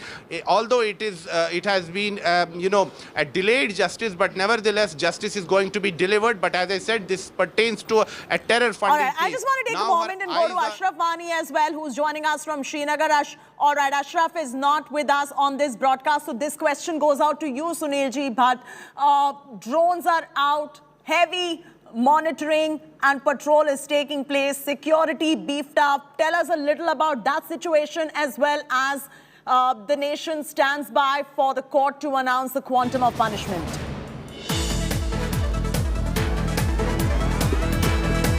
Well, Cheti, as far as the security situation in Srinagar is concerned, as I said, that security has been beefed up in many areas of Srinagar, particularly the Maisuma locality where Yassin Malik's residence is. And as per the latest reports, some of his family members and relatives have come out of the house and they are indulging in sloganeering, and they are saying, they are coming up with their own theories that Yassin Malik has been, he has been convicted in fake cases. And this is something which Pakistan has been peddling. These lies Pakistan has been peddling in the last few days. We have seen whether it's Prime Minister of Pakistan, Shehbaz Sharif, or the cabinet ministers, or even the opposition leaders. We saw that yesterday, former Prime Minister of Pakistan, Imran Khan, said that, Yassin Malik was being, persecuted by the Indian government and the international community must take note of it. So Pakistan is rattled because Yassin Malik was their blue-eyed boy.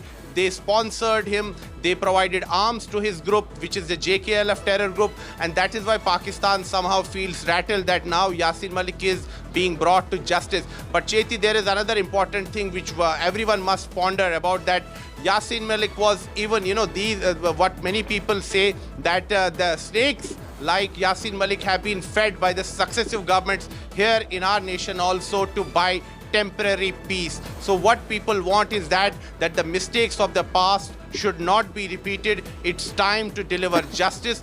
This man, Yassin Malik, should have gone to gallows long back, but it was the system. And he should have gone to gallows long time back, and you rightly mentioned that, Sunilji Bhatt, because the crimes committed by him were against humanity mainly. And that's a very important point. But the case that is being heard right now is on the terror funding one, for which he's convicted, and the quantum of sentence is going to be announced any moment now. Pooja Shali also joins us. Pooja, very interestingly, Yassin Malik is representing himself in this particular case. How is he defending, if you have any updates from the court? Well, it's very interesting. It is important to understand who Yassin Malik is today. He's not a young man who had become a terrorist in the 90s. Today, he's known as a separatist leader.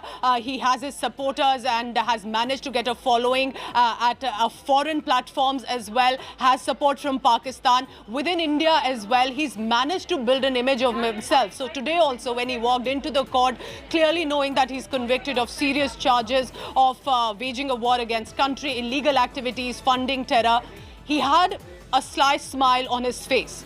He was carrying a file with him. Why was he carrying a file? That is because Yassin Malik is representing himself legally today. He's chosen not to have a lawyer represent himself. He was, of course, given the option, but then, because he was representing himself, an amicus curiae was appointed by the court who could explain the charges to Yassin Malik as his procedure, tell him the consequences, to which he has now also decided to come forth and defend himself. How is he defending? One of the reasons he's defending is possibly trying to escape death penalty. And it's very interesting. I want to tell you here, apart from the Gandhian angle that he has brought in, he has also said that, give me the punishment that you think you want to give. So he's, of course, trying to come across as he's some sort of a hero, because that is how he got opportunities to project himself as. But it is important to put in perspective that today he may not be directly using weapons, but he has used them in the past, and that background is also important to be considered.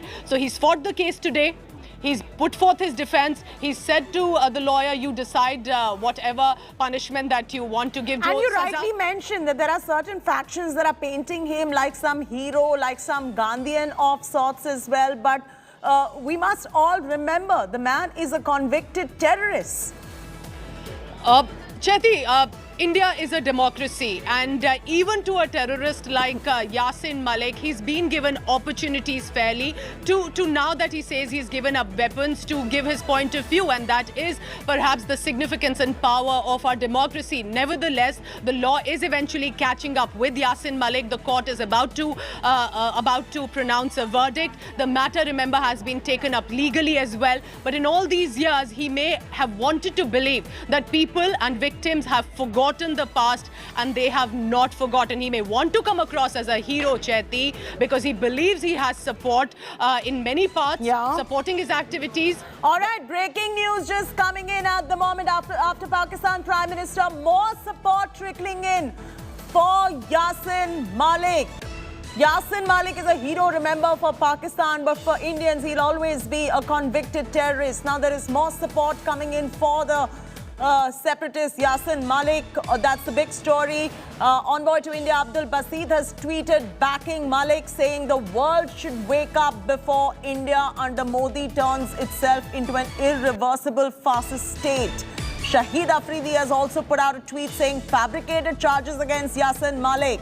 So there is more support coming in for a man who is convicted terrorist. And Pooja, since you were mentioning the amount of charges against him, the kind of crimes against humanity that he has committed as well, and when you see these factions coming out there and putting out this support, openly tweeting in support of Yasin Malik, I guess the world will remember who these supporters are and the separatist sympathizers are.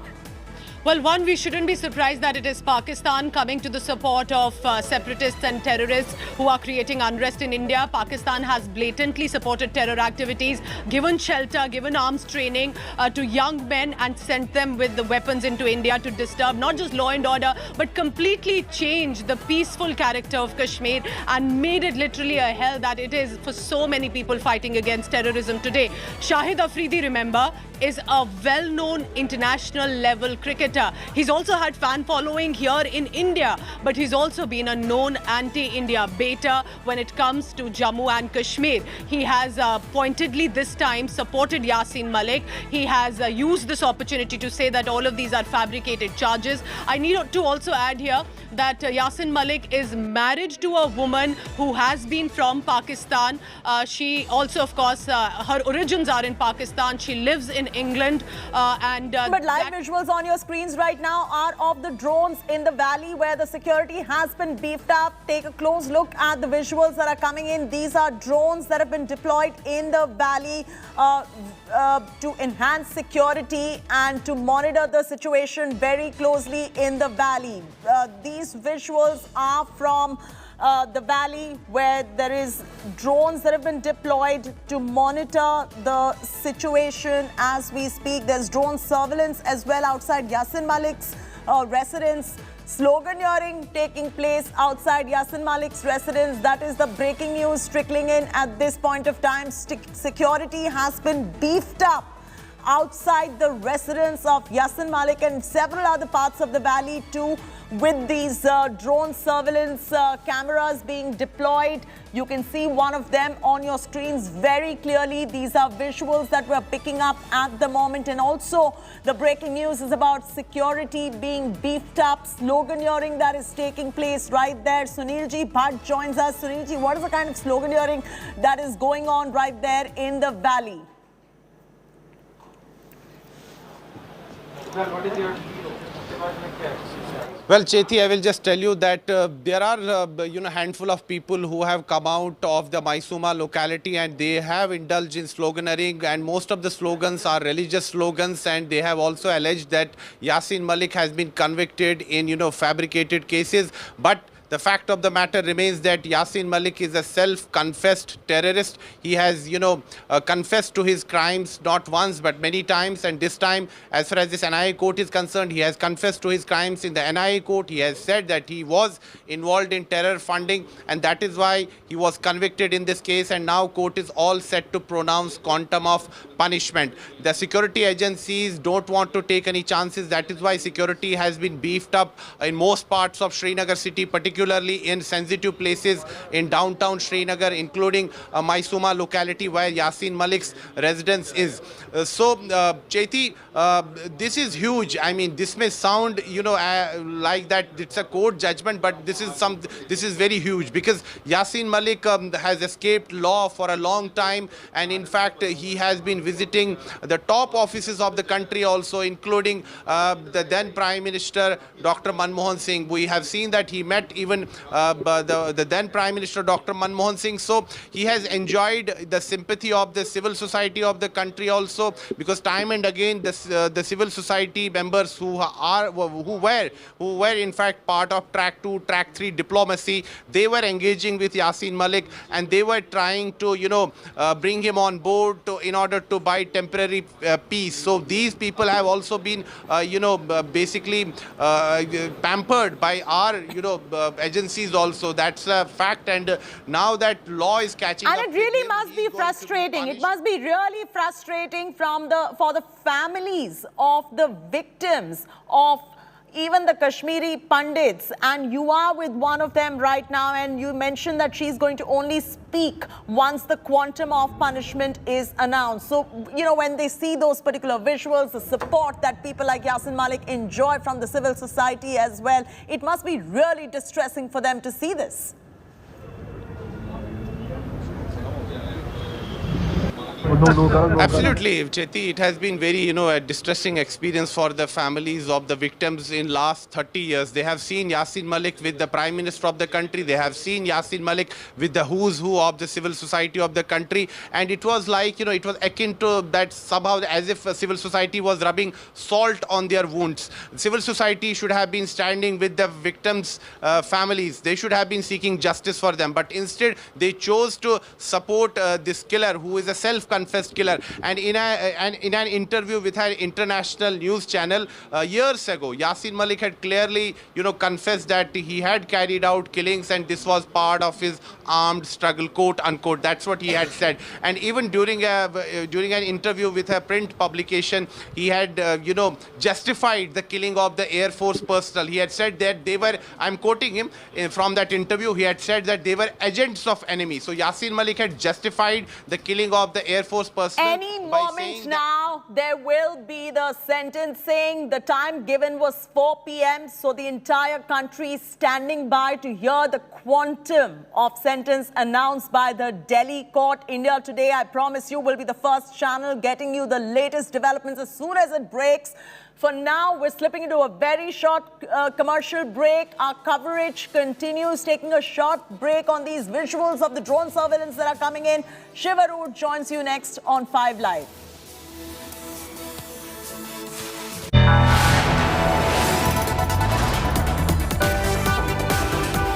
You are watching India Today.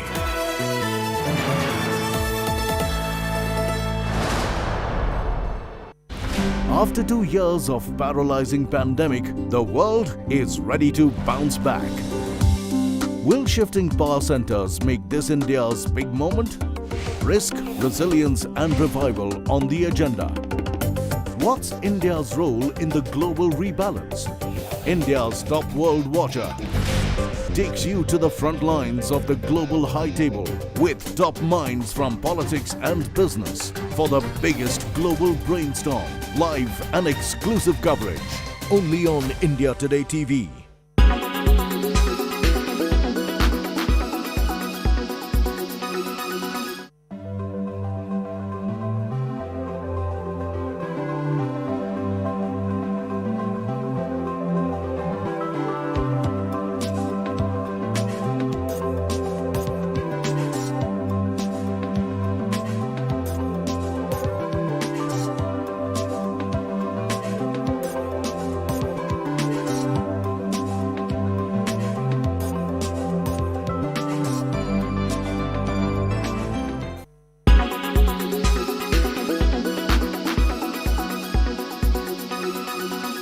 Make your media plan smarter with India Today Live TV on your connected devices.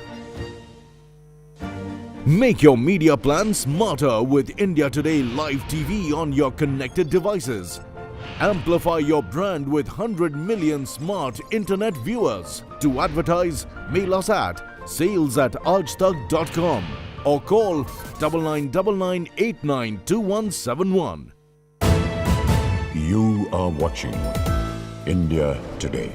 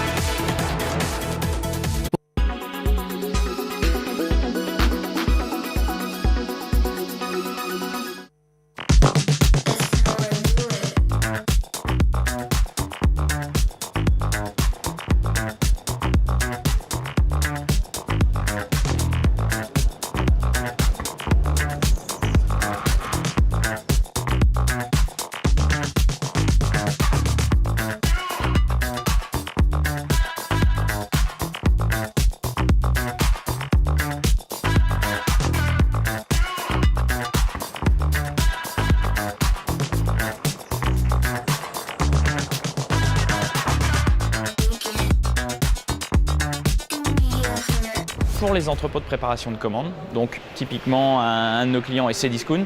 Si vous passez une commande chez Cdiscount, avant c'est des gens qui dans un entrepôt essayaient de retrouver le téléphone et la coque de téléphone que vous aviez commandé qui pouvaient faire jusqu'à 15 km par jour dans des entrepôts immenses.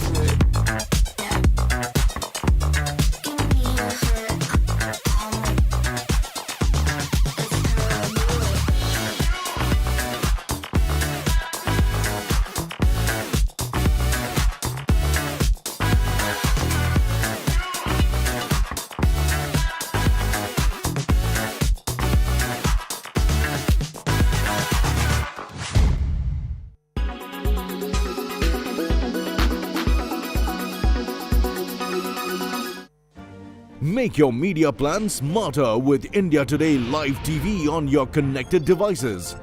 Amplify your brand with 100 million smart internet viewers. To advertise, mail us at sales@aajtak.com or call 9999892171.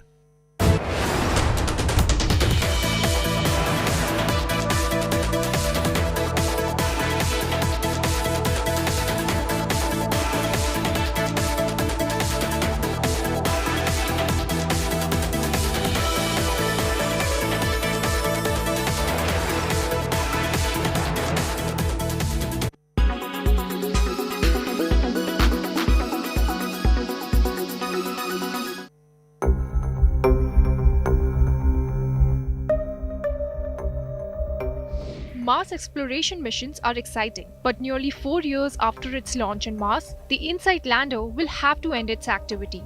The US probe will soon be out of power. There's too much dust on its solar panels.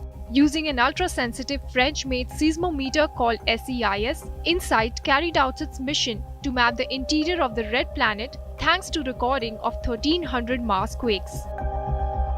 Scientists are now able to confirm that the core of Mars is indeed liquid, that the thickness of the planet's crust is less thick than expected, and that it is probably made up of 3 layers. The seismic activity could be a result of temperature anomalies caused by the mantle of planet's crust. The InSight mission did experience one failure with its heat flux sensor HP cubed. It had to be buried 5 meters below Mars' surface to measure its temperature, but it could not dig down far enough and the effort was abandoned. In association with Sensodyne Daily Sensitivity Protection, Voltas Pure Air Adjustable AC.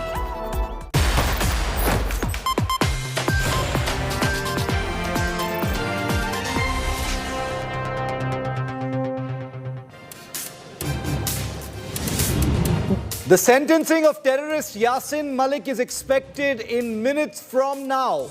The order has been slightly delayed by over 2 hours now in an NIA court in the national capital. After the conviction of Yasin Malik on charges of terrorism and waging war against the government, all eyes are now on the National Investigation Court that will pronounce the quantum of sentence. Will it be death for the face of Pakistan-sponsored terror in the Kashmir Valley, or will it be a life term? Those are the only two real possibilities at this point of time.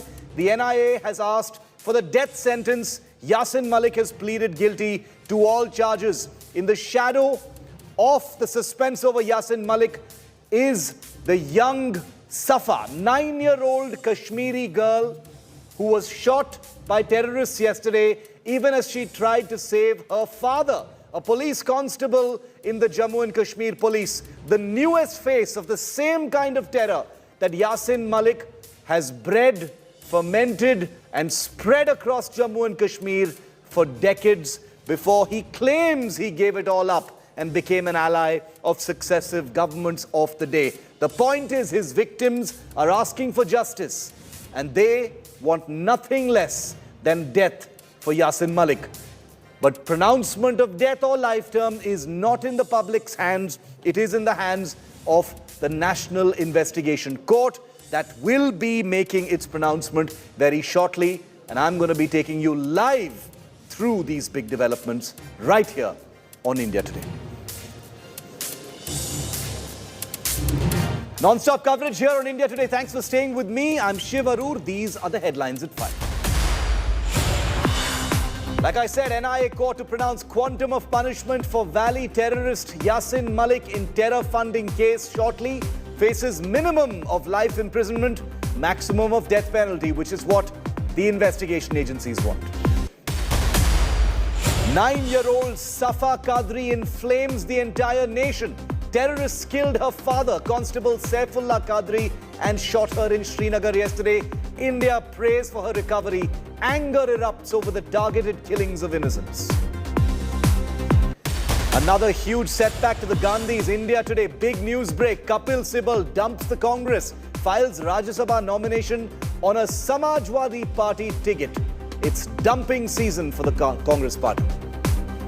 मुझे कि अब वक्त आ गया है कि मुझे एक निर्दलीय के रूप में, अगर मुझे सदन में जगह मिलती है तो मैं एक निर्दलीय के रूप में आवाज उठाऊं.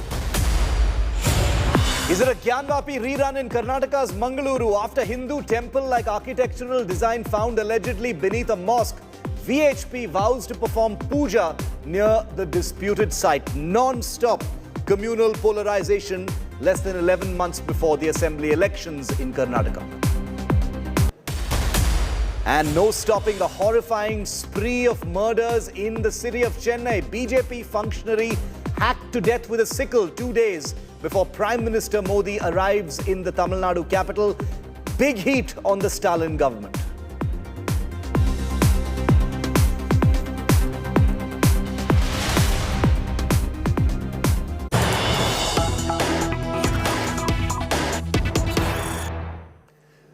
And we're waiting on the big order from the National Investigation Agency Court in Delhi that will, expected to, in the next few minutes, provide the quantum of sentence on Jammu and Kashmir terrorist Yasin Malik. He's been convicted, he's pleaded guilty on all charges, and now it is for the court that convicted him to pronounce the quantum of sentence on Yasin Malik. It will happen anytime now. The Jammu and Kashmir Liberation Front, or JKLF leader, is an accused in a 2017 terror funding case. The NIA is pushing for the death sentence for Yasin Malik. Security, as you can see in some of these pictures, has been stepped up outside Yasin Malik's Srinagar residence. Drone surveillance has also been activated in sensitive parts of the city. There are also protests and sloganeering that are taking place in a small way in parts of Srinagar.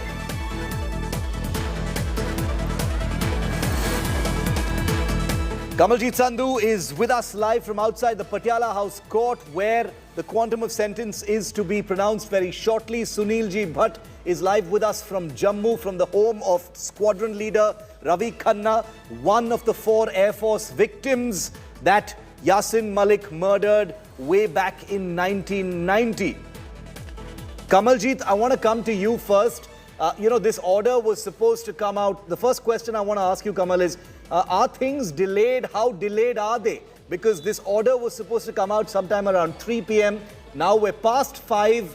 What's happening inside court?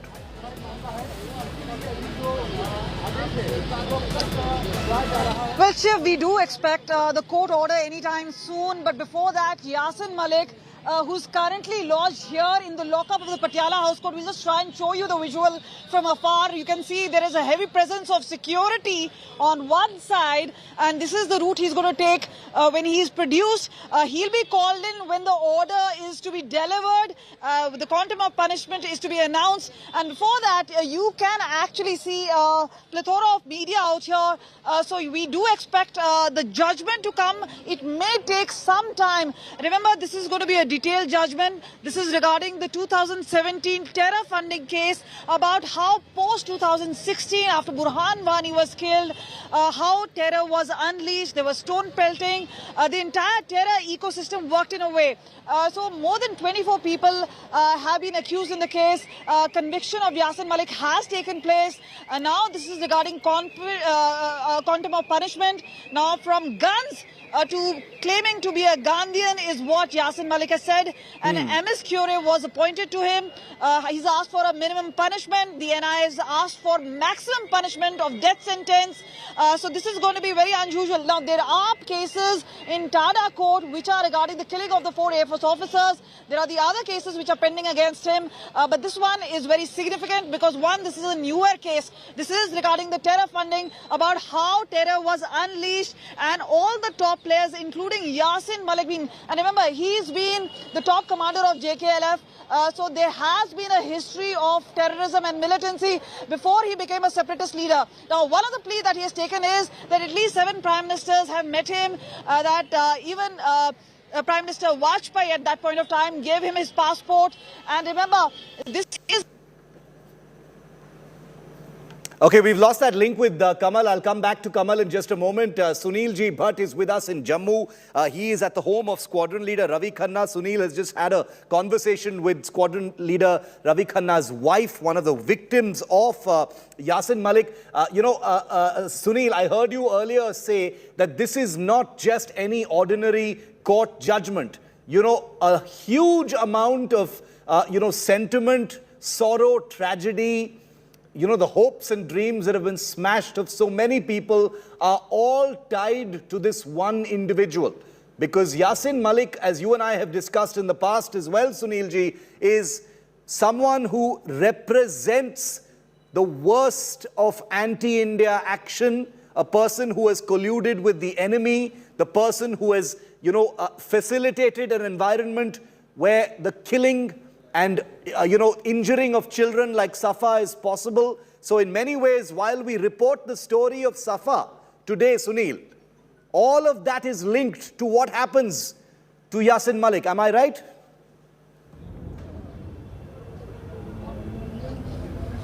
Absolutely, Shiv, you are bang on. Yasin Malik is someone who is synonymous to terror, and he carried out some of the most gruesome killings in the Kashmir Valley in early 90s, and people have been suffering for last 30 years. The families of the victims, they have been crying for justice, but the system failed them, the system betrayed them. Finally, there is a ray of hope, and the victims, the families of the victims are hoping that Yasin Malik will be given death sentence. That's what they are saying. I spoke to Nirmal Khanna ji today also, and few days ago also. She clearly said that she wants death sentence for Yasin Malik. She was there in Srinagar when her husband was martyred in that terror attack which was carried out by Yasin Malik. Her grudge is that the system failed her, and her husband's valor was not recognized for last 3 decades until recently. So she's saying that there has not been that she's not just the victim of terrorism, she's also the victim of the system. She's the victim of the successive government. She told me that she idolized Dr. Manmohan Singh, but when Dr. Manmohan Singh was seen shaking hands with Yasin Malik, she was pained, she was aghast. She's saying that enough is enough, now justice should be delivered. Although Shiv, this case pertains to a terror funding case, but nevertheless it has come as a ray of hope for the families of the victims. They hope that the other cases that are pending against Yasin Malik in Jammu's Tada court will be expedited now and Yasin Malik will be brought to justice. But Shiv, one needs to remember that Yasin Malik is not only a terrorist, a killer,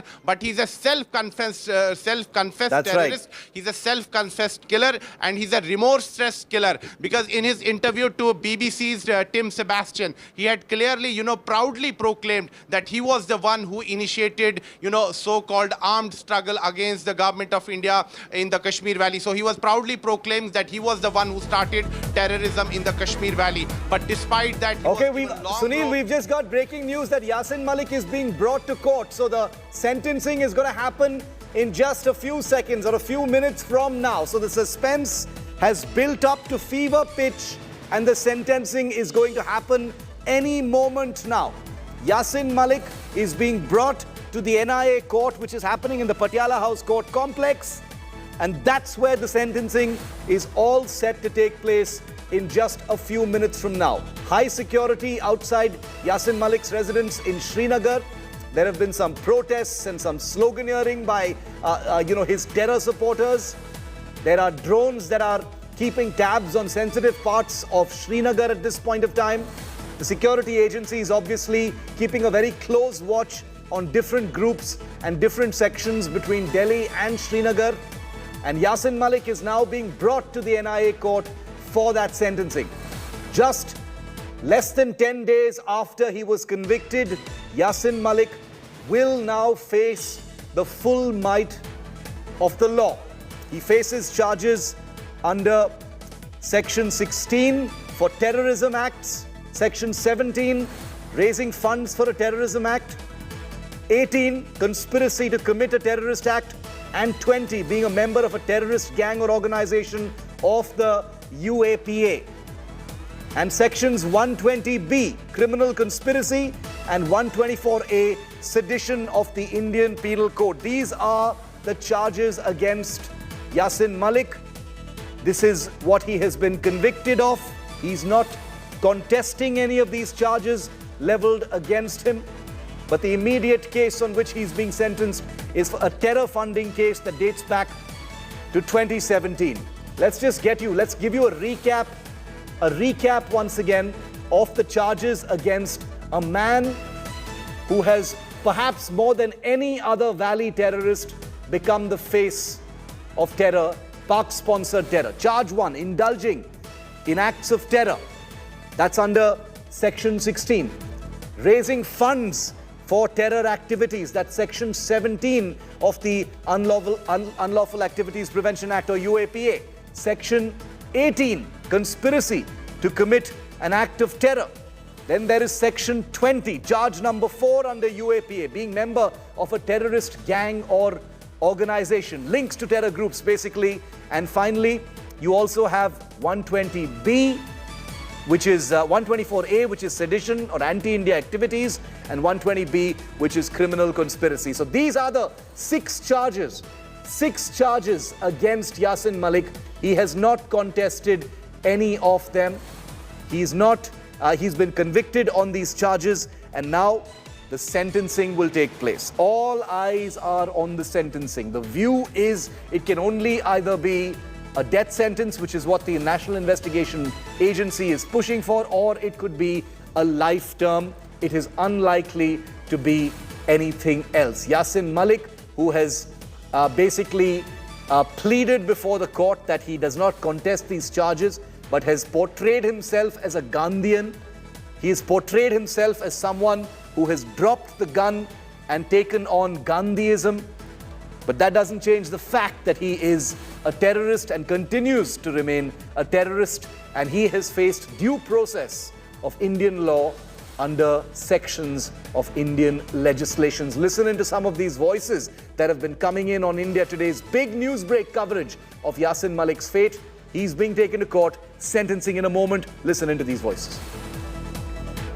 देखिए यहाँ तो ये तो मैंने पहले भी कहा एक सियासी मसला है Jammu Kashmir.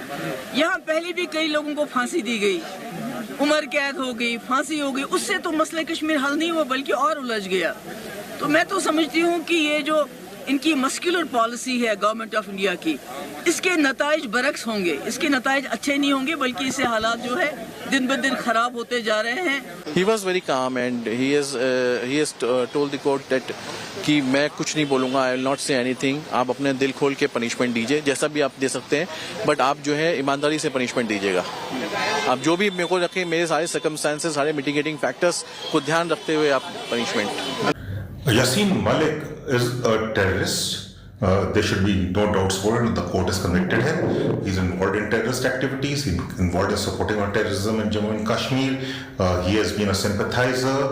He has been a tool of the Pakistan ISI. Kamaljeet, Yassin Malik apparently being brought to court right now. What can you tell us? Has he arrived there already? Because this means sentencing will happen any moment now. Yes, the security has been beefed up all along the way. The checking and frisking has been done. So at any point of time, he will be taken to the court where quantum of punishment will be announced. But significantly, this case has gone on for several years. And if you remember, Shiv, this entire investigation which was done by India Today in 2017, which eventually led the government to order a NI probe into the unrest and terror funding which was taking place in Jammu and Kashmir. This has been very significant. There have been several players, at least 24 of them, who've been named and accused in the case. Yassin Malik now being convicted of this. He's been booked under Section 16, 17, 18 and 20 of the UAPA and Section 120B of IPC, which is waging war against the nation. The entire case is about terror funding, about how terror was unleashed, stone pelting done, hartal calendars given. It was going on in a very systematic way. Now, there were players who were operating very smoothly. Now, there has been put a stop to it. One part is that, yes, when he pleaded guilty, it was perhaps on the suggestion of some of those lawyers who would have said that this would actually kind of give a concession to him. We do not know if that is going to be the case, because remember when he spoke in the court, Yassin Malik said that he had moved, he'd given up guns, and from giving up guns to being a Gandhian, saying he had met several prime ministers. So that kind of a logic being given out there. Meanwhile, we've seen a spate of violence, those hartals and strikes and continuous turmoil in and Kamal, sorry to interrupt you, but just wanted to quickly refer to the live images that we're getting. Not live images, they're deferred images, but we got them just a couple of minutes ago. They're the latest images that we're getting that we've been cleared to use of the dog squad and the bomb squad, the sniffer squad that is at the Patiala House court right now, because all security checks are being conducted because this is a very sensitive matter. Yassin Malik is still someone who is supported by Pakistan, as has been seen by the many, tweets that have been coming in from Pakistan, a country that has funded Yassin Malik for decades together, a country that has funded pretty much all the terror that you see in the region, and certainly all the terror that you see in the Kashmir Valley. And therefore, Yassin Malik for Pakistan is an asset. This is an asset who is going to, face his fate right now at the hands of an Indian court. He is a Kashmiri. He is a person who has taken Pakistan funding and used it to wreak misery on the people of Jammu and Kashmir, including the youth and children. And an entire generation is now hoping that this man finally meets his just deserts. That's what this sentencing is really all about, ladies and gentlemen. And that's the reason why from Shahid Afridi to Shahbaz Sharif to all the galaxy of Pakistani politicians and celebrities are all rooting for Yassin Malik, because he's their man. Ye Pakistani banda hai. He's their guy. He was the guy they funded. He's the guy they nurtured. He's the guy they trained. He's the guy through whom Pakistan channeled their will into the Kashmir Valley. And that's the reason why when he apparently gave up the gun and was caught and was put into prison. He had a free run for a very long time within civil society, but when he was finally arrested, he has pleaded guilty because there is simply no way that he could have pleaded innocent, because the proof against him is so big, the proof against him is so extensive and explicit that Yasin Malik cannot cry victim right now, no matter what Pakistan does to try and paint him as some kind of a martyr. It's not going to happen. Whether they are Kashmiri Pandits, whether they are Muslims, people have suffered because of the brand of terror that Pakistan has unleashed on the Kashmir Valley through the hands of Mr. Yasin Malik. And that's what today's sentencing is all about. I'm going to go to Kamal in just a moment, but I wanted to just point you to those images on your screen of security checks taking place before Yasin Malik is produced in court. He's being brought to the NIA court in Delhi, where the sentencing will take place. It's it's already delayed by over an hour and 20 minutes. Obviously, some procedural delays on the ground there, but this is a sensitive matter. All things have to be taken into account before the sentencing takes place, and that's also the reason why you're seeing drones in Srinagar. You're seeing security hiked in parts of Jammu and Srinagar as well, the Kashmir Valley as well, because there will almost definitely be a backlash. There will almost definitely be some kind of a flare-up, based on what's going to happen in court in the next few minutes. Sunil, what can you tell us about that? The security arrangements. This is very sensitive. We've seen preparations of this kind take place, in the case of Afzal Guru, of various other terrorists who've been convicted and then sentenced, and even when they actually met their fate. Just describe for us what kind of preparations have been taken in Jammu as well as Srinagar, Sunil.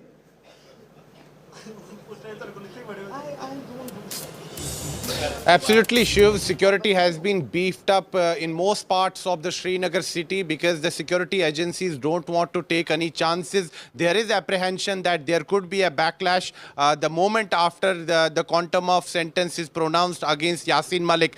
Drones have been pressed into action, and there have been some protests. Handful of people have come out of their residences in Maisuma locality where Yasin Malik lives. They have come out of their residences. They have raised religious slogans, Islamic slogans, and they have also alleged that Yasin Malik has been, framed in a fabricated case. But the fact of the matter remains that Yasin Malik has confessed to his crimes. He has pleaded guilty, and that is why he was convicted. And today is the D-Day as far as Yasin Malik is concerned. He is going to be given punishment. And right now, Shiv, I am with the family of squadron leader Ravi Khanna. And Ravi Khanna was one of those 4 Air Force officials who attained martyrdom in that terror attack that was carried out by Yasin Malik and his other terror associates. And right now you can see that Nirmal Khanna, wife of squadron leader Ravi Khanna, is glued to the mobile phone. She is watching the news, and she is getting herself updated with every development that is taking place in the courtroom. Amazing.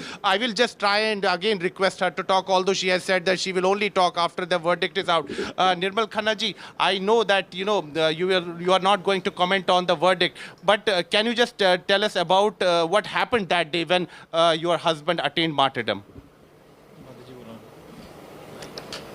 आप सबको पता ही है कि उस दिन क्या हुआ था। 25 जनवरी 1990 को रावलपुरा में ये लोग अपने प्रेस्क्राइब्ड बस स्टैंड पे खड़े थे और बस का इंतज़ार कर रहे थे। सुबह 7:10 हुए होंगे। Coach was late by 2-3 minutes और 5 मिनट्स।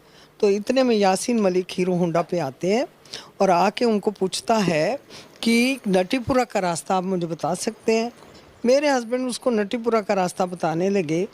ये बात मुझे इस तरह पता है कि उनके साथ जो दूसरा फ्लाइट लेफ्टिनेंट BR शर्मा थे, उनको मैं ये शहादत के बाद मिलने गई थी श्रीनगर बेस हॉस्पिटल। उन्होंने मुझे पूरी कहानी सुनाई थी हुआ क्या है।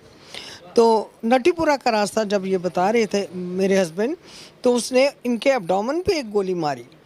उनके शोल्डर डिसलोकेट हो रखा था और वो गोली लगने के बावजूद उन्होंने अपने ब्रीफ केस से उसका निशाना ख़राब करके उसकी गन को उन्होंने स्कफल किया और उसकी गन को एयर में कर दिया और सारी गन खाली कर दी पीछे से। और उसी टाइम उन्होंने बी.आर. शर्मा को शाउट करके कहा, Sharma you save yourself, because he was scuffling with him, fighting with him and he was unarmed, gun भी उसी के हाथ में थी। तो पीछे से इन्हीं के और लोग आ रहे थे जिन्होंने 27 गोलियों का मैगज़ीन उनकी पीठ में खाली कर दिया। 28 गोलियां टोटल मेरे हस्बैंड को लगी हैं। और लड़ाई देखो, जब निहत्था इंसान मौत के मुंह में हो और उस टाइम एक की जान भी बचानी, saved lives also. Yes, B.R. Sharma's life was saved by, उस टाइम सिचुएशन ऐसी बन गई थी कि उन्होंने उसको तो बिजी रखा और वो बी.आर. शर्मा को आवाज़ दी और बी.आर. शर्मा पेड़ के पीछे जाके वो लेट गए तो वो बच गए। जब मैं अपने गोलियों की आवाज़ आई, मैं अपने एटिक से देखती हूँ तो देख के क्या देखती हूँ कि बहुत सारे लोग एक घेरा बनाए हुए नाच रहे हैं। वो नाचना मुझे महाभारत का वो सीन याद आ गया जब अभिमन्यु मैदान जंग में लेटा हुआ है, उसके इर्द गिर्द ये कौरव नाच रहे थे। मैंने कहा पता नहीं क्या हुआ। एक गाड़ी भी फौजी गाड़ी खड़ी थी, कुछ फौजी लोग थे, क्योंकि मेरे घर के एक नीचे ही सड़क थी, सारा कुछ दिखाई दे रहा था। जब मैं वहाँ गई तो मैंने क्या देखा कि मेरे हस्बैंड का ब्रीफ केस जो है उसको बुलेट लगी हुई है, वो सड़क के ऊपर पड़ा है और मेरे हस्बैंड सीधा लेटे हुए हैं। और मैंने ये समझा कि एक गोली लगने से ये जवान लेट गया है तो हमारे देश का क्या होगा। मुझे पता नहीं था कि 28 गोलियां लगी हुई हैं उनको। और उसके बाद उनको जब बेस हॉस्पिटल ले जाया गया, there was nobody to who reached that spot and they who tried to take them to the hospital. नहीं, एयरफोर्स की गाड़ी आ गई थी, वहाँ पे गाड़ी थी एयरफोर्स की और बस तो तब तक पहुँच चुकी थी जब तक ये हादसा हो गया और ये नाच नूच के भाग गए। You saw Yasin Malik with your own eyes at that point of time? देखिए जी, यासीन मलिक मेरा चचेरा भाई तो है नहीं जिसको मैं पहचानती थी बचपन से। एक्चुअली मुझे फ्लाइट लेफ्टिनेंट बी.आर. शर्मा ने ही ये बात बताई थी और वहाँ के लोगों ने कश्मीरी में, मैं कश्मीरी बेटी हूँ, उन्होंने कहा त्रट पड़ी यासीन मलिक को कि क्योंकि अभी आप क्या चाहते, do you want death sentence for Yasin Malik? System से Do you want death sentence for Yasin? हाँ जी, सिस्टम ने आपको बार बार कहीं ना कहीं निराश किया उसके बाद? बिल्कुल। यासीन मलिक ने तो एक बार मारा था, उसका एजेंडा था इंडियन यूनिफॉर्म को टारगेट। पहले तो वो वैसे जो उसने उत्पात मचाया हुआ था, बाद में उसने इंडियन डिफेंस को टारगेट बना, यूनिफॉर्म को कॉल दे रखी थी, तो जिसमें मेरे हस्बैंड और 3 और जवान जो थे वो शहीद हुए हैं। मैं कहती हूँ यासीन मलिक ने तो एक बार मारा, हुकूमतों ने मुझे 32 साल 4 महीने हो गए हैं आज 25 तारीख। Ma'am, do you want death sentence for Yasin Malik? मेरी बात सुनिए, इस वक्त मेरे केस की बात करोगे ना, अगर आप, ये टेरर फंडिंग का केस चल रहा है, आज उसकी सुनवाई है, उसमें हमारे ऑनरेबल जजेस क्या देते, एनआईए कोर्ट में क्या फैसला देते हैं, it is up to them. लेकिन मैं कहती हूँ देशद्रोही कोई भी हो, देश को एक कानून बनाना चाहिए, एक कानून बनना चाहिए। तो देशद्रोही जो है उसको देशद्रोह की जो सही सज़ा वो दे देनी चाहिए।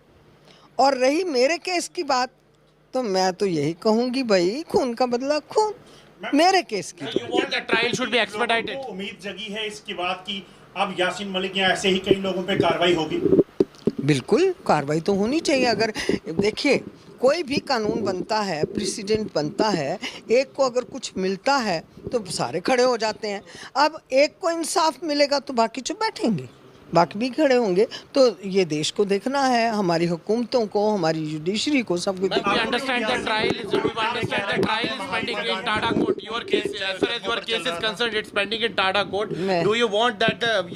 मुझे बड़ी शर्म आती है ऐसी बातें सुन के।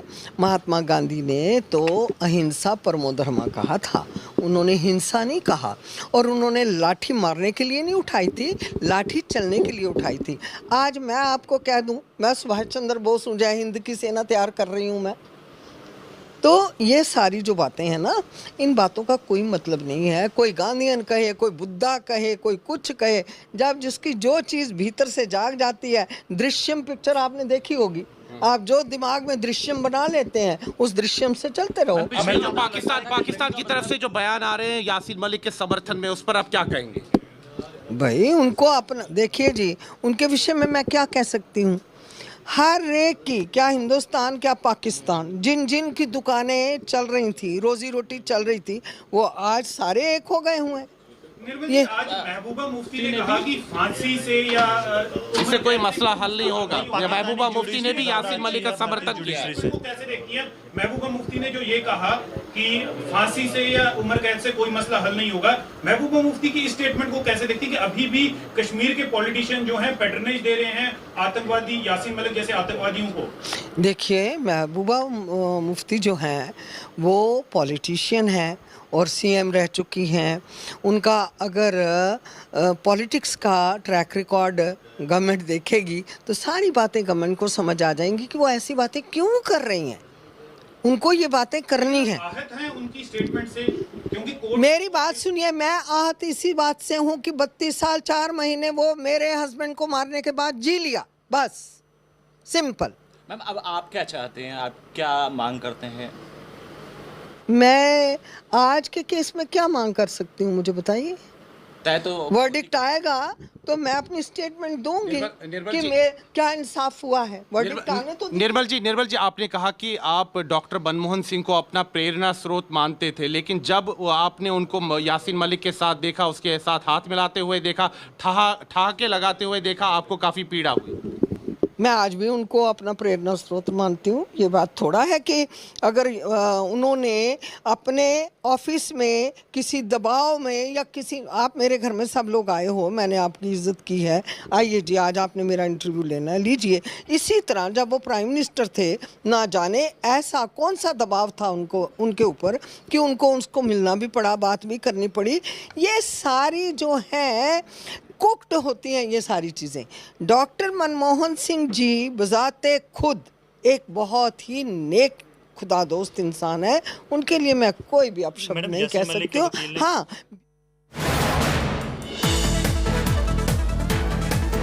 Okay, the police squad has entered the Yasin Malik lockup at the Patiala House Court. The Deputy Commissioner of Police has reached the court premises as well. The sentencing is all set to take place in the next few minutes. Yasin Malik is going to be taken out from his lockup and produced in court, and that's when the sentencing is going to take place. All of this will happen in a manner of the next few minutes. Bomb squads have swept the entire area.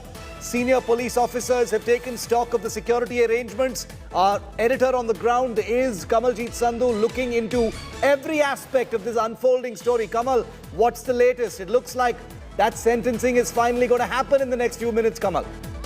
Matram! Matram! Matram! Shiv, as the countdown for the quantum of punishment begins, there are people who are gathering with tricolour flag. And let's just try and get you an emotion and a word out from here. Lal Chowk से कोई रिश्ता है आपका? आप कहाँ से हैं और आज झंडा लेकर आए हैं, कोर्ट में आए हैं, बच्चों के साथ आए हैं, क्या? मेरा नाम संजीव लाकड़ा है। मैं देश की राजधानी का एक आम नागरिक। जिस तरीके से हमें बचपन से सिखाया, दूध मांगोगे तो खीर देंगे और कश्मीर मांगोगे तो चीर देंगे, कहीं ना कहीं वो दर्द मेरे भी दिल में था।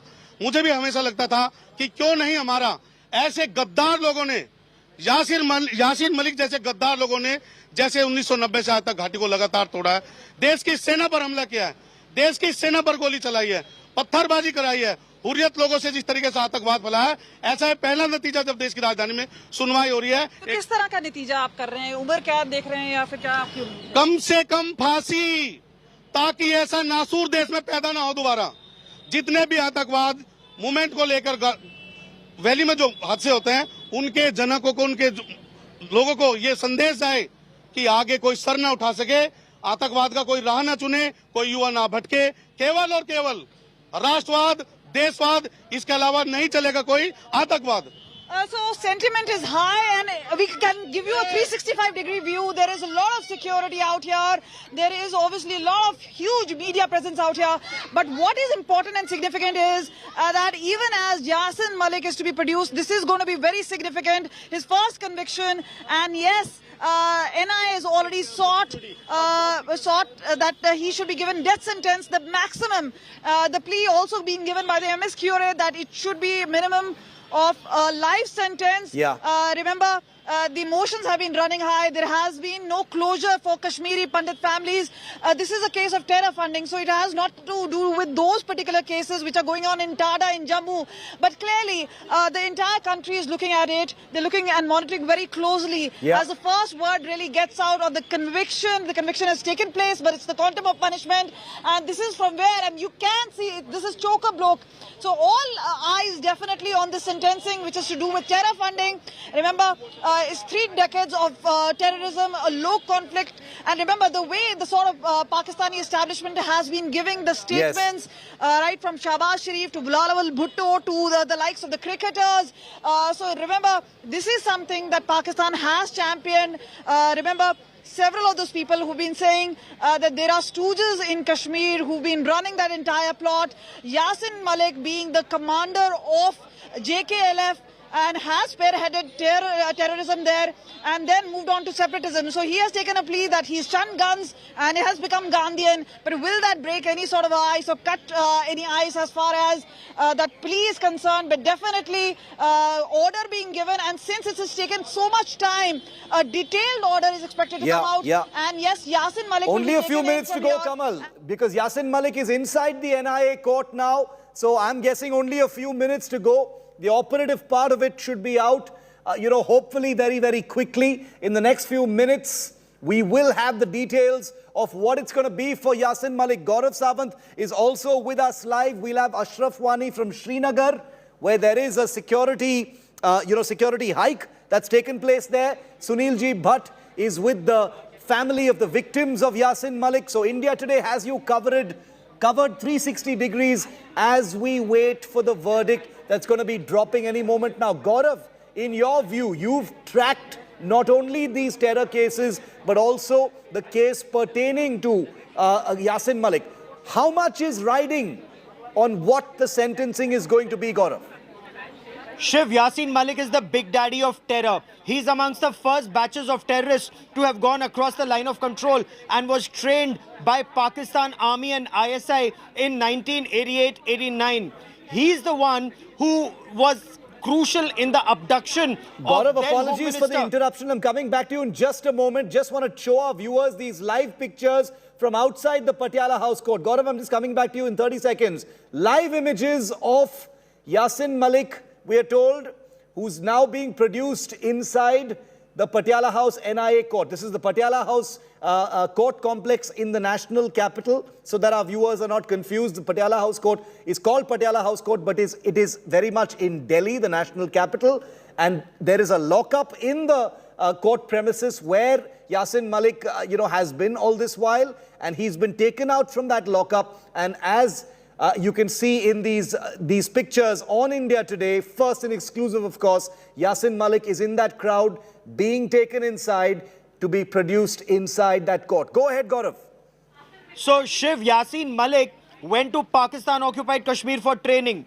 He's the one who's alleged to have played a very critical role in the abduction of then Union Home Minister Mufti Mohammad Saeed's daughter, Rubaiya Saeed. Rubaiya Saeed is the sister of the former Chief Minister of Jammu and Kashmir, Mufti Mohammad Mehbooba Mufti. Shiv, 5 hardcore terrorists were released for the release of Rubaiya Saeed, and that in many ways is seen as the beginning of armed terror in Jammu and Kashmir. He is alleged to have played a very crucial role in the murder of Lassa Kaul. The killings of Kashmiri Pandits started after that. Like, Sunil Ji Bhatt was reporting, the brutal murder of 4 unarmed Indian Air Force personnel in Srinagar. Yasin Malik is alleged to be involved in those cases, and charges have been framed against him in both the Rubaiya Saeed and in the IEF officer's case. So he's the big daddy of terror in Kashmir. He may call himself a Gandhian, shunning the gun, but this case, where the quantum of sentences to be pronounced moments from now, this terrorist was funding terror, taking money from Pakistan, from Hafiz Saeed. He's confessed he took money from Hafiz Saeed. He's confessed he's taken money from Sayyid Salahuddin. He's confessed after the killing of Burhan Wani. he was a part of that group that organized terror and arson, including burning down schools in the Kashmir Valley so Absolutely. that stone pelters would be available. So here is a man who's finally being sentenced in that terror financing case. That terror financing case is just one of many cases against him. He has pleaded, he has not pleaded against the cases. He has not contested any of the charges against him of terrorism, waging war against the government. Live pictures on your screen, ladies and gentlemen. Those are live pictures on your screen right now of Yasin Malik being taken out of the lockup, being escorted by the police and being produced inside the NIA court. That's what those pictures you're looking at right now are. Please don't be concerned, viewer. India Today is cleared to show such footage, so there is no security breach in what we're showing you. In case you have any concerns of that kind, I can assure you, India Today's Kamaljeet Sandhu is on the ground. She's speaking to her sources. These are pictures coming in from the Patiala House Court. Yasin Malik, and I'm going to have pictures of him being escorted through a corridor in just 30 seconds from now as well. The first pictures you will see today of the man who is inside the NIA court right now, and he's about to face his fate. There are only two real possibilities. Either he's going to face the death sentence, which is what the investigators want in this 2017 terror funding case, or he's going to face a life sentence. These are pictures that Kamaljeet is bringing to us from outside the court premises right now. Here you have images. Take a look at these images now. You're not going to see them anywhere else. Look very closely at these images, ladies and gentlemen, and you will spot Yasin Malik. There he is. There is Yasin Malik there in the shirt, holding documents as he walks. He's wearing glasses. There you have it. The first pictures of terrorist Yasin Malik being taken out from the lockup and being walked, escorted by police, heavy security, obviously, because this is a Pakistan-funded terrorist, as Gaurav said, the big daddy of Pak terror. Here he is being produced inside the court. There is Yasin Malik. There he is among the khaki-clad police escorting him towards the NIA courtroom. The judge is yet to arrive. Yasin Malik is inside the courtroom. The judge is on his way. He's going to be there very shortly. Kamal, talk us through these images. Very, very heavy security escorting Yasin Malik as we're seeing in these pictures. He's now inside the NIA court. Kamal.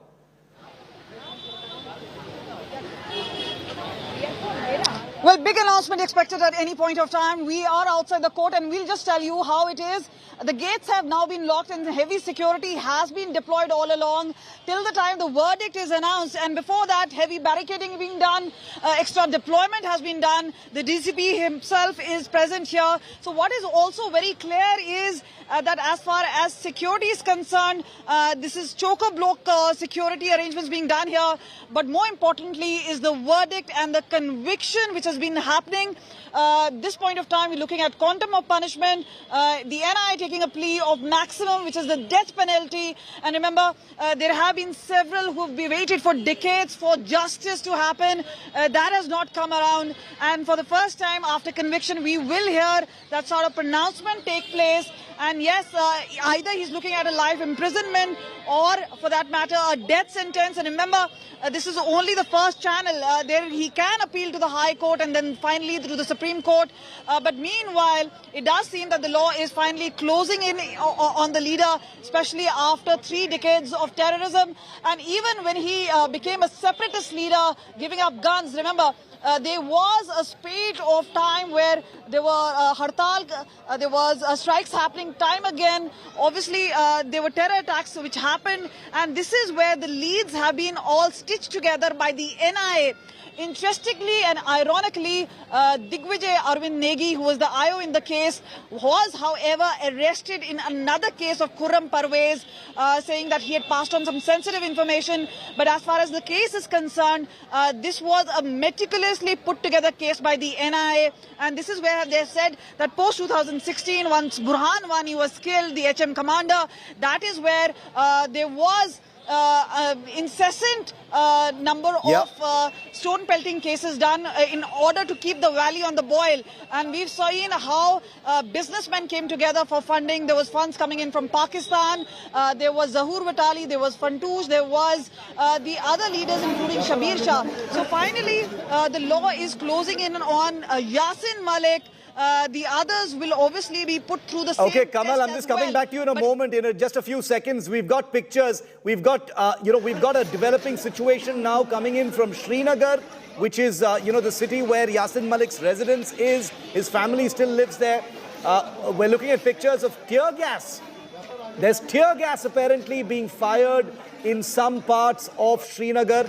That's been captured on India Today's cameras. You can see some policemen, you can see some photographers of the local media as well taking pictures of tear gas being fired. Gaurav, situation obviously tense.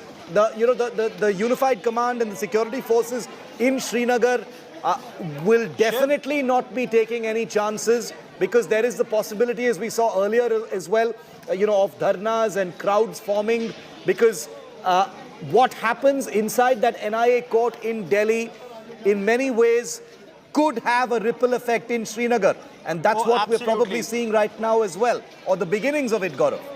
Shiv, you're spot on. This is the Maisuma area of Srinagar. Maisuma is in the heart of Srinagar, and this is where Yasin Malik comes from. This is actually his stronghold. In fact, members of his family were reading the Holy Quran with their, from their house window. As a large crowd assembled there, they were asked to disperse. When they did not disperse, we are told that the police dispersed them, and we are looking at these images of tear gas shells being fired in the Maisuma area of Srinagar. Police officers on ground say the situation is well and truly under control. Troublemakers have been warned. If they continue to peddle Pakistan's agenda in Kashmir, then action will be taken against them. And the fact that Yasin Malik has been convicted, the fact that action is being taken against him, quantum of sentence will be announced soon. And there are other terror supporters and the enabling system. As Kamaljeet Kaur Sandhu was just telling us, the terror financing network, and it's very difficult to crack. But whether it's the Income Tax Department, the Enforcement Directorate, the NIA, there are parallel investigations that are going on, and terror enablers are also facing the strong arm of the law, where cases are being filed against those who provide funding for stone pelters and armed terrorists, Shiv. Okay, look at those pictures. Gaurav, coming back to you. Look at those pictures from inside the NIA court right now. The corridor from the lockup to the actual courtroom.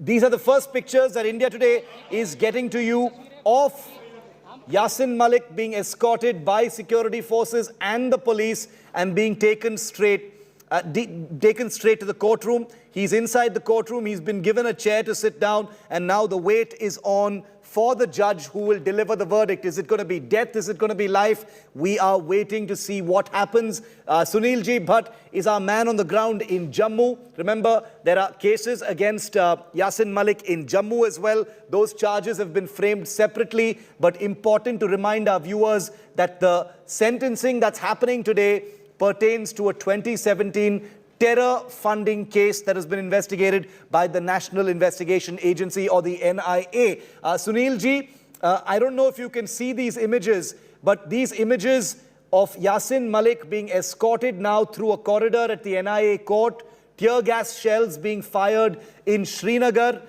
things could get tense depending on what happens. What are you hearing from Jammu, Sunil?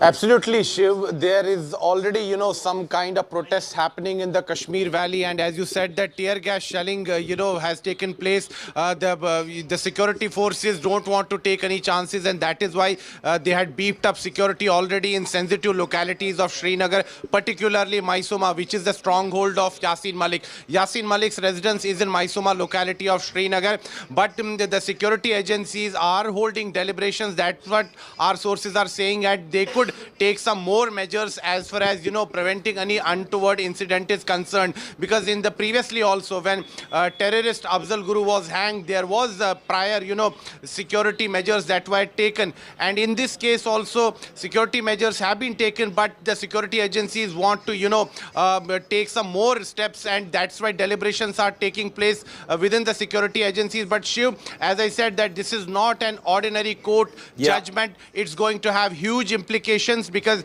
Yasin Malik has been a blue-eyed boy of the civil society of the country as well as of Pakistan. Pakistan has already, stepped up campaign. If we go to the social media, to Twitter, we see that how Pakistani politicians, Pakistani, civil society people, they have been, coming out in support of Yasin Malik. And Pakistan Prime Minister and Pakistan former Prime Minister have even gone on to say that international community must take note of this. And this was an issue which even, Shiv, echoed in the Parliament of Britain. But that there in British Parliament, the minister said that this case pertains to a court in India, and they can't, interfere in that. But they said they are closely monitoring this case. So, Shiv, it's going to have huge implications. But for the families of the victims, it is some kind of relief. They have been, crying for justice for last 30 years. I hope so. This man, Yasin Malik, got a long rope from the security agencies. In fact, he was engaged. He was engaged by the government. He was engaged by the agency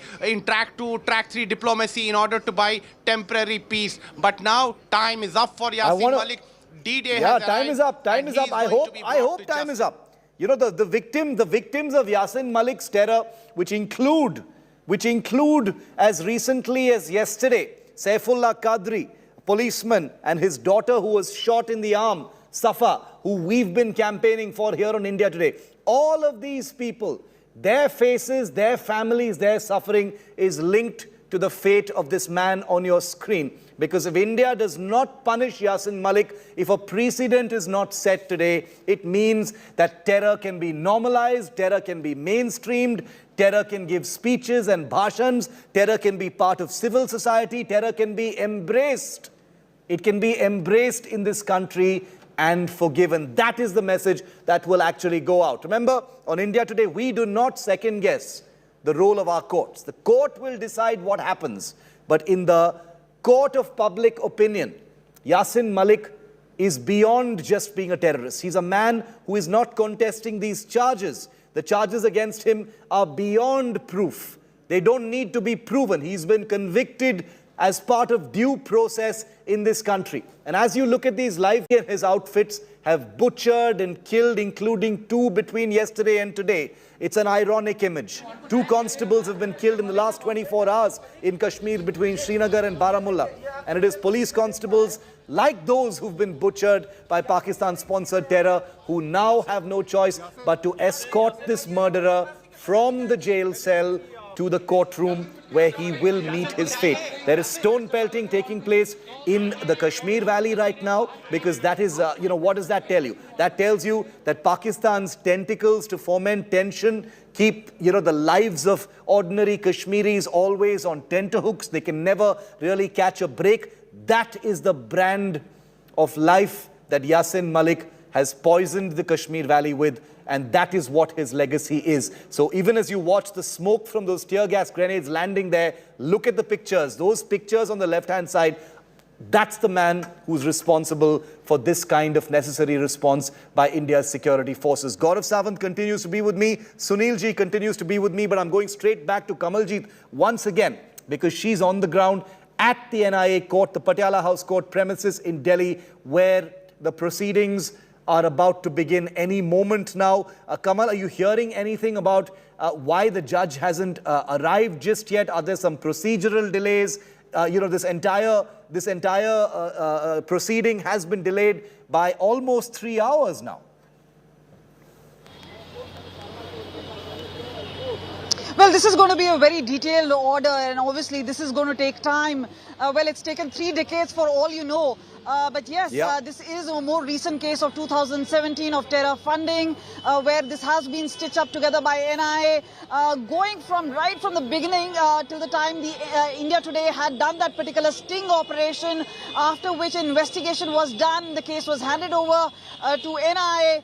For now, it's taken almost 5 years or so for this entire case to be heard and the conviction to take place. Today it's all about quantum of sentencing, but remember, as far as the Kashmiri Pandits are concerned, who've been at the receiving end and the wrath of terrorism, and this is where several of those people may be looking at the closure. But remember, there is going to be a High Court and Supreme Court pleas could be made there as well. But today is going to be much more symbolic in that particular sense, because many would say that earlier it had been a sort of fixed match that a stone pelting happened or a hartal calendar would be given. There would be arrest, and then these leaders would be let off after several days. But this is the first time that we're looking at a heavy duty conviction of that side. The NIA has already said we're looking at a death sentence, because remember, there has been evidence and there has now been confession as far as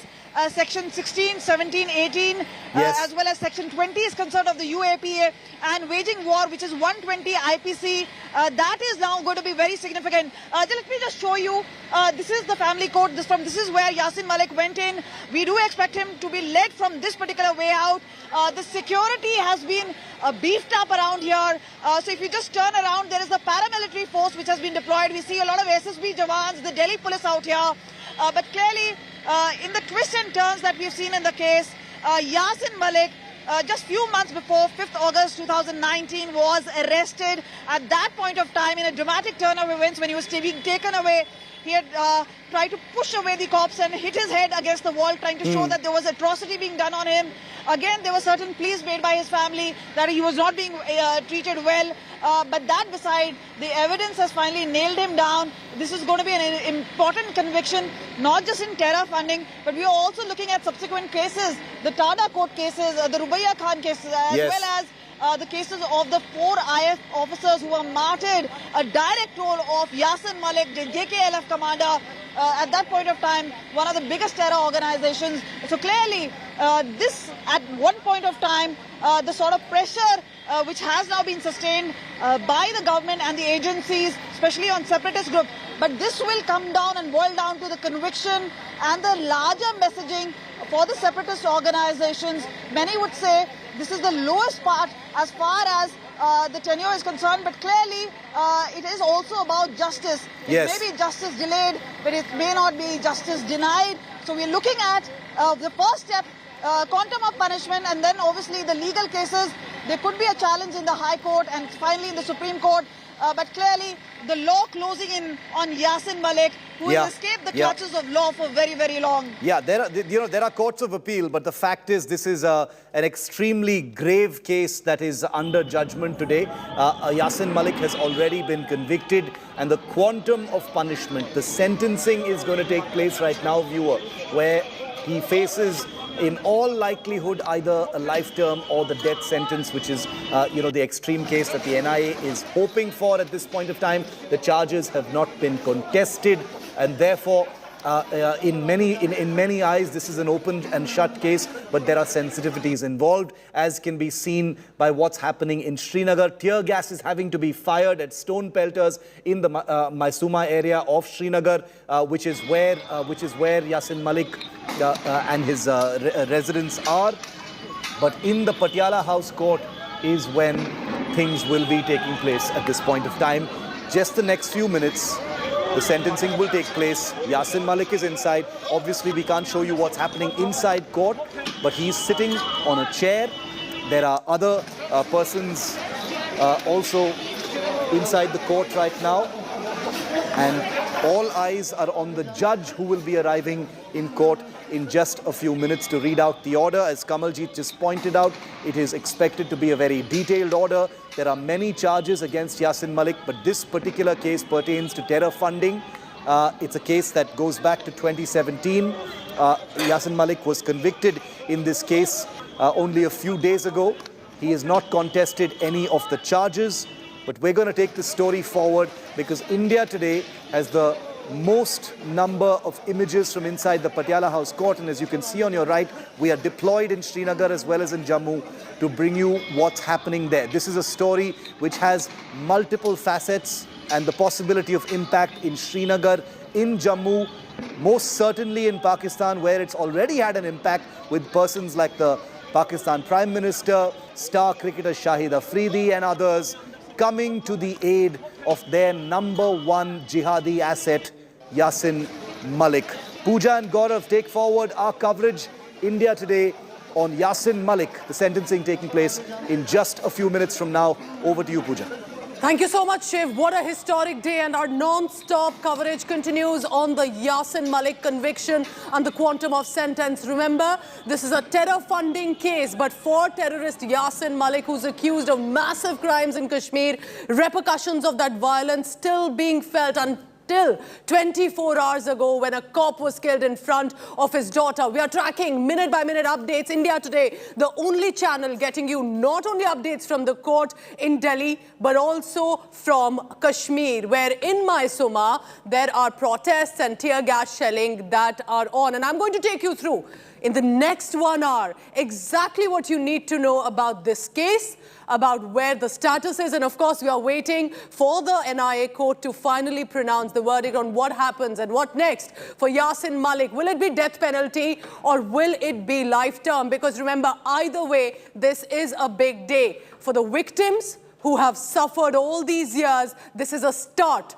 when it comes to what Yasin Malik has been accused of. This could just be the beginning, remember. This is a terror funding case, but it will also pertain to many other cases. I'll be soon joined by Gaurav Sawant as well on this telecast, going across also first to Sunil G. Bhatt on the ground. Because Sunil, you have been talking to one of the most significant victims of Kashmir, the wife of squadron leader Ravi Khanna. Nirmal Khanna has been such a brave woman. And she's been not only restarting her life, but is clearly watching the proceedings today. Sunil, over to you.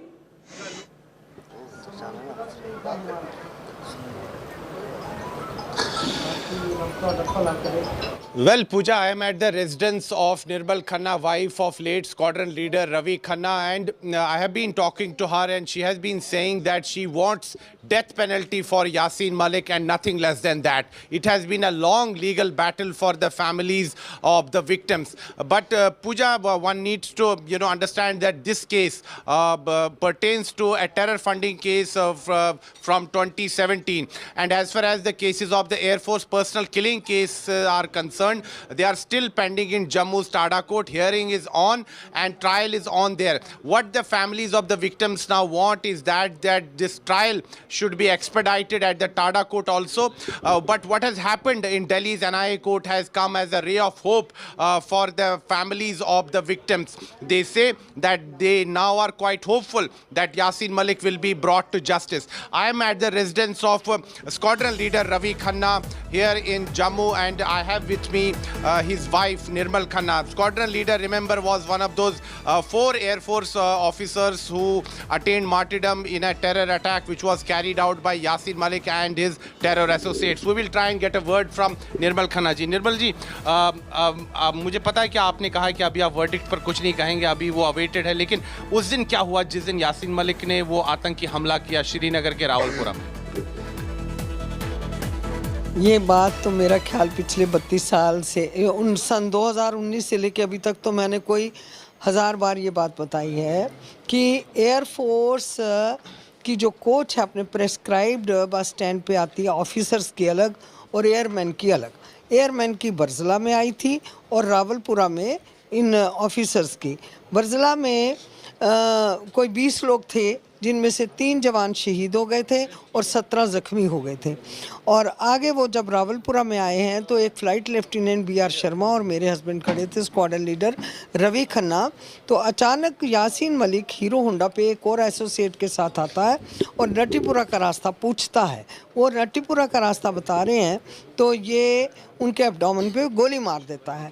उनके हाथ में briefcase था, उन्होंने उसका निशाना ख़राब किया, उसकी गन उन्होंने हवा में ऊपर कर दी, दी, स्कफल किया, उसकी गन खाली कर दी और साथ ही BR शर्मा, उनको पता था मेरा एक और साथी है वो कहीं मारे ना जाए हम, उन्होंने उसको आवाज़ दी शर्मा सेव योर सेल्फ, और एक बहुत बड़ा पेड़ था पास में उधर, उन्होंने शर्मा साहब उसके पीछे चले गए और खन्ना को जब उसकी पीठ सड़क की तरफ हो गई तो पीछे से इसका जो एसोसिएट था, इन लोगों ने उनको 27 गोलियां और मारी पीठ पे, टोटल 28 गोलियां लगी। 28 bullets were pumped into his body. हाँ जी।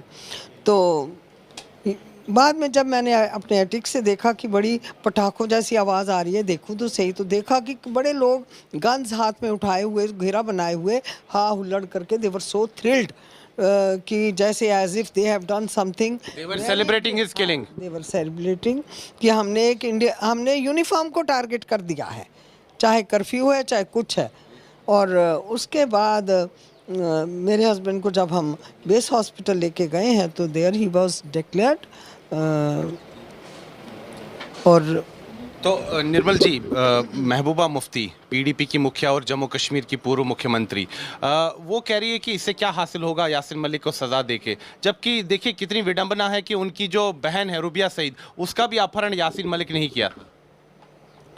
नहीं तो अगर आपको ये लगता है कि उनको दुख होना चाहिए कि यासीन मलिक ने अपहरण मेरी बहन का किया, जो अभी तक कलंक लगा हुआ है और बदनामी है, एक होम मिनिस्टर के माथे पे दाग है कि उसने उसके एवज में इतने लोग छुड़वा लिए और फिर हिंदुस्तान की क्रीम को एलिमिनेट करा दिया, नालियों में खून बहा दिया, उनको बजाय अगर शर्मिंदगी हो या बुरा लगता हो तो ये ऐसी बात कहेंगी। ये सब मिली भगत है, ये सब उनका रिश्तेदार है, उनका क्या चचेरा मबेरा जो भी है भाई होगा, और यही एक, और ये सब किसी साजिश के तहत हुआ था उस टाइम।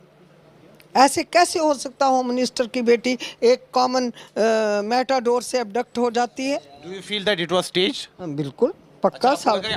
मुझे क्या लगता है, सारी दुनिया को लगता है। So there was a fixed match between the home minister and the terrorist. That's what you are trying to say? Home minister साहब ही बताएंगे, जो उनको ऊपर जाके पूछना चाहेगा जाके उनको बता देंगे वो। मैं यहाँ पर ये बात क्या कह सकती हूँ इस बारे में। बट निर्मल जी, अभी पाकिस्तान से जिस प्रकार से बयानबाजी आ रही है, चाहे whether it's the prime minister of Pakistan Shehbaz Sharif और former prime minister of Pakistan Imran Khan और even celebrities of Pakistan, they have come out in open support of Yasin Malik and they are claiming that he has been fabricated, he has been framed in fabricated cases. What do you have to say as far as Pakistan is concern?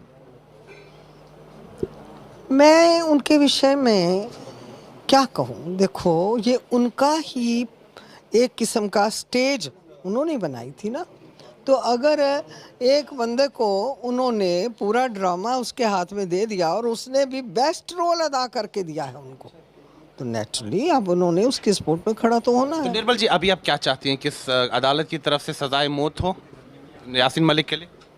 देखिए जी, मैं एक बार नहीं, हर बार मुझे आप बेहोशी में पूछो, होश में पूछो, इंजेक्शन लगा के पूछो, मैं हर बार एक ही बात, सच्ची बात, अपने ज़मीर की बात कहूँगी। ये टेरर फंडिंग का केस है, ये देश को देखना है, देश की एजेंसीज को देखना है कि देशद्रोह के लिए कौन सा प्रेसिडेंट बनाया जाए जो आने वाली जनरेशंस को भी एक लाउड मैसेज दिया जाए।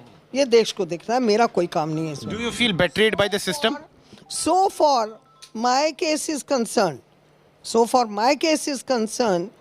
my husband's case is concerned, 32 साल 4 महीने से मैं तो मुंह उठा के देख रही हूँ, वो 32 साल 4 महीने ज़्यादा जी लिया, तो क्या आज मैं हूँ तो मेरे हस्बैंड भी शायद मेरे साथ होते, नेचुरल डेथ होती तो ठीक है, ऊपर वाला, हम मरने के लिए आए हैं यहाँ पर इस प्लेनेट पे, मरना है, पैदा होना है, मरना है, पैदा होना है, लेकिन जो लोगों ने एक ही बार मरना है तो उनको मालिक रास्ते पे भी सीधे चलाता है। यासीन मलिक के लिए मैं और कुछ नहीं कहना चाहती, मैं कहती हूँ उसको मुबारक है अगर मेरे केस में, मेरे हस्बैंड के खून के केस में, उन 3 शहीदों के, जो एयरफोर्स के जवान शहीद हुए हैं उनके केस में, और जो जितने इनोसेंट लोग अपने घर में हाथ उठाए उसकी बारगाह में बैठे हुए हैं, इसको मुबारक है अगर इसको अपने किए की सज़ा मिल जाती है और इसको ईश्वर माफ़ कर देता है, तो इसके जैसा भी मुबारक बंदा कौन होगा। खून की सज़ा, खून अगर हो तो आइंदा और भी हमारी जनरेशन्स में ये मैसेज जाता है कि हमें आउटला होके कोई काम नहीं करना. So Nirmal ji, do you feel betrayed by the system that all these 30 years, you were fighting, a lone battle against the system, against terrorism. So do you think that the successive governments were not serious as far as, taking these cases to logical conclusion is concerned? Sunil ji, आपने मेरे से पूछा है 32 साल 4 महीने में. मैं आपको बता रही हूँ कि आज 25 मई है ना, तो ये 25 जनवरी 1990 को हुआ था. तब से ये मैं इंतज़ार में बैठी हुई हूँ. यासीन मलिक ने तो उस दिन स्क्वाड्रन लीडर खन्ना और 3 दूसरों को एक ही बार मारा था. उन लड़कियों ने मुझे ज्वाइन भी नहीं किया. किसी की 2 महीने की शादी थी, 3 महीने की थी, किसी की बच्ची 2-4 महीने की थी, किसी ने घर में ही शादी कर ली, किसी ने रिश्तेदारों में कर ली. उन लोगों ने कहा कि हमें कुछ नहीं करना. मैंने I have fought my case my self, और मुझे पेंशन केस भी कोर्ट में जाके लेना पड़ा. क्या हुक्म, आप मुझसे ये बात पूछ रहे हो, आज मैं आपके माध्यम से कहती हूँ, ज़रा सोचिए, एक फौजी शहीद की बीवी को कोर्ट में जाके अपनी पेंशन क्यों लेनी पड़े, जबकि ये उसको सारा काम, ये डिफेंस मिनिस्ट्री का काम है. Saying that you had to even knock the door of the judiciary for getting How pension. can one not salute, 4.5 साल I have not support from this brave woman who you are listening to on the channel right now? 32 years this woman has been fighting legally, and Gaurav Sawant now joins me on this special telecast. Gaurav, what a significant day today as we go to the court. Yasin Malik's verdict is set to be pronounced from a time, remember Gaurav, when Yasin Malik, the terrorist, thought he's got away easily. He's got away from his killings and crimes. Over to you, Gaurav. For decades, he got away with murder and terror, but finally the law is catching up with this big daddy of terror. Remember, he is one of the first terrorists who went across the line of control to Pakistan-occupied Kashmir for training. He was involved in a series of murders in Jammu and Kashmir, including of Kashmiri Pandits, the abduction of Rubaiya Saeed, the daughter of then Union Home Minister of India, Mufti Mohammad Saeed, and the killing of these 4 Indian Air Force personnel. But those trials are being carried out separately. This is a very crucial case of terror financing. And I want to bring in Kamaljeet Kaur Sandhu into our conversation, Pooja, because Kamal, this terrorist may claim to be a Gandhian, may have abandoned his gun, but he was actually preparing future generations of terrorists and stone pelters with funds arranged from Pakistan, something he's now confessed to.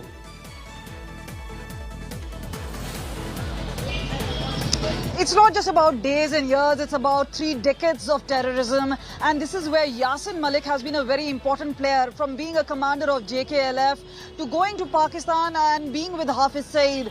Remember, he's been very important because what NIA says and the investigation and the charge sheet very clearly points out is about how the terror funding was being used to actually have a spell of trouble in Kashmir Valley, right from Hartal calendars to months and months we saw of dark times there as far as Kashmir is concerned. This is where the funds were used to channel terror activities. He's been charged under Section 16, 17, 18, 20 of the UAPA, and also very clearly when it comes to Section 120B of the IPC, which is waging war against the country. And under this section is where the NIA actually asked for a death sentence. This point of time, Yasin Malik has taken plea that if he was somebody who shunned violence and he became a Gandhian in terms of principles, why did the 7 prime ministers of the country really meet him? There was a delegation of the Hurriyat conference which met the prime ministers. So this is where he's taken a plea and has asked the judge to give a fair judgment of sorts. But clearly he comes with a lot of baggage. The baggage has terror activities. There are cases not just of kidnapping of Rubaiya Saeed, as you were mentioning, but also the 4 Air Force personnel. There have been cases where JKLF has been involved in direct terror activities, and this has gone on for several decades. The other part was whether there was some sort of fixed match, how were they free for so long. The final part is the law finally closing in on Yasin Malik. Now we are looking at a judgment, a quantum of sentence coming in. But remember, they can always have a plea in High Court as well as the Supreme Court, so it has to go through. But today, it may not come as a closure to several of those who are looking at the first possible conviction of Yasin Malik, not just as a terrorist, but also as a separatist leader. He spent several years and being part of that, and whether it's Zahoor Vitali, whether it is the likes of Shabir Shah, the others who've been involved, there has been this entire networking, and that is why even Hafiz Saeed as well as Saeed Salahuddin, and let me just try and get you a sentiment out here. This is a small family which has come in here, getting a flag. आप लोग यहाँ पर आए हैं, कश्मीर से आपका कोई नाता नहीं, पंडित भी नहीं है आप, लेकिन आज अगर आप आए हैं, किस तरह की उम्मीद से आए? देखो, आज मेरा कश्मीर से रिश्ता है, मेरे भारत का ताज है, वो धरती का स्वर्ग है। इस देश के गद्दार पाकिस्तानी प्रस्ती एजेंट यासीन मलिक ने जिस तरीके से घाटी को लाल करके छोड़ा है, आज उसकी फांसी की सजा की अपील करने के लिए माननीय सर्वोच्च न्यायालय और पटियाला हाउस कोर्ट के बाहर यही प्रदर्शन करने चाहते हैं। आम नागरिक होने के नाते हमारा एक कर्तव्य बनता है। बच्चे से बात करते हैं, आप यहाँ पर आए हैं, आपको केस के बारे में क्या पता है? यासीन मलिक ने उस छोटी बच्ची को क्यों मारा? So the sentiments are high. There may not be a direct correlation with Kashmir, but people do have sentiments. They've seen what has really happened in 3 decades. I think people have woken up. For years, there was this deliberate attempt by Yasin Malik and his supporters to play it down. But people have woken up, and now in just a short while, Gaurav, judge is all set to read out the sentence. Life or death for Yasin Malik. We'll know moments from now. He stands convicted of terror financing in a 2016-17 terror funding case. This is extremely critical. The learned judge is now reading out the sentence in the special NIA court in Patiala House. Here is a man who's confessed he took funds from Pakistan. He took funds from Hafiz Muhammad Saeed and Sayyid Salahuddin and prepared Pooja, the next generation of stone pelters after terrorist Burhan Wani was killed. Very, very crucial verdict expected moments from now. Absolutely, and it's important to understand that apart from the funding of terror, there are clear charges of waging a war against nation. Anti-India activities that have been charged against Yasin Malik. Of course, the victims will tell you that he has committed much more heinous crimes. Nevertheless, right now, Gaurav, over to you. We have the big verdict coming in. Life imprisonment for terrorist Yasin Malik. It's a big verdict. Yasin Malik will spend his entire life in jail for terror funding. Big verdict coming first here on India Today. Yasin Malik has been sentenced to a life in prison for terror financing in 2016-17.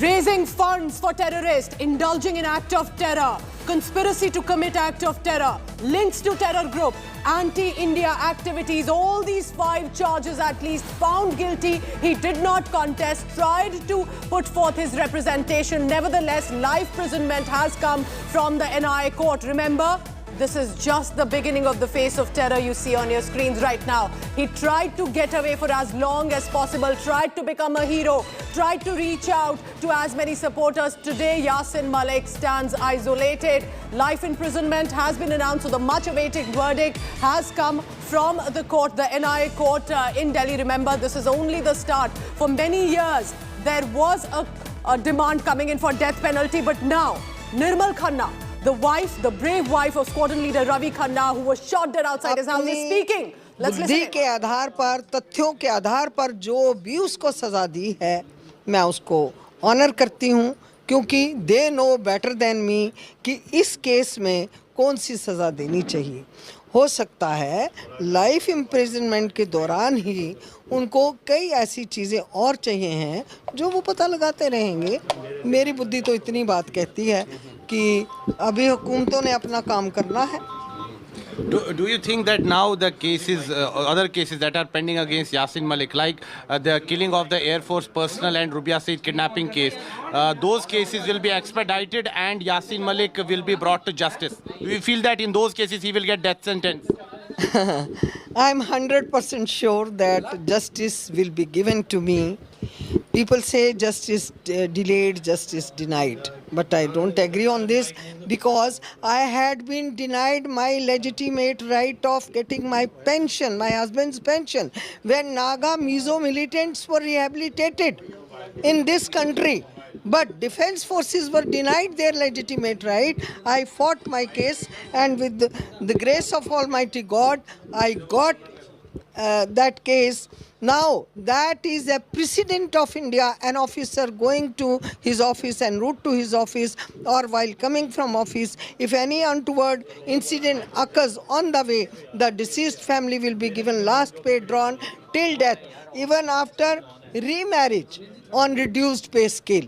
So I believe I am given this justice. So I am drawing my husband's pension on liberalized pensionary award, or after that my husband is given that honor of this National War Memorial in present government's regime. So are you satisfied with the verdict in this case? Are you satisfied?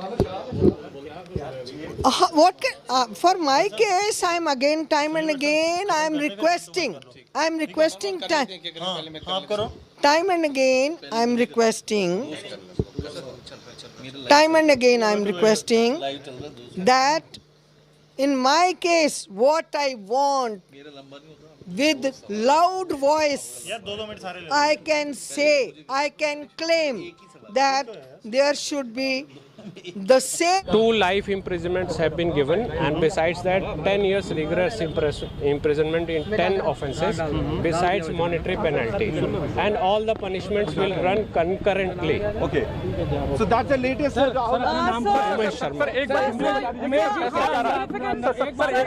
Death sentence was sought, but a life imprisonment has been given. Death has been declined. Death has been declined. Can you tell us in detail as to what really? No, I have not read the order. You will get the entire detailed order that court will justify what court has considered, what are the circumstances, whatever has been considered, that will get what in the detailed order. What is the final quantum of punishment besides 2 life imprisonments and 5-10 years, all to run concurrently. 1 life means everything, entire life. यानी दोनों जो उम्र कैद, 2 मामलों में जो उम्र कैद की सजा हुई है साथ चलेगी, ये कोर्ट ने साथ किया है। अच्छा, कितना जुर्माना किया गया है? 10 लाख है और 10,000, 5,000, सब में अलग अलग है। कुल मिलाकर के कितना जुर्माना है? ये जोड़ा नहीं मैंने, वो जोड़ा नहीं मैंने। अच्छा, जज साहब ने क्या फैसले में की जो ये निष्कर्ष निकाला है कि उम्र कैद की सजा है, इसका आधार भी बताया है कुछ ऑपरेटिव पार्ट जो पढ़ा गया? नहीं, उन्होंने प्लीड गिल्टी किया था, तो सेंटेंसिंग है, आज कोई जजमेंट नहीं हुई है, सेंटेंसिंग पे ऑर्डर हुआ है। ये सिर्फ सेंटेंसिंग है। तो जो उम्र कैद की सजा हुई है 121 के तहत हुई है, और दूसरा कौन सा सेक्शन? 121 और दूसरा शायद 17 है, अभी ऑर्डर में आएगा। अच्छा, जो यूएपी का जो सेक्शन है। ओके, ठीक। सर एक बार अपना पूरा नाम बता दीजिए। उमेश शर्मा, एडवोकेट हूँ मैं। कोर्ट में हुआ प्लीज थोड़ा सा। अभी सेंटेंसिंग पे ऑर्डर हुआ है, अभी जज साहब ने प्रोनाउंस किया है, 2 लाइफ सेंटेंसिंग है और 10 ईयर्स की 5 पनिशमेंट है इनकी। जुर्माने को लेकर जुर्माना 10 लाख रुपए है, 10,000 है। और what he was told about all the consequences which he was supposed to face once he plead guilty, and all the things were told to him, and today now the matter has been decided and he is sentenced for 120B. He has been punished with 10 years and 10,000 fine. For 121 IPC he is punished with life imprisonment and 10,000 fine. 121A IPC 10 years with 10,000 fine. 13 UAPA read with 120B IPC 5-year fine. 5 year 5,000 fine. 15 UAPA punishment under 16 UAPA 10 years 10,000 fine. 17 UAPA life 10 lakh fine. 18 UAPA 10 years 10,000 fine. 38 UAPA 5 years 5,000 fine. 39 UAPA 5 year 5,000 fine. Section 20 UAPA 10 year 10,000 fine. Anything else you people want to ask? Questions? Any questions from your side? कोई question पूछेगा? Sir इस तरफ आ जाएंगे reporter sir. I will come outside.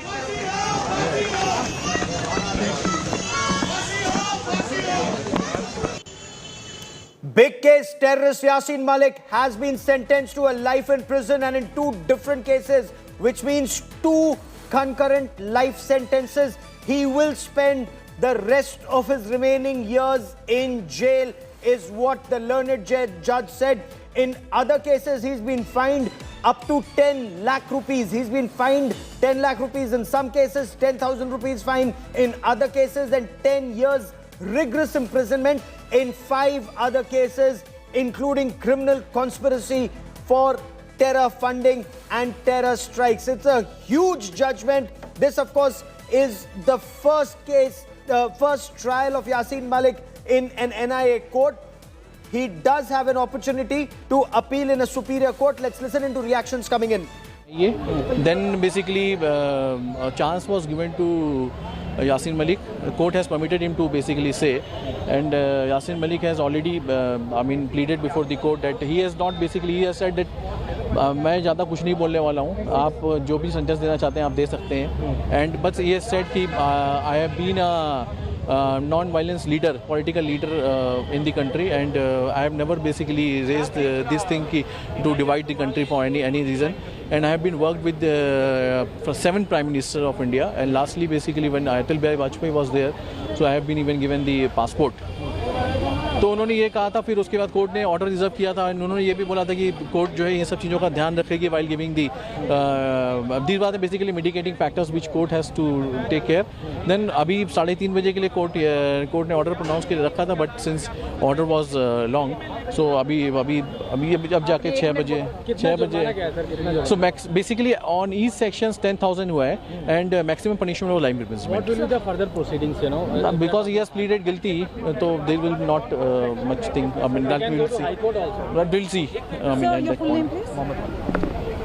So basically, court doesn't. I mean, this right now the proceedings have happened, and court has pronounced the imprisonment right now. The maximum punishment was given is life imprisonment by the court. There was 8 to 10 sections basically, in which under 2 sections life imprisonment was given. So that's all basically. What else you want to know? Also, do tell us what is the quantum of punishment in terms of fine, in terms of concurrent. So basically, in under section 120B, it was a 10 years imprisonment along with 10,000 fine. Under section 121, it was given life imprisonment along with 10,000 regress. 10,000 fine, and 121 it was again 10 years of regress imprisonment. But section 17 of UAPA, he has been given life imprisonment. Under section 17? 17. Basically, under 2 sections, he has been given life imprisonment. Where is the section 17? 17 and 121. IPC. 121 also, IPC, 17 of UAPA. Also, the NIA had sought death penalty for him. Court has not. Court was so not. What is the next proceeding? Can he appeal in the High Court? So we cannot much say right now because he has pleaded guilty, so he cannot go on appeal. But things, wait for the other things. We will see what other actions has. What about the other accused? So it has been pronounced again only Yasin Malik right now. Thank you so much for speaking to us.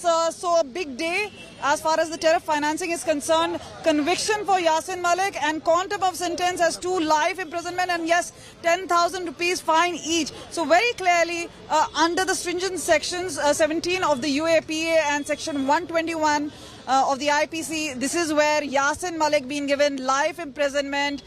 There's a heavy fine which has been imposed to him. There is going to be obviously perhaps a closure for many, but as far as the other cases are concerned, they are currently going on in several other courts. But clearly, the first conviction really coming in here. Just a start, nevertheless, it has come. Let's go across now to Shreya Chatterjee. Shreya, let's get this straight now. Of course, there are different, there are 10 years, 10,000, 10 lakh rupees fine, 7 UPA charges under which the quantum has been announced. But the waging war against the government, against the country, terror funding 17 UAPA, 121 UPC, this is against which he's got life imprisonment. Well, absolutely. So, Pooja, now there are 10 sections under which he's been convicted in this 2017 terror funding case, but 2 of the sections against which he's been guaranteed life imprisonment. One is section 121 of the IPC, which is waging war. For that, he's been given life imprisonment and a fine of 10,000. And under 17 UAPA, it's life imprisonment and a fine of 10 lakh. Now, all these sections under which he's been given punishments will be running concurrently. The judgment was pronounced by the special NIA judge Praveen Singh. 10 of the total sections under which he's been pronounced guilty, but 2 of those main, Pooja, are section 121 and 17 UAPA. He was in court. How did Yasin Malik react to the sentencing? What was the atmosphere like in the courtroom, Shreya?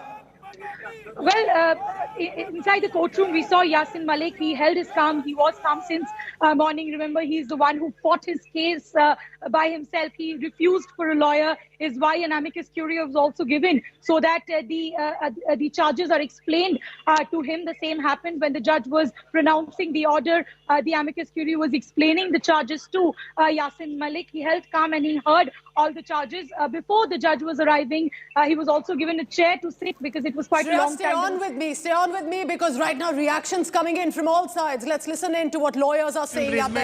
Graver है, मतलब उसके अलावा दो ही option थी, life और death. तो life मिल गया तो इट्स ठीक है, बाकी डिसाइड करेंगे। अभी फाइल पे पुट अप होगा, हायर अथॉरिटीज़ का क्या व्यू है वो लोग बताएंगे। लेकिन इसमें जो धाराएं लगाई गई वो काफ़ी स्ट्रांग धाराएं हैं जिस पर कोर्ट ने बहुत अच्छे से संज्ञान लिया है और आपकी अधिकतर चीज़ें आपने सिद्ध भी की और सिद्ध होने के साथ साथ, आरोप सिद्ध होने के साथ साथ मुजरिम ने तस्लीम भी किया, ये स्वीकार किया कि हाँ उसने ये अपराध किए हैं। देखिए, पहले तो इन्वेस्टिगेशन बढ़िया हुई है केस में, तभी अक्यूज्ड को पता था कि कॉन्टेस्ट करके भी कोई फ़ायदा नहीं है, तो उसने ऐसे बिना सोचे समझे तो किया नहीं। तो ग्रेवर ऑफेंस था, बड़े लेवल पे कॉन्स्पिरेसी थी, इंडिया से थी, फॉरेन कंट्री से थी, तो बड़े लेवल का हाई प्रोफाइल होता है। जो लोग इस मामले में पीड़ित रहे हैं, जिन वायु सैनिकों की हत्या की यासीन मलिक ने अपनी गोली से और निहत्थे लोगों की, ऐसे मासूम लोगों की, उनके परिवार वालों का कहना है कि बाकी तो अदालत जो भी सजा दे, लेकिन हम चाहते हैं खून का बदला। देखिए, मेरा ये आर्गुमेंट आज ये रहा है कि देखिए, रेट्रीब्यूटिव जो थ्योरी है ना, punishment, it talks about eye for eye and tooth for tooth, and I have made submission to the court that in the case of Yasin Malik, even reformatory theory can't be think of because he is a hardcore fundamentalist. वो तो ठीक है, क्या यासीन मलिक ने जब ये कहा कि वो गांधी जी के रास्ते पर चल रहा है हिंसा छोड़ने के बाद, तो अदालत क्या उससे भी कुछ कन्विंस हुई लगता है? उनका आर्गुमेंट था, उनके वकील ने भी कहा, और वो, लेकिन वो ऑन रिकॉर्ड नहीं है ना चीज़ें, बोलने में कुछ मरी। गांधीयन पर प्रोटेस्ट कैलेंडर मिला है, ईमेल्स मिली हैं, वो सब कुछ एविडेंस, स्ट्रॉन्ग एविडेंस था हमारे पास। इलेक्ट्रॉनिक एविडेंस भी मिले? बहुत मिला है, सब कुछ था, व्हाट्सएप चैट्स थी, ईमेल्स थी, वो सब एविडेंस था। तो सिर्फ ये कह देने से कितना वो रहता है कि साहब हम तो गांधी जी के रास्ते पर चल रहे हैं और हथियार छोड़ने के बाद हमने तो 7 प्रधानमंत्रियों के साथ काम किया और गांधी जी के रास्ते पर है, कोई फर्क नहीं पड़ता। देखिए, आपका बिहेवियर और आपकी एक्टिविटीज, मुंह में कुछ और है, अंदर कुछ और है, वो नहीं चलेगा। तो ये कहते हैं कि 900 चूहे खा के बिल्ली हज को चली, तो बिल्ली तो हाजी हो सकती है लेकिन कानून की निगाह में कोई निर्दोष नहीं हो सकता। Court has decided after taking into consideration all the oral and documentary evidence which we have submitted in the charge sheet. कितना चुनौतीपूर्ण रहा आप लोगों के लिए एनआईए का इसे यहाँ तक अंजाम तक पहुँचाना? कितने लोगों की टीम लगी थी और कितने आप लोगों ने दिन रात काम किए था? देखिए, पहले मैं ना थोड़ा, हमारा ऑफिशियल स्टेटमेंट जो है इसको ना माना जाए। बीइंग अ प्रोसिक्यूटर मैं, ठीक है, वो शाम को एक प्रेस रिलीज आ जाएगा, लेकिन ठीक है, मैं थोड़ा बहुत इसके मतलब इस केस में जुड़ा हुआ हूँ शुरू से। अंजना ओम कश्यप सीधा आपसे सवाल पूछ रही हैं कि फांसी की सजा की मांग को लेकर आप, जिसके आप प्रोसिक्यूटर हैं एनआईए के, तो क्या आप लोग हायर कोर्ट में जाएंगे चुनौती देने के?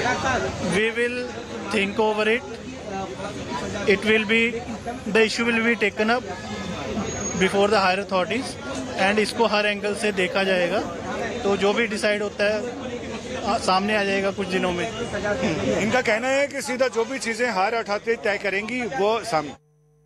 All right, Gaurav, so that was the NIA lawyer, the prosecutor, and very clearly stating that they had enough evidence. Listen into more reactions. अब सजा की जरूरत थी और खास करके बहुत से ऐसे केस पेंडिंग्स हैं। ये तो टेरर फंडिंग का मामला है, लेकिन जो अपहरण, हत्या, इस प्रकार के जो कई इन पर केस पेंडिंग, उसमें मुझे उम्मीद है कि आने वाले समय में इससे भी सख्त सजा इनको सुनाई जाएगी।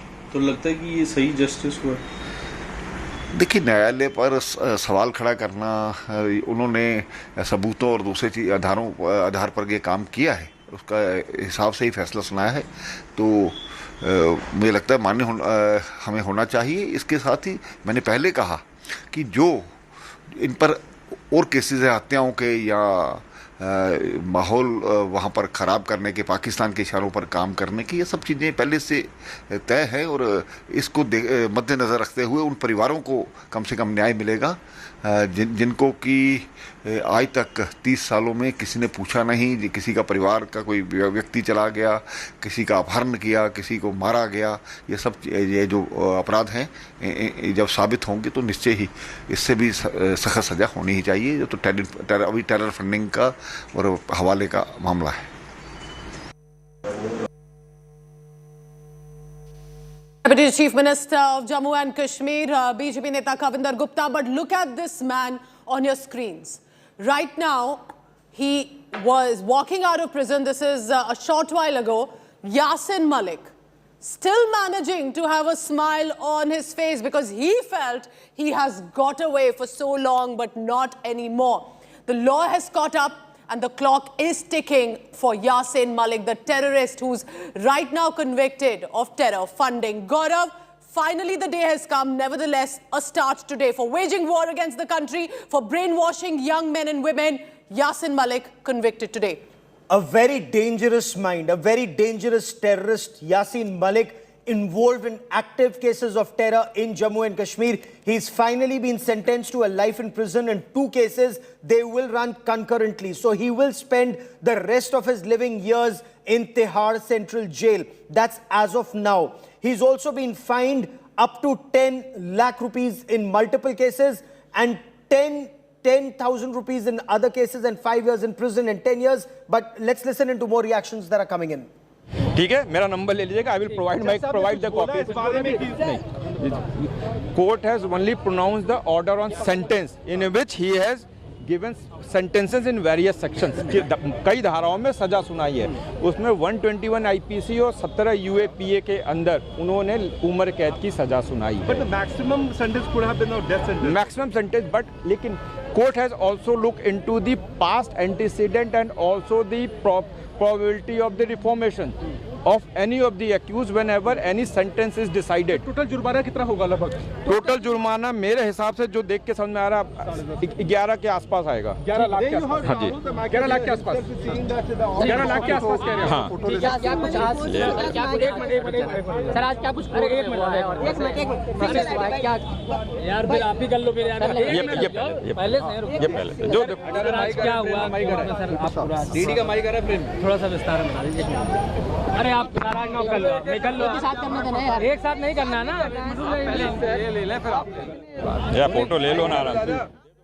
सर आज डबल सर आज नंबर दे दे. सर आप केस क्यों थे सर? आज क्या पूरा मामला हो सर? लाइव है आ रहा क्या हुआ सर बताइए क्या हुआ सर? आज कोर्ट में मैटर फिक्स था on the point of, English में बोल सकते हैं? Yes on the point of quantum of sentence to be awarded in the judgment which was pronounced on 19th of May 2022 in State versus Hafiz Saeed, in which Yasin Malik was one of the accused as accused number 14. Okay. Both the party, the state which is NIA in the present case, and I as a amicus curiae appointed by the Honorable Court, both people argued regarding the quantum of the sentence. Under section 121 IPC, the maximum sentence was death or the capital punishment, and the minimum punishment was life imprisonment. Both the parties, NIA asked for a capital punishment, and I, being a amicus curiae, I requested before the Honorable Court to award a life imprisonment, which was the minimum sentence in the sentences in which he has been convicted. Sir, what was the matter of plea? What was the matter of plea? What Malik said? What was the matter of plea? I am asking. What Malik said when judge asked him? You have just said. Malik has stated before the Honorable Court that he is totally satisfied by the Honorable Court decision, and he is fully satisfied with all the legal assistance he has been provided to him during the course of the, on the point of the plead guilty and the sentence and also the judgment. What will be the further process? Now the people can go to High Court also? Sir, once the person plead guilty, then there is a very less chances that he can challenge the sentence order because he himself stated that he has committed those crimes. So only the sentence or only the challenge will be regarding the quantum of the sentence, that not more than that. Hindi में बता दीजिए कितना जुर्माना लगा है? Sir total जुर्माना 11 लाख के आसपास लगा हुआ है। सर क्या कुछ आज कोर्ट में हुआ sir Yasin?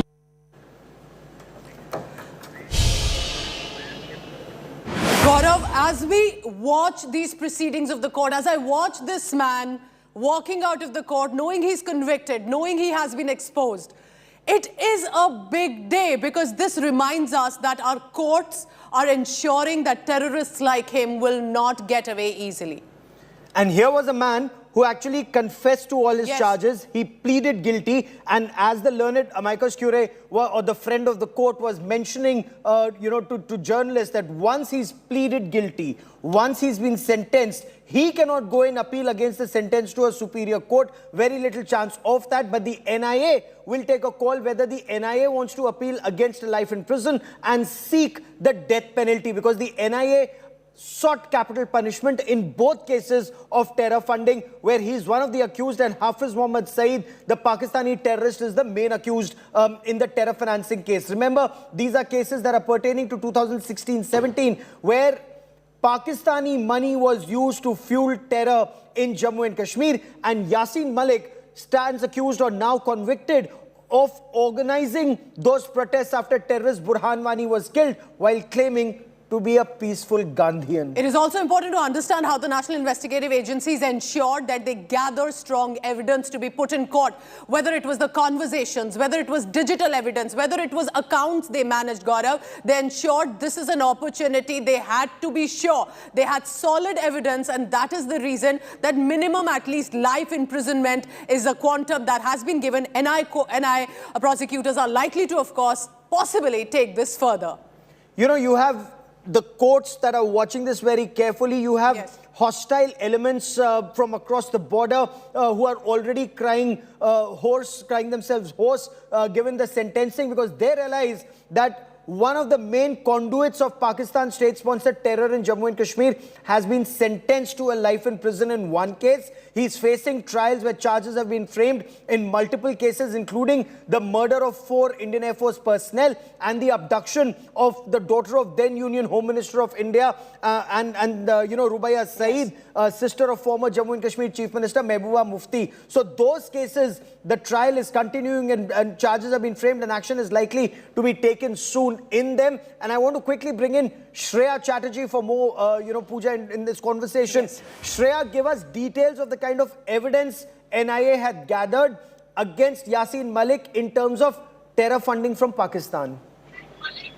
Well, Gaurav, when NIA was investigating the case, which it is registered in 2017, they had got digital evidences. They had also got transactions. Because remember, there were shell companies that were flouted, Hawala routes that were created, and then money was pumped in from UAE, from Pakistan, by ISI agencies into the valley to create an atmosphere of terror. Now, we also do know that during the raids from Yasin Malik's home, a note was also recovered where there was clear instructions given that the youth should be disengaged and then used for stone pelting. Remember, it's the same period of time when 89 cases of stone pelting was registered in the valley. So there is incriminating evidence against Yasin Malik. There is an establishment of the fact that money was indeed received by Yasin Malik, because Zahur Batali, one of the Kashmir businessmen who was a Hawala conduit, who was helping in getting the money, there was a transaction detail that the NIA had recovered of 15 lakhs that was transferred from Zahur Batali to Yasin Malik. So definitely there was incriminating evidences why the charges were framed, and then we also saw Yasin Malik plead guilty on the 10th of May, and finally today the court has pronounced the order, and life imprisonment is the maximum that Yasin Malik has got under the sections 121 and 17 UAPA. And it is very important here as we look at these photographs coming in from Kashmir, from the protests against Yasin Malik taking place in Delhi as well, and of course him walking out of the court. Shreya, as we talk about the court proceedings, it is important to mention here, Yasin Malik pleaded guilty on all charges. He clearly realized his time is up. The clock is ticking for him. He tried to put as defense as much as possible, but courts ensuring he does not walk out a hero. He walks out for the crimes that he has been known for, and that convicted, and now a life imprisonment has been announced as a quantum of sentence. And do tell us at this point, Shreya, what are we expecting here on with regard to the court? Are we expecting the NIA prosecutors to take it further for a possible demand for a death penalty? Because we do know whether it is the wife of squadron leader Ravi Khanna, Nirmal Khanna, or we know about the Kashmiri Pandits, all of them have been demanding a death penalty and no less for Yasin Malik. Well, absolutely. So, Pooja, we'll have to wait and watch whether NIA actually mulls about appealing before higher courts for a death penalty, because indeed today NIA had sought for a death penalty in the matter under the section 121 IPC, which is waging war. However, the court has awarded a life imprisonment. So whether or not NIA would like to take forward is something that we will have to wait and watch out for. But that is very much possible, because even earlier today morning, the NIA had sought for death penalty. They use the very word that they want deterrent punishment in the matter, because they want to set an example what happens when people plan such a huge thing. Because remember, protest calendars were created. There was incriminating evidence how the youth was also engaged in creating an atmosphere of terror, in creating an atmosphere of unrest in the valley, which was absolutely planned from across the border. So we'll have to wait and watch whether NIA mulls further plans. But so far, a life imprisonment is what is awaiting Yasin Malik.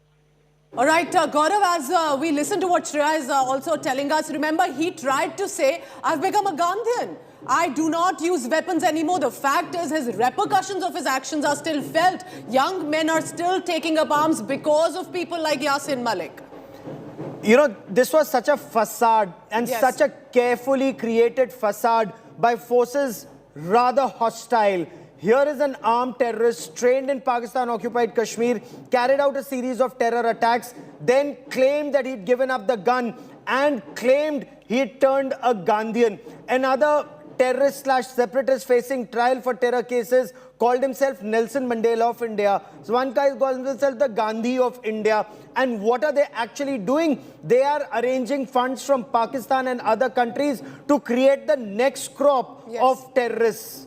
They are the ones who are funding terror in Jammu and Kashmir, like after the killing of terrorist Burhan Wani in 2016-17, and a large number of people, civilians and security force personnel, were killed in violence fueled by actions of these elements. They burned schools. You've been to Kashmir so many times. You've lived in Kashmir. They burned down schools so that school children are available as stone pelters. So it's a very carefully crafted radical Islamist terror mindset that these people cover up with this facade of being Gandhians. And remember, right now, the victims, the survivors of those crimes must be watching with hope that there is still hope for them to ensure that he gets maximum punishment. We are talking about Doordarshan director Lasa Kaul. We're talking about Nirmal Khanna. We're talking about other armed forces. And just recently, the daughter of Saifullah Qadri, who is currently battling for her life. Let's go across now to Sunil Ji Bhatt in Jammu. All our reporters in Delhi also updating us. Sunil, Nirmal Khanna, the wife of squadron leader Ravi Khanna, watched the husband got killed, but so much dignity and resilience, even today in her voice, it's incredible. What is she saying now, Sunil, if you can hear me, and how is she going to ensure that her fight continues?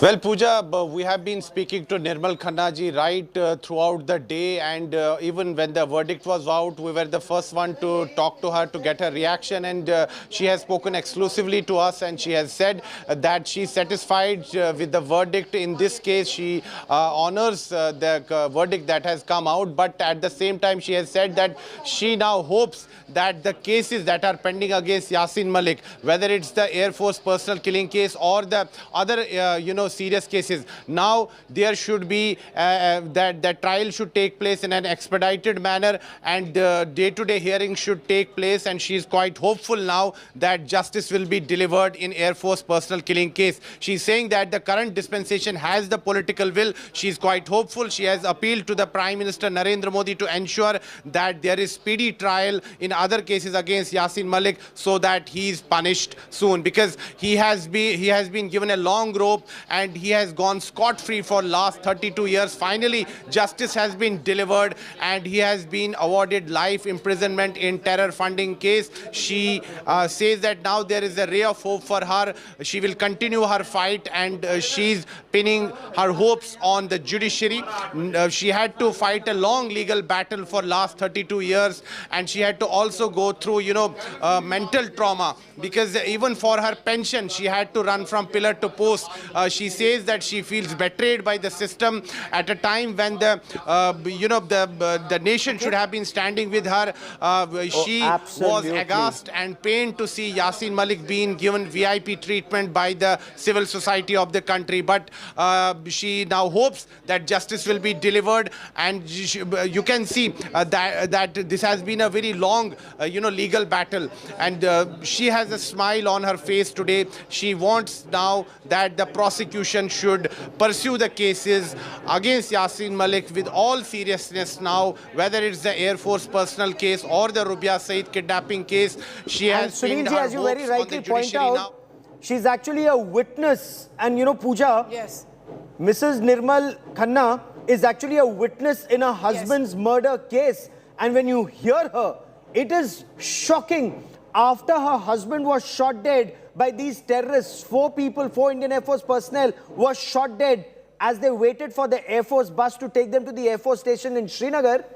The terrorists danced on the dead bodies. The terrorists danced around the dead bodies. And these are people who were for decades hailed as Gandhians in our society. These Those Air who were Force dancing. personnel, Gaurav, were unarmed, and 28 bullets were fired into the body of Ravi Khanna. And the wife, that young woman, had to watch all this and has been fighting. And just listen even today to the dignity and resilience of that woman, Gaurav. Oh, absolutely. I have Kamaljeet Kaur Sandhu also joining Pooja and I on this special broadcast. Kamal, as far as the NIA is concerned, and you cover internal security better than anyone in our country, but give us details, Kamal, of the kind of investigations that went into it to secure a conviction of 2 lives in prison and 10 years in prison in other cases, and a penalty of 10 lakh in some cases and 10,000 in others. What kind of evidence was gathered? How was it gathered that it stood scrutiny in a court of law? Well, this will require patience, because remember in 2017 when India Today did that sting operation where they really unraveled about how money was being pumped in and how this was being fueled to used to fuel unrest in Kashmir Valley. That is when the government and the centre, MHA, had actually started an investigation by the NIA, after which a first few arrests were made. In that, it was also Zahoor Watali, at one time very influential businessman, and thereafter we saw it was Shabir Shah and Yasin Malik who were picked up, investigated, and finally very meticulously NIA put together the evidence, and the evidence was very clear, whether it was through technical evidence, mobile phones, that how money was really pumped in to fuel unrest, give the hartal calendars, the calls, strikes, stone pelting, all these were done in a certain modus operandi. This is where post 2016, the killing of Burhan Wani, the HM commander, the entire system was used to ensure that there was unrest which was fueled in Kashmir Valley. So this is a more recent case, but remember there are concurrent cases in Tadar, the Rubia Saeed case, the killing of 4 personnel. So it should not be confused as a life imprisonment only. This is a terror funding case. This is a significant case in terms of a crackdown on the ecosystem, about how even those who had actually claim to shun away violence were involved in violence by using vicarious means, by using terror funding. And this is where the importance of this investigation is. And clearly, one of the lawyers that we spoke to, who was in the amicus curiae team, said if Yasin Malik has pleaded guilty, he cannot further go in for an appeal, which means that the life imprisonment will stand. But remember, he's one of the 24 accused. So one by one, once the conviction takes place, we'll see how it really proceeds. But at this point of time, Yasin Malik is making a very important statement. He ensured that there was no baggage on him, whether it was regarding the killings, about the terror acts. He said that he'd shunned violence and become a Gandhian. But Kamaljeet, he can say that he shunned violence, and as much as he can say, the fact is he's accused of not only sponsoring terror, indulging in terror, and the law eventually has caught up with Yasin Malik. And it's just a start, it's a precedence, and of course this will reflect on many of those terrorists and separatists who are currently behind bars. We are heading into a very short break, but Gaurav Sawant and I will ensure to get you minute-by-minute updates of the proceedings now, as what the lawyers are planning to, and what next for Yasin Malik, the terrorist, as he calls himself, turned Gandhian. That and more after the break.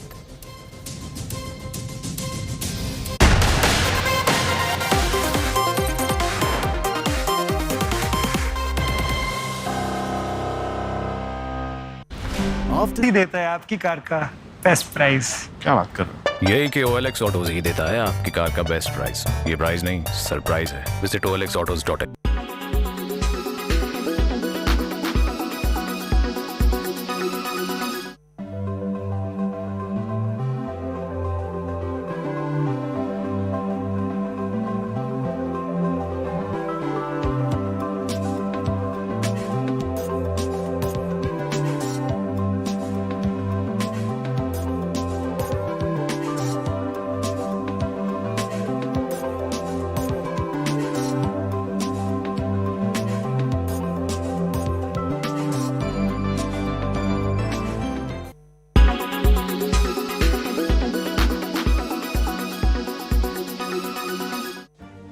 Make your media plan smarter with India Today Live TV on your connected devices. Amplify your brand with 100 million smart internet viewers. To advertise, mail us at sales@aajtak.com or call 9999892171. Make your media plan smarter with India Today Live TV on your connected devices. Make your media plan smarter with India Today Live TV on your connected devices. Amplify your brand with 100 million smart internet viewers. To advertise, mail us at sales@aajtak.com or call 9999892171. You are watching India Today.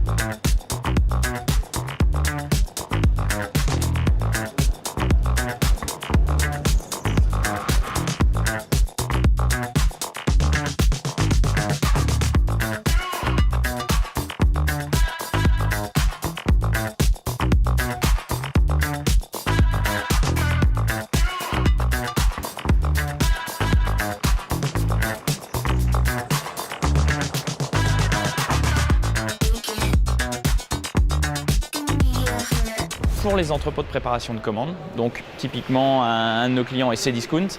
Si vous passez une commande chez Cdiscount, avant c'est des gens qui dans un entrepôt essayaient de retrouver le téléphone et la coque de téléphone que vous aviez commandé, qui pouvaient faire jusqu'à 15 km par jour dans des entrepôts immenses.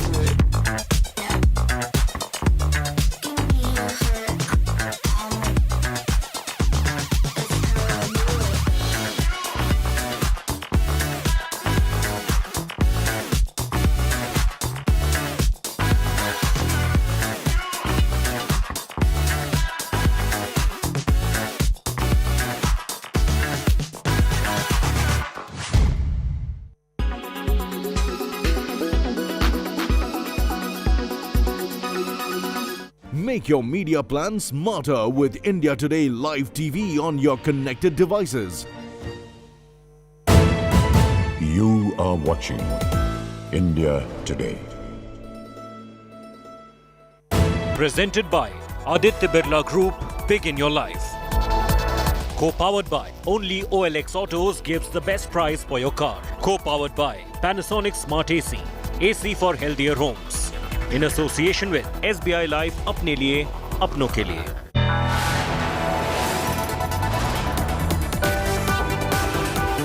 You are watching India Today.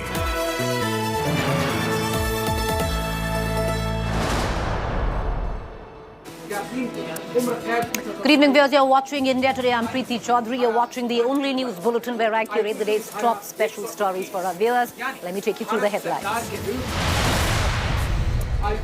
NI court gives life imprisonment for Yasin Malik, found guilty under 7 UAPA charges, including waging war against India and terror funding.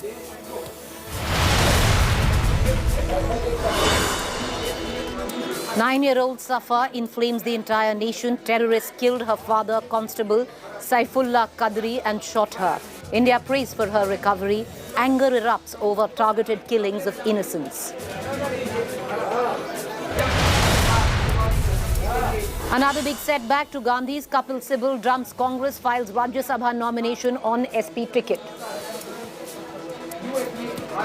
मुझे कि अब वक्त आ गया है कि मुझे एक निर्दलीय के रूप में, अगर मुझे सदन में जगह मिलती है तो मैं एक निर्दलीय के रूप में आवाज उठाऊं. Is it a Gyan Vapi rerun? In Karnataka's Mangaluru, after Hindu temple-like architectural design found allegedly beneath a mosque, VHP vows to perform puja near the disputed site.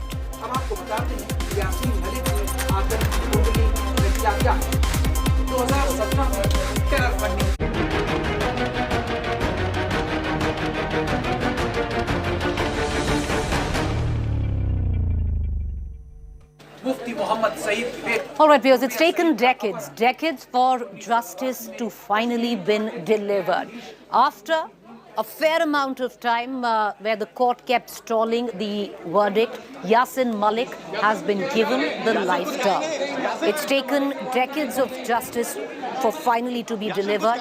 Jammu and Kashmir Liberation Front chief and terrorists involved in many attacks in the valley.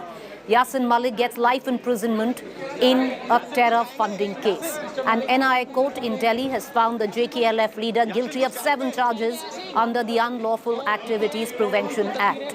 The court has also imposed 10 lakh rupees fine on Malik. Right ahead of the verdict, Malik supporters gathered outside his house in Srinagar and started sloganeering. The cops had to fire tear gas to disperse the protesters and restore normalcy.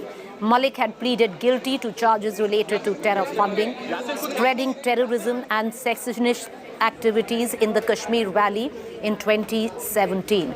Malik is also accused of attacking Kashmiri Pandits and killing 4 Indian Air Force personnel in the valley. क्या निराशा लगती है या लगता है कि चलो high court है, हाई कोर्ट में जाएंगे?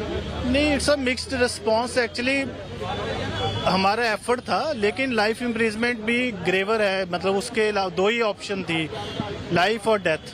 तो लाइफ मिल गया तो इट्स ठीक है. बाकी डिसाइड करेंगे, अभी फाइल पे पुट अप होगा, हायर अथॉरिटीज़ का क्या व्यू है वो लोग बताएंगे.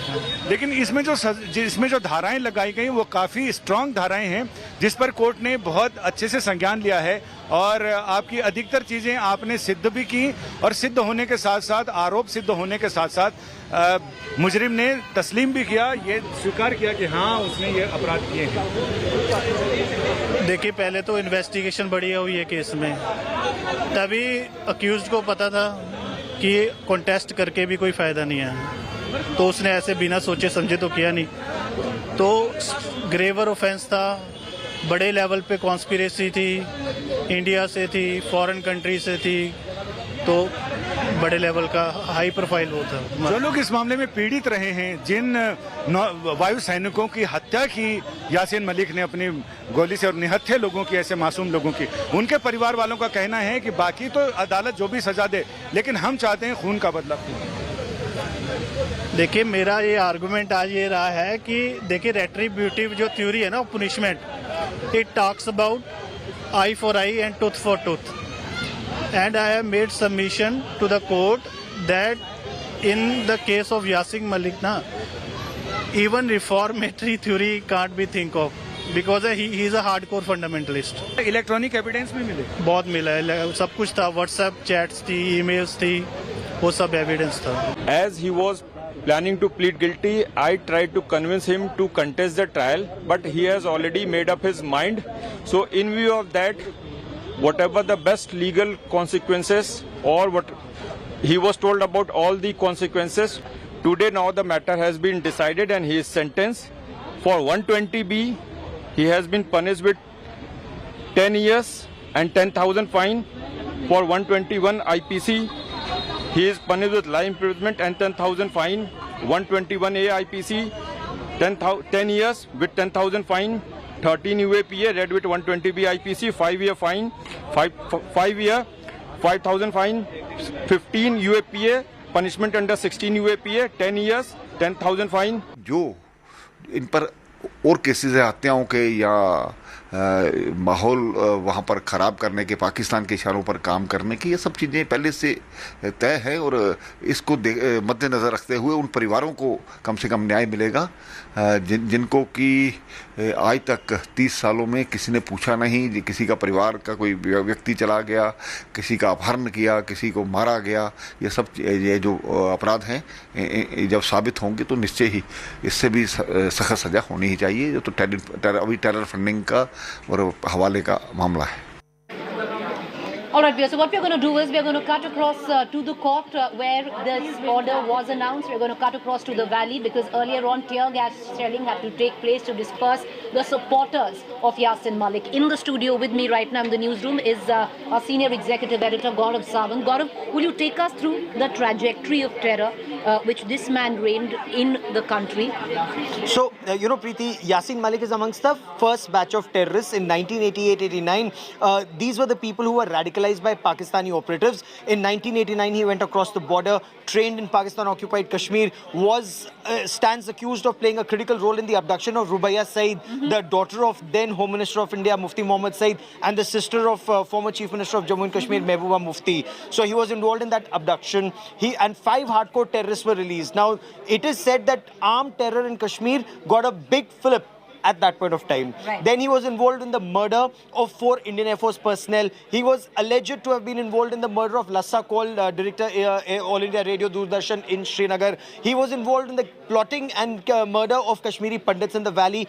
And then in 1996, he said he'd given up the gun and he'd become a Gandhian. So an armed terrorist, a terror motivator, became a Gandhian. For decades, according to the NIA, he continued to arrange funds for terrorists, including in 2016-17, when Burhan was killed. He arranged funds from Pakistan, from Hafiz Saeed incidentally. He was directly in touch with Hafiz Mohammad Saeed. He was in touch with Sayyid Salahuddin of Hizbul Mujahideen. He was in touch with other terrorists, arranged funds to foment trouble in Kashmir and burn down schools so that there would be a new crop of terrorists that are ready. Finally, he's been convicted in some cases. All right, we're going to, Gaurav, just stay on with me. All right, let's quickly cut across because we're getting reactions coming in from the court. Listen in. Yasin Malik को उम्र कैद हुई है आतंकी funding case में. क्या मानते हैं आप, ये सही जजमेंट है? अगर आप मुझे ये सवाल करें क्या ये सही जजमेंट है, इसका मतलब मैं किन के ऊपर डाउट कर रही हूँ. नहीं, आप चाहती थी कि सजाए मौत मिले, अभी उनको उम्र कैद की सजा मिली है. तो मेरे केस में थोड़ा मिली है. मेरा केस तो अभी 12-13 जुलाई को उसकी हेयरिंग है, तो उसके लिए तो मैंने रिक्वेस्ट की हुई है और कहा हुआ है कि एक ही प्रेसिडेंट बनाना चाहिए, एक कानून बनाना चाहिए. जैसे इतने कानून बने हैं, उसमें कानून जो है देश विद्रोह में जो कानून है उनको थोड़ा सा हटके और कड़े तरीके से तैयार करना चाहिए ताकि आने वाली जनरेशन्स को ये मैसेज जाए कि हमने देश हित में खड़े होना है, देश द्रोह के लिए हमें अपने आप को तैयार नहीं करना. आपने देखा होगा What you see on your television screen, we're going to just put out visuals there. Yasin Malik's visuals after the pronouncement of verdict. We're going to play those visuals out for our viewers. What you see on those visuals as well, he's holding a file, and Gaurav, I'll pull you in on this. What's interesting is he chose not to contest this particular trial. He chose to fight it out on his own. Not only did he do that, he actually confessed to all the charges, and he said, I'm okay with whatever you may want to do. So the court appointed an amicus curiae. All right, so we're getting Gaurav right on our television screen. Yasin Malik being taken right now, being escorted. Which jail will he be taken to immediately? Take us through what's going to be the next So now that he's a convict. Yeah. So far he was in under trial. Now that he's a convict, Yasin Malik, there'll be a medical that will be carried out, and he'll be taken to Tihar Central Prison. Convicted terrorists are taken to Tihar. He is kept in a high security section of the Tihar Central Jail. That is where he is likely to be. And because he remains an under trial in other cases, including the abduction of Rubaiya Saeed and the cases that are on against him in terms of the murder of Indian Air Force personnel, where charges have been framed against him. The trial is to continue. But this is extremely significant right now. Also, what one would need to note right now, Gaurav, and we're going to cut across to Ashraf Bani, who's joining us not very far off from where Yasin Malik's residence is in Srinagar. Ashraf, stay with me for 10 seconds. I want to bring in Gaurav again, because Gaurav, this particular case, this particular judgment will not now be contested because he's not contesting it. So there is no higher court.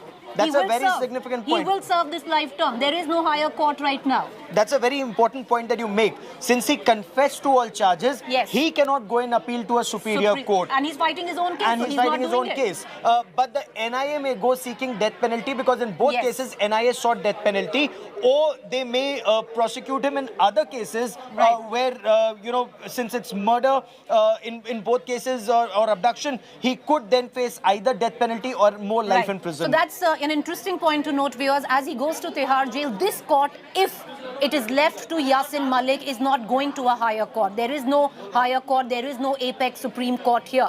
There is no review petition here at all in any of the courts, because he's not going to contest it. He's accepted the verdict. But there are other cases, and what Gaurav pointed out here, that the NIA could very well approach a higher court saying, no, not death penalty. This man deserves not life imprisonment. This man deserves the death penalty. I want to cut across right now and bring in Ashraf Bani, who's been getting us the latest from Srinagar, not very far from where Yasin Malik lives. Ashraf, a short while ago, there was tear gas which was used because there were a lot of supporters and it would have gotten out of hand. What's the latest? Pakistan's Prime Minister Shahbaz Sharif has just reacted. Absolutely. Pakistan's Prime Minister Shahbaz Sharif claims it's a black day for Indian democracy and its justice system. India can imprison Yasin Malik physically, but it can never imprison ideas of freedom he symbolizes. So basically, Shahbaz Sharif is only parroting Pakistan ISI's lines here. All right, so Pakistan supporting Yasin Malik, lamenting the life imprisonment for Yasin Malik. That was announced exactly 25 minutes ago, viewers. Cutting across back to Ashraf Bani. Ashraf, thank you for holding on. Take us through what's the situation right now. Things got to a boil a little while earlier, so tear gas was used. What's the latest? Priti, absolutely, the security has been put on high alert all across the Kashmir Valley after this verdict. In fact, we have seen today, after a long time, the sit-in parroting in the Maisuma area of Srinagar, which was known once the hot pot for the clashes, for the protesters. And in fact, today, the supporters of Yasin Malik early in the morning first protested. Then there was clash between the police and the Yasin Malik supporters in the Maisuma area of Srinagar. Maisuma area of Srinagar is the locality where not only the Yasin Malik lives, but in fact his office, Jammu and Kashmir Liberation Front office, is situated in the same area, and that is why there was some kind of tension day long. But now after the verdict, the deployment of the security forces, particularly police and the paramilitary forces, has been increased, not only particularly in that area, but in fact in other areas of the Srinagar city, so that any kind of law and order situation could be curbed, not only in the Srinagar, but in fact in different parts of the Kashmir Valley. There are supporters of Yasin Malik as well as the Jammu and Kashmir Liberation Front in the Kashmir Valley. Taking that into the consideration, these kind of security measures had been taken into consideration all across the Kashmir Valley. But so far the situation is under control, particularly after the verdict. The the deployment of security forces all across the Srinagar city, particularly in the Maisuma area where the Yasin Malik resides. And now the whole situation will be to keep the eye on the developments, and particularly the main focus will be to avoid any kind of law and order situation or protesters in the Kashmir Valley, particularly in the Srinagar city, for the security forces. Angus, we're going to come back to you for more updates on that story. I want to bring in Gaurav very quickly for 2 more minutes before we let him go. He's got another bulletin to go to. But Gaurav, take us through right now, what are the other cases on Yasin Malik? Because this is just one of the many cases that he is accused under. So, and this is a terror financing case where the main accused remains Hafiz Mohammed Saeed in Pakistan, and he was accused, now convicted, of arranging funds for fomenting trouble in Jammu and Kashmir. There is a very significant case which is the abduction of Rubaiya Saeed, sister of Mehbooba Mufti, daughter of then Home Minister Mufti Mohammed Saeed. And there is the case where 4 Indian Air Force personnel were gunned down, Preeti, in Srinagar. They were unarmed. They were on their way to office. And that was actually the beginning of terror. May I just come in? May I just come in? And the reason why I'm doing so is we're going to cut across to Kamaljeet Sandhu right now. Yasin Malik been taken away. Listen it. Tense, but were given life imprisonment in this case. With camera person Ashok Banot and with Shreya, this is Kamaljeet Sandhu in Delhi for India Today. All right, viewers. So what you see right there, Kamaljeet Sandhu filing that report. Yasin Malik has been taken in that bus. He's going to be taken to Tihar jail. Till now, Gaurav, how much time has Yasin Malik already spent behind bars? So he's been in jail for a number of cases for different points of time. But right now, what becomes extremely crucial is 2 concurrent life imprisonment sentences that he will undergo in jail, which means as long as he lives, he will now remain in jail. At least in these cases. It depends on what's the conviction in the other cases where he's an under trial. You know, we were speaking to the widow of squad leader Khanna. She said, and she's an eyewitness in one of those cases, that these terrorists were actually dancing on the dead bodies of 4 Indian Air Force personnel, and she saw it. So that is the level of the terror that these people were starting, the radical Islamic jihad that these people were waging in Jammu and Kashmir. And then they claim to be Gandhians, in some cases with or without guns. All right, Gaurav, appreciate you joining us. Thank you there. So that's the latest that we're getting in. Once again, we're going to cut across to the visuals of Yasin Malik being taken, escorted now to Tihar jail. In this particular, viewers, in this particular case, it seems until and unless the NIA approaches a higher court and seeks the death penalty, because the NIA had sought the death penalty for Yasin Malik in this case. Of course, it wasn't the death penalty, but a life sentence that was awarded to Yasin Malik. Yasin Malik is not going to contest that sentence. He's accepted it. In all likelihood, Yasin Malik will spend the rest of his days behind bars. But what can completely turn the events is if the NIA in this case approaches a higher court, or if the other cases against Yasin Malik, and in which in all possibility the NIA will once again seek the death penalty. What if that is accorded? One thing that we can say for sure is that Yasin Malik will spend the rest of his days behind bars.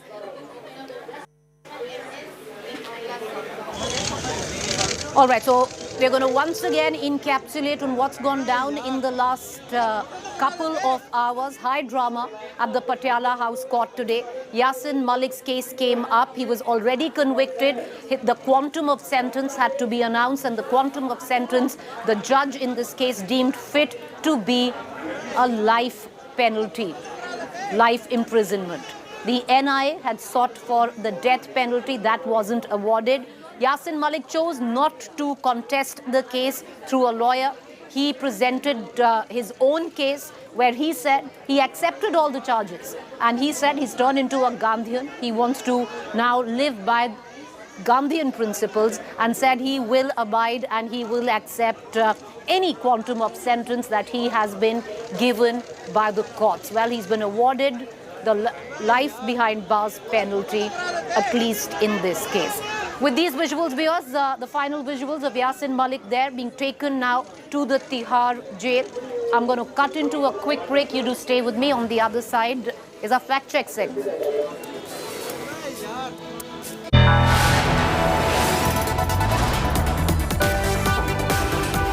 You are watching India Today.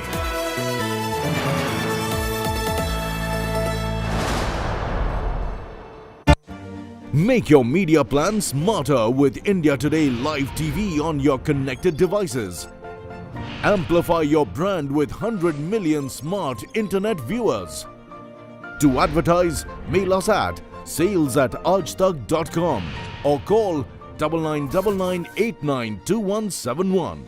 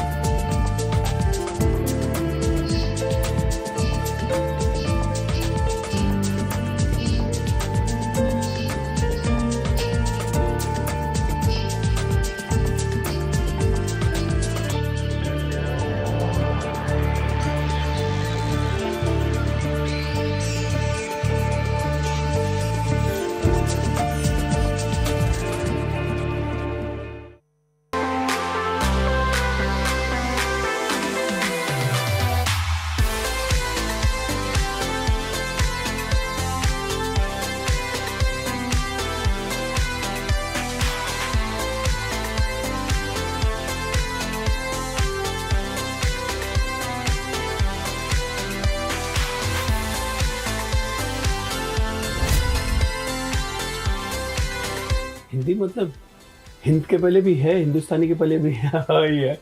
हम हिंदुस्तानी हैं और हमको हिंदुस्तानी भाषा बोलनी चाहिए और मैं हिंदुस्तानी भाषा बोलता हूँ कई सालों से और मेरे हर गानों में हिंदुस्तानी कल्चर निकलता है।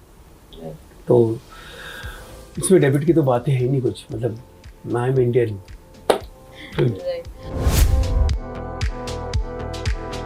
पहली बात तो इस चीज़ से मैं एकदम खिलाफ हूँ, क्योंकि इस चीज़ पे आप लोग या कोई भी इंसान फोकस करता है कि ये बॉलीवुड, ये कॉलीवुड या टेलीवुड, ये है ही नहीं। हम हिंदुस्तान के एक अंग हैं, हिंदुस्तान में रहते हैं।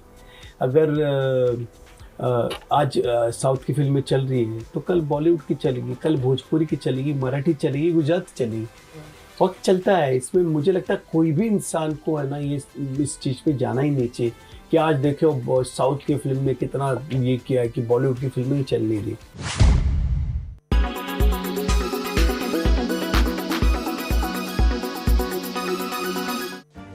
Make your media plan smarter with India Today Live TV on your connected devices.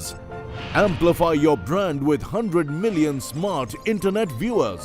To advertise, mail us at sales@aajtak.com or call 9999892171. You are watching India.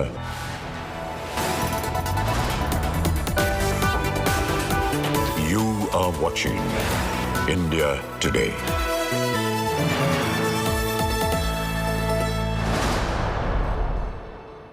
Welcome back, viewers. You're watching our fact check segment where we bust certain claims masquerading to be facts on social media platforms and WhatsApp group. There's a claim suggesting that Congress leader and Congress MP Shashi Tharoor danced with party workers during the Chintan Shivar in Rajasthan, Udaipur. Incorrect. The fact check on that. These visuals are of May 18th and they are of Shashi Tharoor participating in a party event on by-elections. With that quick fact check, time for us to go into a quick break. You do stay with us. On the other side is To The Point.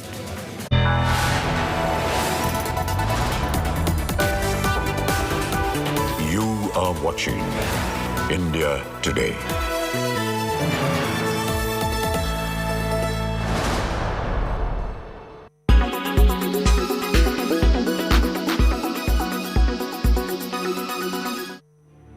Wearing a blue and grey hooded sweatshirt, silently watching the court proceedings from behind a reinforced glass box. This 21-year-old Russian soldier has been sentenced to life imprisonment for killing a Ukrainian civilian. The man he killed was 62 years old and unarmed. In the first war crimes trial being held in Ukraine since Russia's invasion, a young tank commander, Vadim Shishimarin, pleaded guilty to killing Alexander Shelipov. He was killed by the young commander on Feb 28th, 4 days after Russia's invasion. The Russians saw the elderly man riding a bicycle and talking on his phone. He killed the man to prevent him from reporting on their location. As per the judge, Shishimarin had fired several shots at the victim's head from an automatic weapon on the orders of a higher-ranked soldier.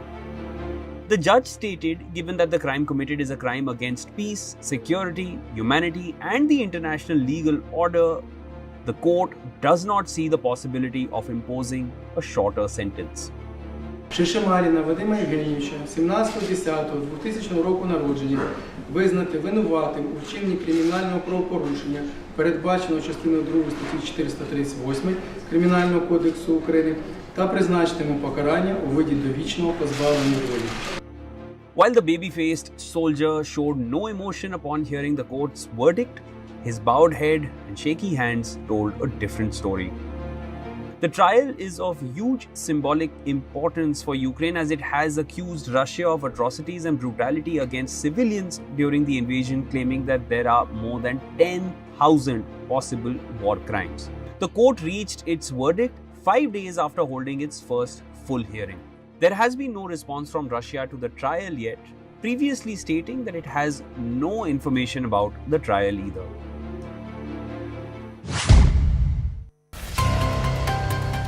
Pollution has killed over 2.3 million Indians in 2019. Nearly 1.6 million deaths were just due to air pollution. This is the latest Lancet report on pollution and health that's unveiled such data. The report also blamed pollution for 9 million premature deaths globally. According to that report, modern forms of pollution were particularly evident in South Asia, East Asia, and Southeast Asia. And India is one of the worst affected countries due to air pollution. 90% of pollution-related deaths happened in low-income and middle-income households. Furthermore, pollution has a profound economic impact on the whole GDP of a country. Not just human lives, it also affects people's livelihoods, damages food, destroys historical monuments, and also affects culture. In essence, pollution stops ecosystems from functioning normally. And when ecosystems are affected, it costs a lot more money. In fact, the study said that between 2000 and 2019, the economic losses caused by population in India amounts to approximately 1% of its GDP. The global cost of fossil fuel air pollution costs about $8 billion per day. And New Delhi, being the most polluted in the world, according to the World Air Quality Report 2021, should give you an idea here of the rate at which India bleeds money due to pollution alone. Indian cities are routinely ranked on the global pollution leaderboard. More than 480 million people in northern India face the most extreme cases of air pollution in the world. Research has shown that Delhi residents could add 10 years to their lives if air pollution was indeed curbed. The guideline by WHO stipulates that the average particulate matter 10 should not go beyond 50 micrograms per cubic meter of air. Particulate matters are a mixture of pollutants. Burning of solid fuels in households is the single most significant contributor to air pollution in India. In 2016, the Pradhan Mantri Ujjwala Yojana program was launched to make LPG connections a lot more accessible. And according to an independent assessment of this program, the scheme prevented at least 1.5 lakh pollution-related deaths in 2019.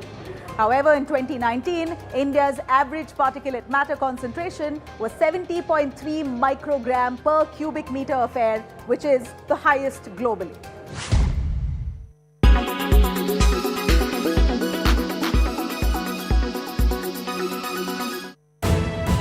You are watching. Association with Philips Beard Trimmer adapts to you.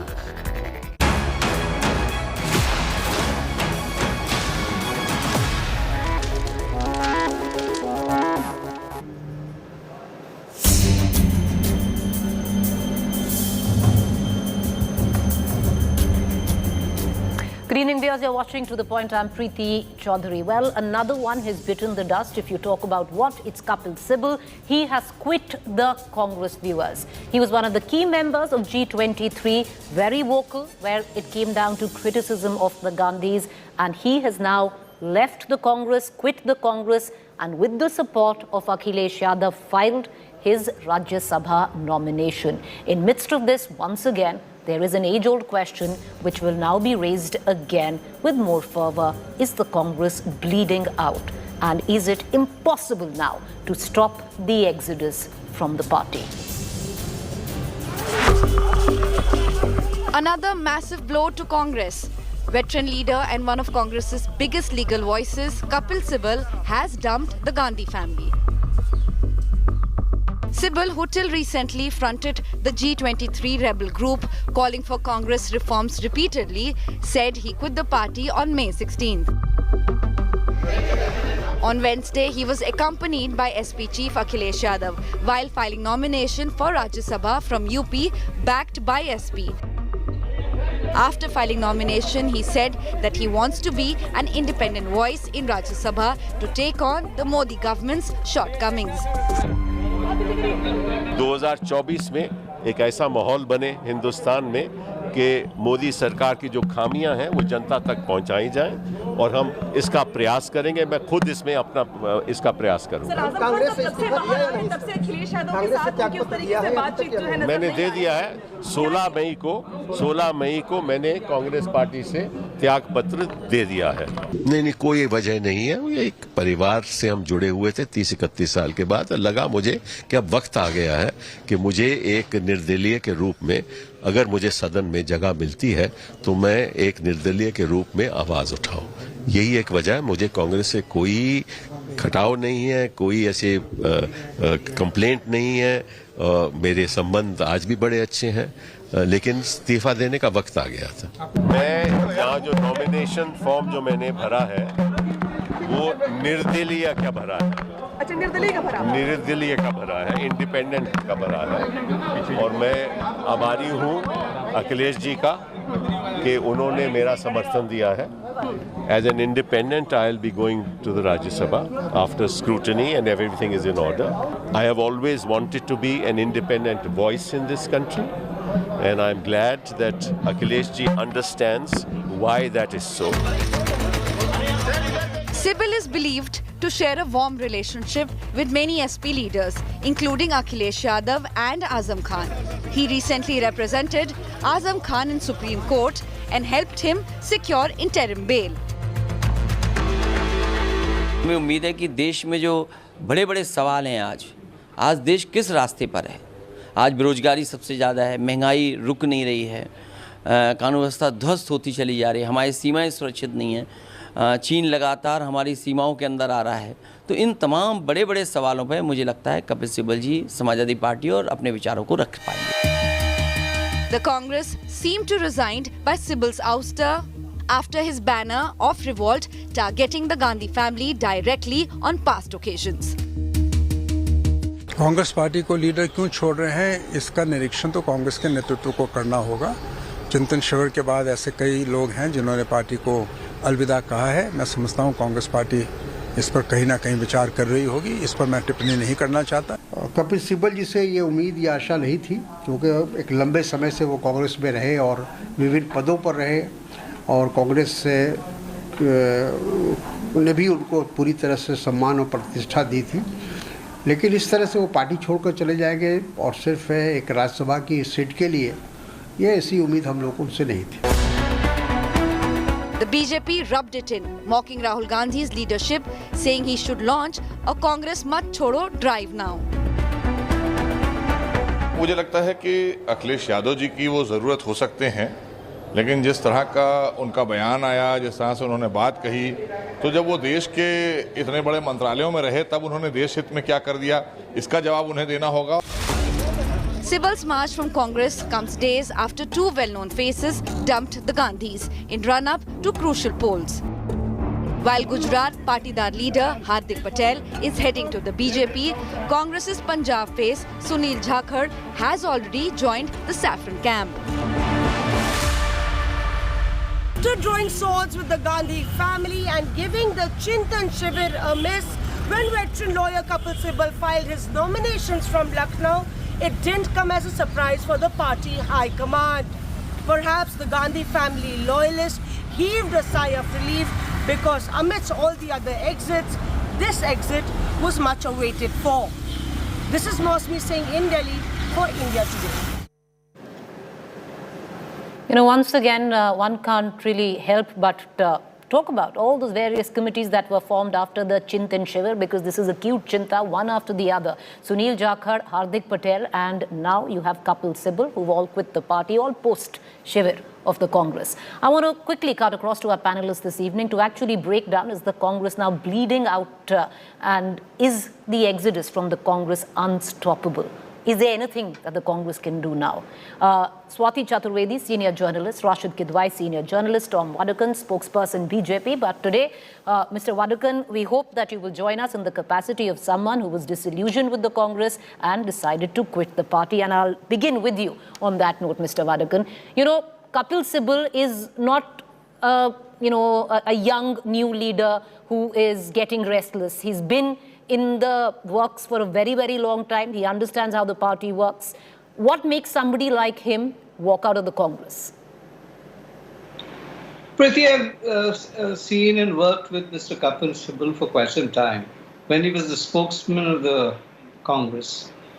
And I think there was that commitment in him, that fire, and the fire in the belly, in fact, in which he spoke at the briefing hall. I think Rashid was there at that point of time. And there was that commitment to the party. And I think it is a huge loss for the Congress party. It is not a question of Rajya Sabha as people are trying to make it. It's not a question of Rajya Sabha. It's much more than that. He has made a statement. It's a very peaceful, non-violent kind of a statement, I would say, in which he says, well, I'm saying goodbye to a party where I've served for so long. And my utility there, he didn't say that, but has reached a zero level. So I think this was waiting to happen. And I think he's the one man who calls a spade a spade. He does not mince words. And yes, this kind of people are rare to find in any political party. As a lawyer, he was extraordinary. And the National Herald cases were, the bail was granted to the family because of him. And I think it's very ungrateful of them if they haven't treated him properly. Because I don't think he was asking for more. He wasn't asking for a ticket or something. Okay. He was there as a person trying to bring the party back to power. I'm not speaking as a spokesman of the BJP, but I'm telling you the personality of the man. But that's why, and we're going to super you correctly as well. In this bulletin, you're not the spokesperson for the BJP, which you are. But on the show tonight, we'd hope you'd be just joining us as former Congress. Swati Chaturvedi, I'll bring you in. There are 2 points of views that are being debated about, especially on social media and offline, which is number one. Is this someone who's paid the price because of the G23? Kapil Sibal was the most vocal critic when it came down of the Gandhis, of Rahul Gandhi in particular. Or is it what was made out and said at the Chintan Shivir, that it's now not what the party's done for you or what you have to do for the party? It's an opportunist who has now been shed. Which way do you see it? Well, I will see it another way entirely, Preeti. The Congress party is facing a death by 1,000 cuts. You got Hardik Patel, who's in his 40s, leaving, and now Mr. Sibal, who's in his early 80s. There is clearly a problem. And the Gandhi family, which keeps saying that, people should be grateful to the party and look what they can do for the party, they should actually look at what they have done to the party. Kapil Sibal is an exceptional lawyer. I know for a fact that he was the convener, so to speak, of the G23. And, he has gone public many times with this utter and absolute crisis of leadership. Now, the problem is that, if you do things like death by committee, that doesn't solve a problem. The essential problem the Congress party currently faces is that all its leaders, it doesn't seem to have any workers at all, but all its leaders have zero faith in the leadership of Rahul Gandhi, which is sort of hanging over the party like a sword, because Mrs. Sonia Gandhi is doing like a holding operation. And, I don't think it's a matter of Rajya Sabha. They will give another Rajya Sabha to somebody else on the G23 today, Mr. Azad probably. But it's also the fact that there is no hope left. These leaders are telling us by their exits, leaders like Jyotiraditta Scindia, leaders like Kapil Sibal, leaders like Hardik Patel, across the board, that the Congress party's own leaders have no faith, have absolutely a zero vote. They're voting with their feet when they leave the Congress in the leadership of Rahul Gandhi. A plausible point, and I'd bring in Rashid Kidwai into this conversation. Swati has raised a very prominent point, Mr. Kidwai. The fact is, it's not the old guard, it's not the G23 in particular, the old, the new. Nobody really trusts the party anymore.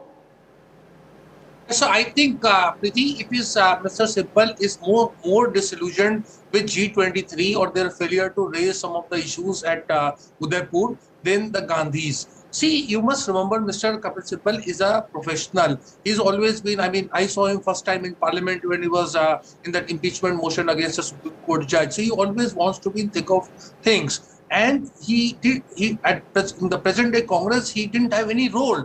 So therefore, I think he had reasons to feel disillusioned, and it looks like a long shot being an independent MP from Samajwadi Party and bring this kind of umbrella of non-NDA parties together, etc. But Mr. Sibal is taking his chance, and he was always a kind of dissenter. I remember in 1999 when Sonia Gandhi was contesting as Congress president, and there was a lot of people were unhappy, and in one of the meetings, and mind you, Mr. Sibal formally joined the Congress, I think in 96 or so, and he said, if nobody contests, I will contest against Sonia Gandhi. And finally, of course, Mr. Jitendra Prasad had contested. So I'm saying this streak of independence, this is actually a problem.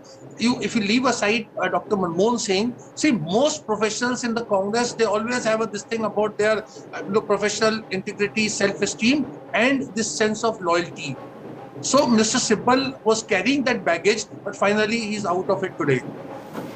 Also, the fact that out of the entire G23 lot, over time, he's been the most vocal critique where the Gandhis are concerned. Has he somewhere down the line paid the price of that and completely sidelined? We're going to take that question next. Swati, you were shaking your head. You want to come and give me 2 minutes. I want to quickly dip in to this exclusive interview. Rajdeep Sardesai, our consulting editor, spoke to Kapil Sibal just a short while ago. Listen in. And joining us now is today's newsmaker of the day, the former Congress leader and union minister, Kapil Sibal, who's just filed his nomination for the Rajya Sabha, supported by the Samajwadi Party. Mr. Sibal, is this the end of the chapter? I use the word ex-Congress leader. Is it all over for you with the Congress party with which you were for more than 2 decades? You cannot say anything about the future, right?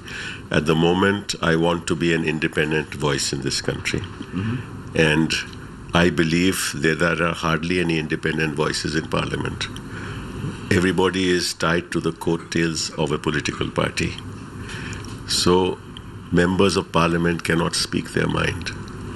It is time that in a democracy as large as India, as significant as the largest democracy in the world, there are no independent voices in Parliament.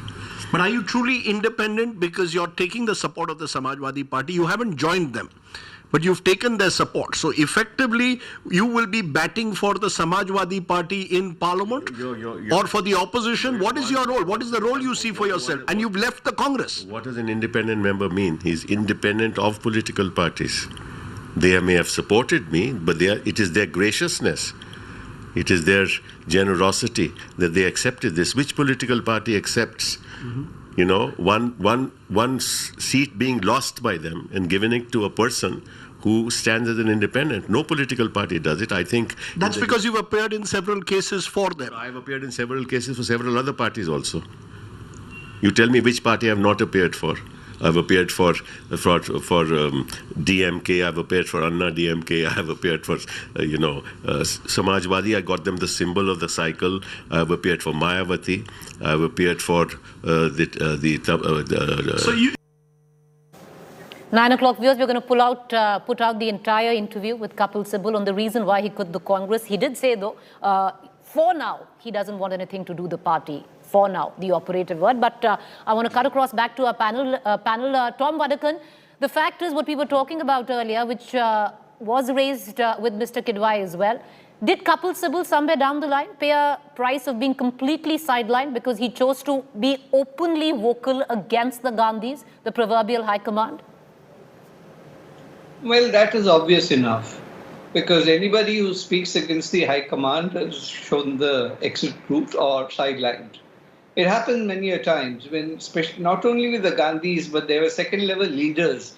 If you refuse to fall in line with their thought, they would say it openly, we'll sideline you. I mean, I've heard that many times. So it doesn't come as a surprise because these are people who said it on your face. But here it is done very silently. They put you in the back of some particular bench and they form a committee which never meets and all that. I'm not into that. But I think there's much more significant thing that is happening. Congress's next exposure is going to be in the next general election. And if Kapil Sibal ji is supported by SP, this is my assessment, is supported by SP and the team that will follow, the alignments that will follow, I don't see Congress being part of it. I think that is a message that has gone very clearly. Under no circumstances are the Gandhis going to be led. Well, I know it was very kind of Mr. Sibal to say, I don't know the future. Well, nobody knows the future. But if facts are to be followed, I think in future, the alignment of the SP with the Congress party is over and out. That is my assessment. But I wish him best of luck for what he has done because he stood by what he believed. And this is not something he would hide. During a private conversation, he would mention a lot of things which I don't want to go to in public at this juncture. Because there are many things he told me and many things I will carry till my death, what I heard. Because that's the confidentiality that we maintain. He's a good friend. He's a good mentor. He has been the spokesman of the party. And he would be very frank, if you hurt him or said something against him, he would come back to you and say, well, did you say such a thing?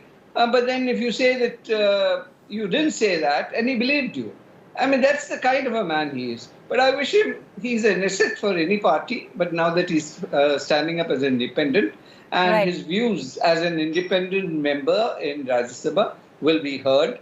But yes, I think in the national interest, he would speak for the nation, for the country, and the country first. I think that is one thing which I think he would move one step forward. Independent with the support of the Samajwadi Party, Swati Chaturvedi, you wanted to make a point there.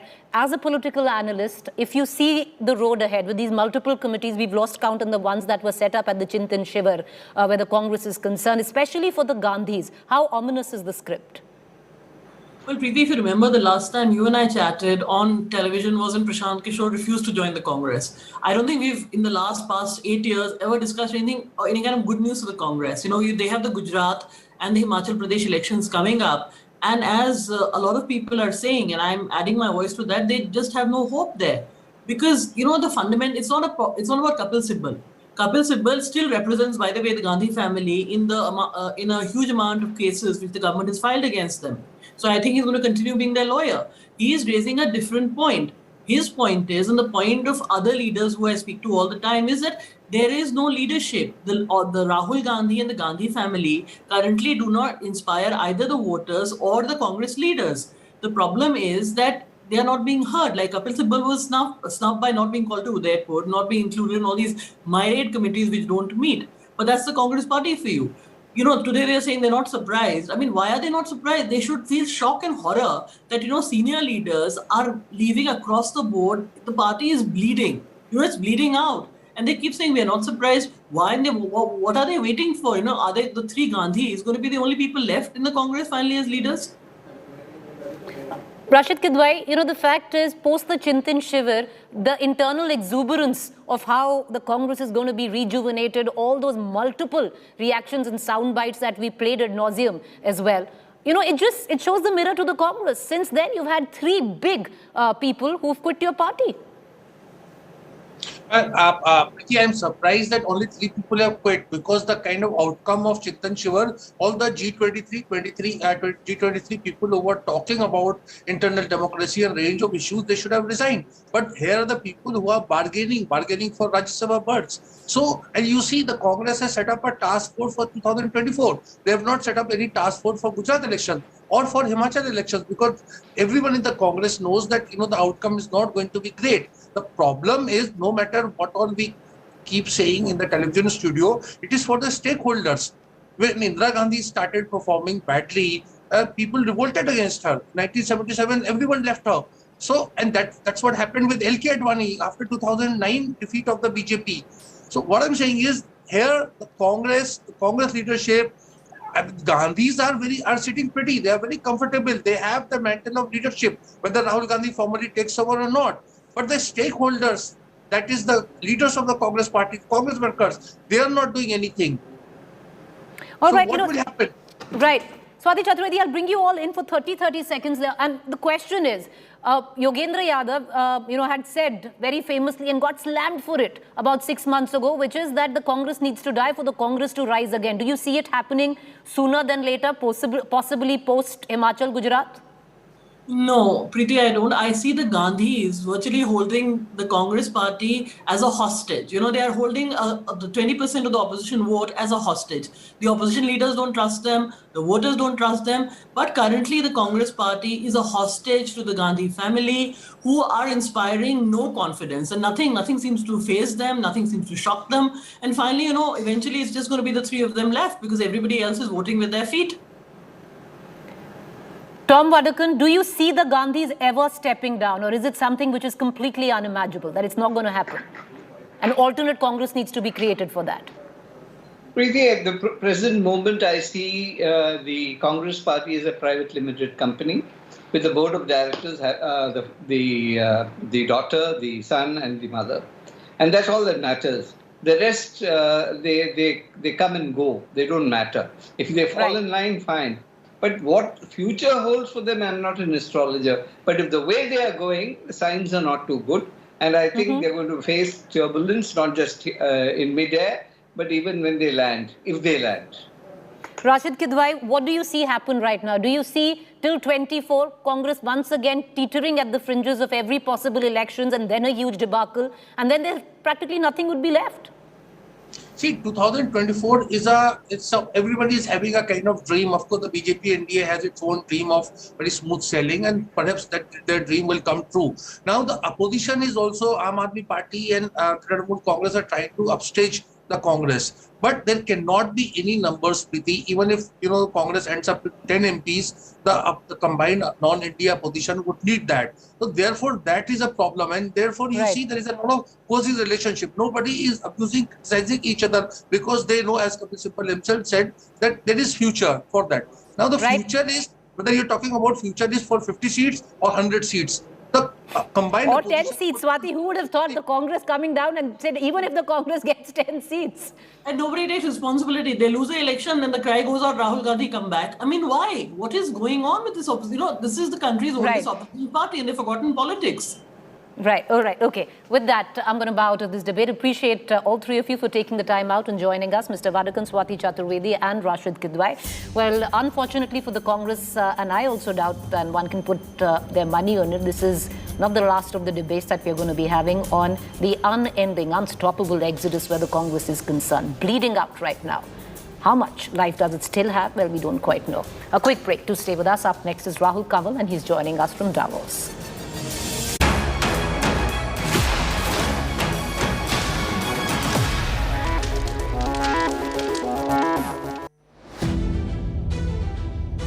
History is at a turning point, from the war in Ukraine to the climate and food crisis. From the much-wanted metaverse to unstable cryptocurrencies, get a ringside view to the ideas and challenges that are shaping the post-pandemic world. Catch me all through this week on India Today and Business Today as I bring you all the latest from a World Economic Forum that's being held this time in summer in Davos.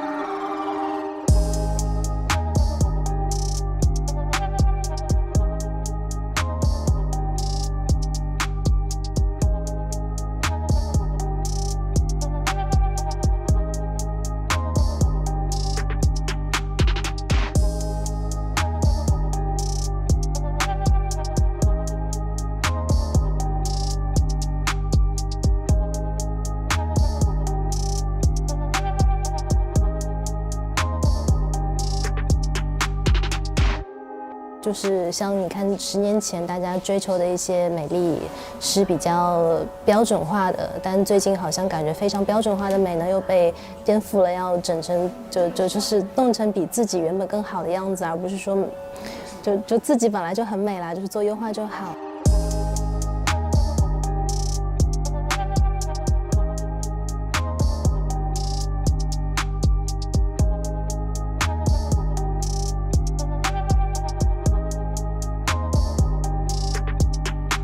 会在意，我觉得再强大的人都应该会有一些在意吧，只是多多少少的问题。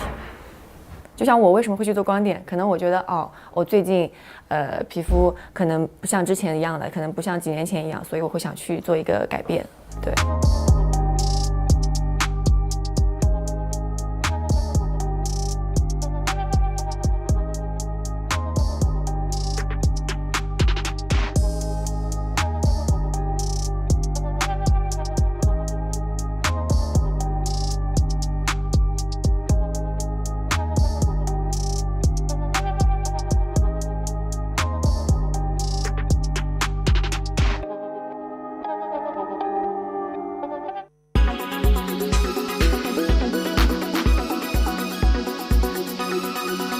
Make your media plan smarter with India Today Live TV on your connected devices.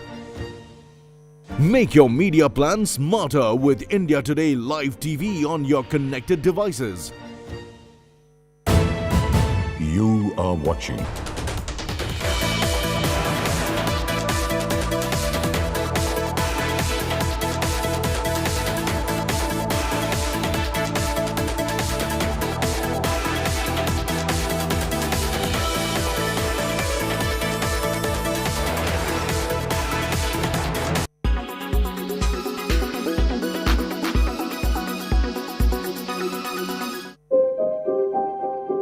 These are visuals from Afghanistan's newsrooms where women were forced to cover their faces. The Information and Culture Ministry previously announced that the policy was final and non-negotiable. Back at home, in Karnataka, some Muslim students wanted to wear the hijab in the classroom and were banned. This made hijab a topic of a fierce debate. But the practice of parda is not just an issue restricted to the Muslim community. It's widely prevalent among other religions as well. The practice of parda among women in India exists in different forms of the ghungat, the pallu, dupatta, burqa, hijab and so on. Hijab is a traditional scarf worn by Muslim women to cover the hair and neck and sometimes the face. Burqa is a tip-to-toe gown covering the entire body. A study in 2019 by Lokniti was conducted among 6,348 women of 18 years and above in 11 Indian states. Respondents were asked if they practiced any kind of parda. The results showed that about 2 in every 5 Indian women wore a parda under 3 situations. 1/3 in front of male members of their family, 2/5 in front of their relatives, and nearly the same proportion in public places. And if we look at the data across religions, then it shows 2/5 of both Hindu women and Muslim women observe parda even in their personal spaces, that is from the men of their family. That's 42% and 45% respectively. Muslim women appear more likely to comply with the practice when in public, and the proportion of Hindu women remains high, with over 2/5 wearing a ghungat or a pallu while out in public. A negligible portion of Christian and Sikh women report practicing any form of parda.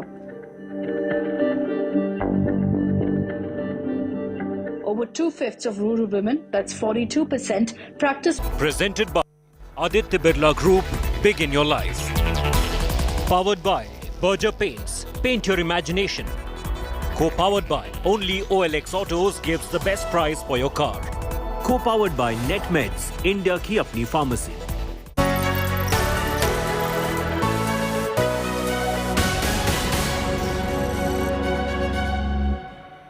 Hello and welcome.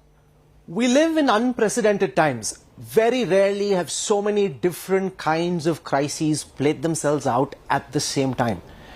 Nobody quite knows where this geopolitical uncertainty will lead to next. But what we are doing here at the India Today studio at the World Economic Forum in Davos is setting up a very high quality conversation with some of the world's leading experts. There is no way we could have assembled this kind of a panel, the same place at the same time at any other place. I am privileged to welcome at this time, and I'll start from the far corner by introducing Ian Bremmer, one of the world's leading experts on global political risk. He runs the Eurasia Group, so welcome, thank you. Flanking him is Kishore Mehbubani. He's been former president of the United Nations Security Council, top Singapore diplomat, academic.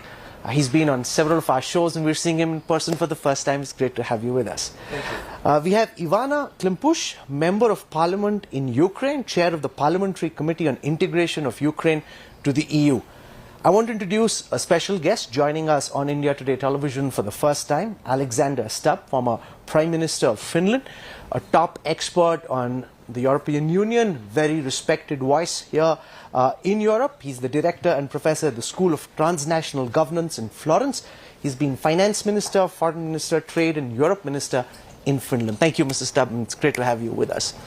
One of my favorite global commentators, Martin Wolf, chief economics commentator for the Financial Times, widely tracked. Everyone knows him. Everyone wants to know what Martin Wolf is saying. So we're delighted that you could join us. Thank you so much. And our very own Samir Saran. He's been lighting quite a few fires. They're calling him a fire starter here in Davos. President of the Observer Research Foundation. Samir, welcome again. I want to start by asking Ian Bremmer, because you look at risk very carefully. Everyone watching at this time, and nobody really knows what happens next. But if I were to say, given the fact that we're now months into the Russia-Ukraine conflict, where do you see this war head militarily? And then we'll talk geopolitically. Well, it's obviously too early to say what we think the outcome of the war is going to be. The Ukrainians have fought incredibly admirably, and NATO has come together to provide support. Will that continue to be the case in 3 months, in 6 months, in 12 months? Most people that I know at Davos and on this panel believe that this war is not going to end anytime soon. And so I think a level of humility around how uncertain the outcome is going to be is still a smart thing to do. But one thing that I think we can be very clear on is that Europe does feel an existential threat on the basis of this invasion. It is a threat to democracy, is a threat to their territorial integrity. It is the end of the peace dividend. They know they must spend real money on defense and prioritize national security going forward. That we know. The second thing that we know is that the level of decoupling of Russia from the advanced industrial democracies, not from the entire world, not from the democracies in the entire world, Lord knows India, but from the United States and its wealthy allies, that feels to me near complete and effectively permanent. I mean, for the long term, as long as Putin is in charge of Russia, as long as Russia looks like it does today, there is some form of Cold War between Russia and the West. But I think beyond that, there's still an awful lot to recognize that we don't know today. Martin Wolf, your sense of what could be the next step in this war, where do you think things are heading? Well, I would be an absolute fool, which I try to avoid, to predict the military outcomes. If Ian isn't prepared to do that, I won't. I think, to me, leaving aside that, this war obviously creates huge economic consequences. It's had big effects on energy prices, coming on top of already important energy price movements. It's creating a real risk and at least worry of a famine, because this is the grain basket, or a grain basket of the world. That will have profound implications for developing countries. I think serious unrest is very likely in important food importing countries and energy importing countries, sometimes the same. And this is in the context of a still very unsettled world economy. The COVID shock is still there. We have exceptional inflation surges. So I think we have to look at this in addition to the tragedy there, the uncertainty about the outcome of the war, and I agree with everything Ian said. It's existential, clearly, for Europe. This is a very big global moment at a time of substantial economic stress, and we don't know how that will play out either. So let's deal with the economics for a moment, leaving aside the military aspects. There's a lot of talk about the potential of famine. How real do you see the fear being, especially in places like North Africa? And economically, where do you see this war lead to next? Well, the general rule that all economists have learned basically from the work of a very famous Indian economist, Amartya Sen, is that famine is a policy choice. That is to say, we basically never had a situation when there was generalized food shortages and where anybody, at least in the modern world, the last 100 years or so, has had to starve to death. It's a policy choice. There's certainly enough food. The question is whether given the prices and given where the stocks are, the food will be found and moved from the countries that have it to the countries that don't have it. This is a policy choice that has not yet been made. The IMF's managing director has made that very, very clear. I am optimistic, but it's a very big issue, that the wealthier countries of the world, including some very big food producers like Canada, Australia, the United States, and others, will be able to find ways, and Europe is actually very comfortably self-sufficient, to manage this. But it's a question of management. Like the debt crises, we are certainly going to see, given what's happening to the dollar and what's going to happen to interest rates, there is going to be a succession of significant crises in the developing and emerging world.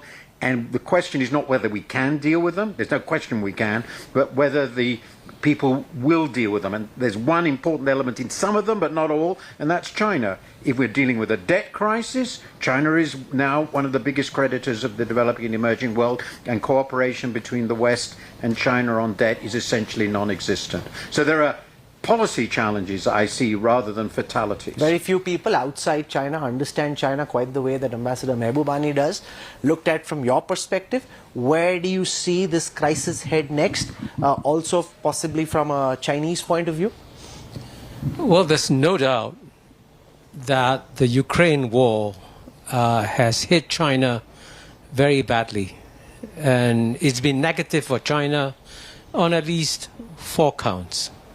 Number one, President Xi Jinping wanted in the year 2022 calm and stability because there's an important political transition coming up.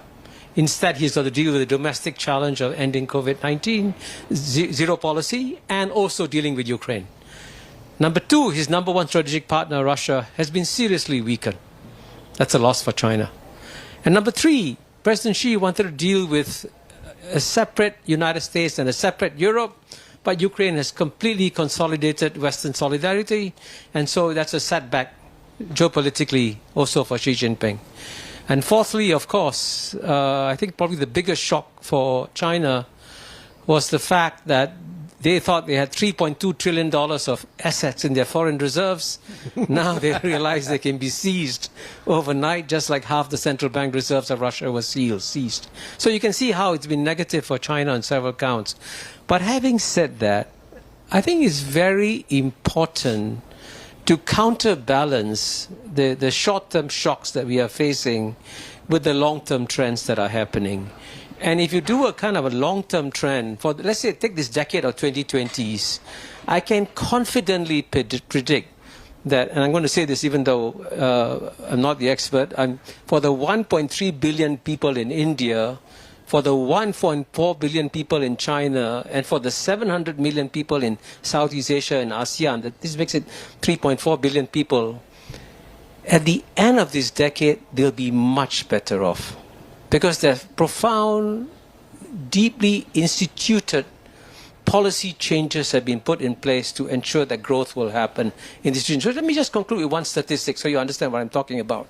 In the year 2000, the combined economy of ASEAN was 1/8 the size of Japan. Japan's economy was 8 times bigger. Now Japan's economy is only 1.5 times bigger. By 2030, ASEAN's economy will be bigger than Japan's. Mr. Stubb, from a European point of view, we're seeing greater European consolidation, EU looking more purposeful than it's seemed forever, at least on the outside. How do you see this war play itself out from here on, from an EU and Europe perspective? Yeah, certainly in the beginning, there was an unprecedented unity between the European states. And in many ways, the exact opposite happened to what Putin had wanted. You know, Ukraine became European, Europe became united, NATO found its new purpose, transatlantic partnership 2.0, and the icing on the cake, of course, Finnish and Swedish NATO membership. But I've been speaking with Ukrainian MPs today, and I'm warning of this sentiment of war fatigue. We're into day 90 of the war now, and the problem here is that our political leaders are not communicating the price of war. And we're pretty much in a situation whereby the focus is soon going to move towards inflation. It's going to move towards higher energy prices, higher food prices, the asylum crisis, and this is going to cause, I think, a lot of unrest in Europe and a conversation on a political level. I predict that this will start sometime around August, September, so this unity is unfortunately going to be a little bit shorter than expected. You don't think it'll stay this way? You don't think this is a new EU which is seeing the risks posed by Russia, possibly moving away from China, at least the countries which seem to be coming into China's grip, now realizing potentially the challenges posed by China? Sure, to a certain extent. I mean, there's nothing that unites you more than a common enemy, and I guess, Putin has done his best to do that on the European front, and this has revived the transatlantic relationship, and in that sense, taken a little bit away the focus from the US antagonism towards China. But I'm an old enough EU nerd to understand that, the European Union is not a utopia. It's always more than an international organization, less than a state, and there's always going to be bickering. And the more of us we have in the European Union, the more we're going to bicker. And in many ways, I say that it always advances in 3 stages. 1 is a crisis, 2 is chaos, and 3 is suboptimal solution. So that's, the EU that we live with. And that's very interestingly put, and it reflects a bit of what happens back home in India as well on most issues. But Ivana, Mr. Stubb made an important point about fatigue. Everyone here outside of Ukraine wants the war to get over, as do people in Ukraine. But there's a certain sense of growing fatigue about where this ends. When you hear all of this, as a member of parliament, as a representative of the Ukrainian people, what's going through your head? Where do you actually see things go next?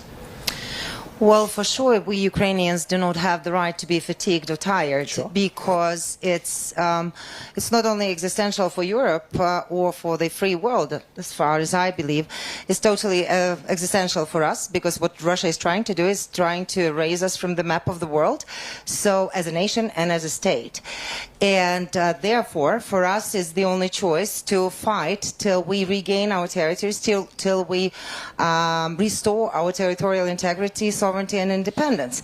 And there we definitely need this backing from the free nations, which, I would be more optimistic in terms of hoping that there will be finally an understanding in the EU and transatlantic-wise that values are important, specifically when they are defended, and they should not be taken for granted, as several generations of Europeans and Americans have been already thinking of One of the themes that we pick up here in Davos is that we're talking so much about war, whereas we should also be talking about peace and what can potentially lead to that peace, and that there isn't enough of a conversation at this moment about how Putin can possibly get off the ramp and how we can find a way of establishing peace.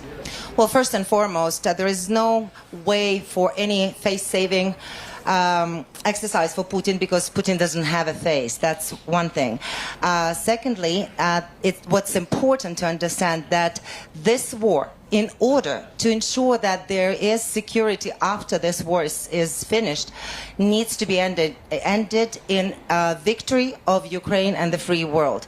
And so if that is well understood, that means that we will restore the security in the world, the rule-based order, which is definitely vanishing at this particular moment because of Russian actions, and that we will be able to actually think of the future not only exclusively of Ukrainian peaceful future, but actually much wider, not only region-wise, but also world-wise. Samir, Ukraine isn't losing, Russia isn't winning. Far from what should happen, tell us, what do you think is most likely to happen next? I don't know, and I think Ian is right. We all need to be a little humble here. We are in uncharted territory. Firstly, because in the 21st century, violating someone's territorial integrity is unacceptable, should be unacceptable, was not something that most military planners were planning for. So I think this is in some sense a grey swan, because we knew it was coming, and it came. It came faster than we thought it would come. Now, having said that, I think there are 3 interesting perspectives that have been shared in this particular discussion. The first is on EU and its role going ahead. Can this be the moment when EU really becomes a political strategic security actor? Or as the conflict lingers on, will we see a reversal? And will we see back to the old ways? Will we see trade and transactionalism trumping any other value-based framework that EU today believes is fundamental to defend and fight for? I think that's one thing that we need to watch. The second, what about the other votes that were garnered in the first big UNGA vote, 140 odd votes that came? How many of them are going to feel the same a few months from now, 3 months, 6 months? Are we going to poll similar numbers, or are we going to begin to see those outside of the proverbial West really begin to get exasperated by a never-ending family feud? Because some are going to see this as a European problem and are going to begin to get on with their lives, as Kishore mentioned. And that's the third point. Most of Asia sees this decade as important for their transformation. And for us sitting in India as well, I mean, yes, we'll have to steady the boat. We are being buffeted by inflation and challenges around some commodities and energy supplies. But I think there is also an opportunity in this crisis. And I can think of a few. The first, of course, is, can we right-size some of our relationships? This is the moment to reflect. Can we I'm talking about dependencies, all sorts of dependencies on Russia, on the West, on some other important contributors to our political economy. And I think that right sizing of relationships is one thing. And you mentioned China, but I'm sure most countries are being faced with a few questions that they need to respond to today. And certainly India is going to be engaging with that, or should be engaging with that, in terms of resetting its relationships. That's first. The second, of course, is the economic question.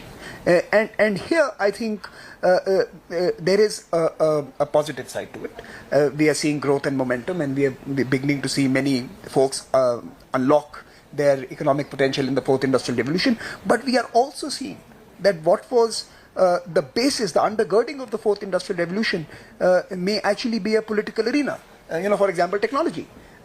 Technology is not apolitical. When Uncle Sam decides that we need to cancel Russia, technology companies cancel Russia.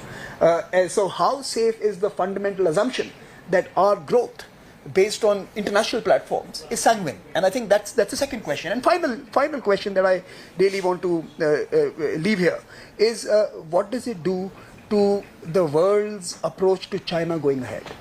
Now, is a value-based war only applicable in Europe, or is that a global? So let me build on that and ask Ian Bremmer whether the war in Ukraine and the impact on Russia increases, in your view, the probability of China going to war on Taiwan, or does it decrease the probability, and why?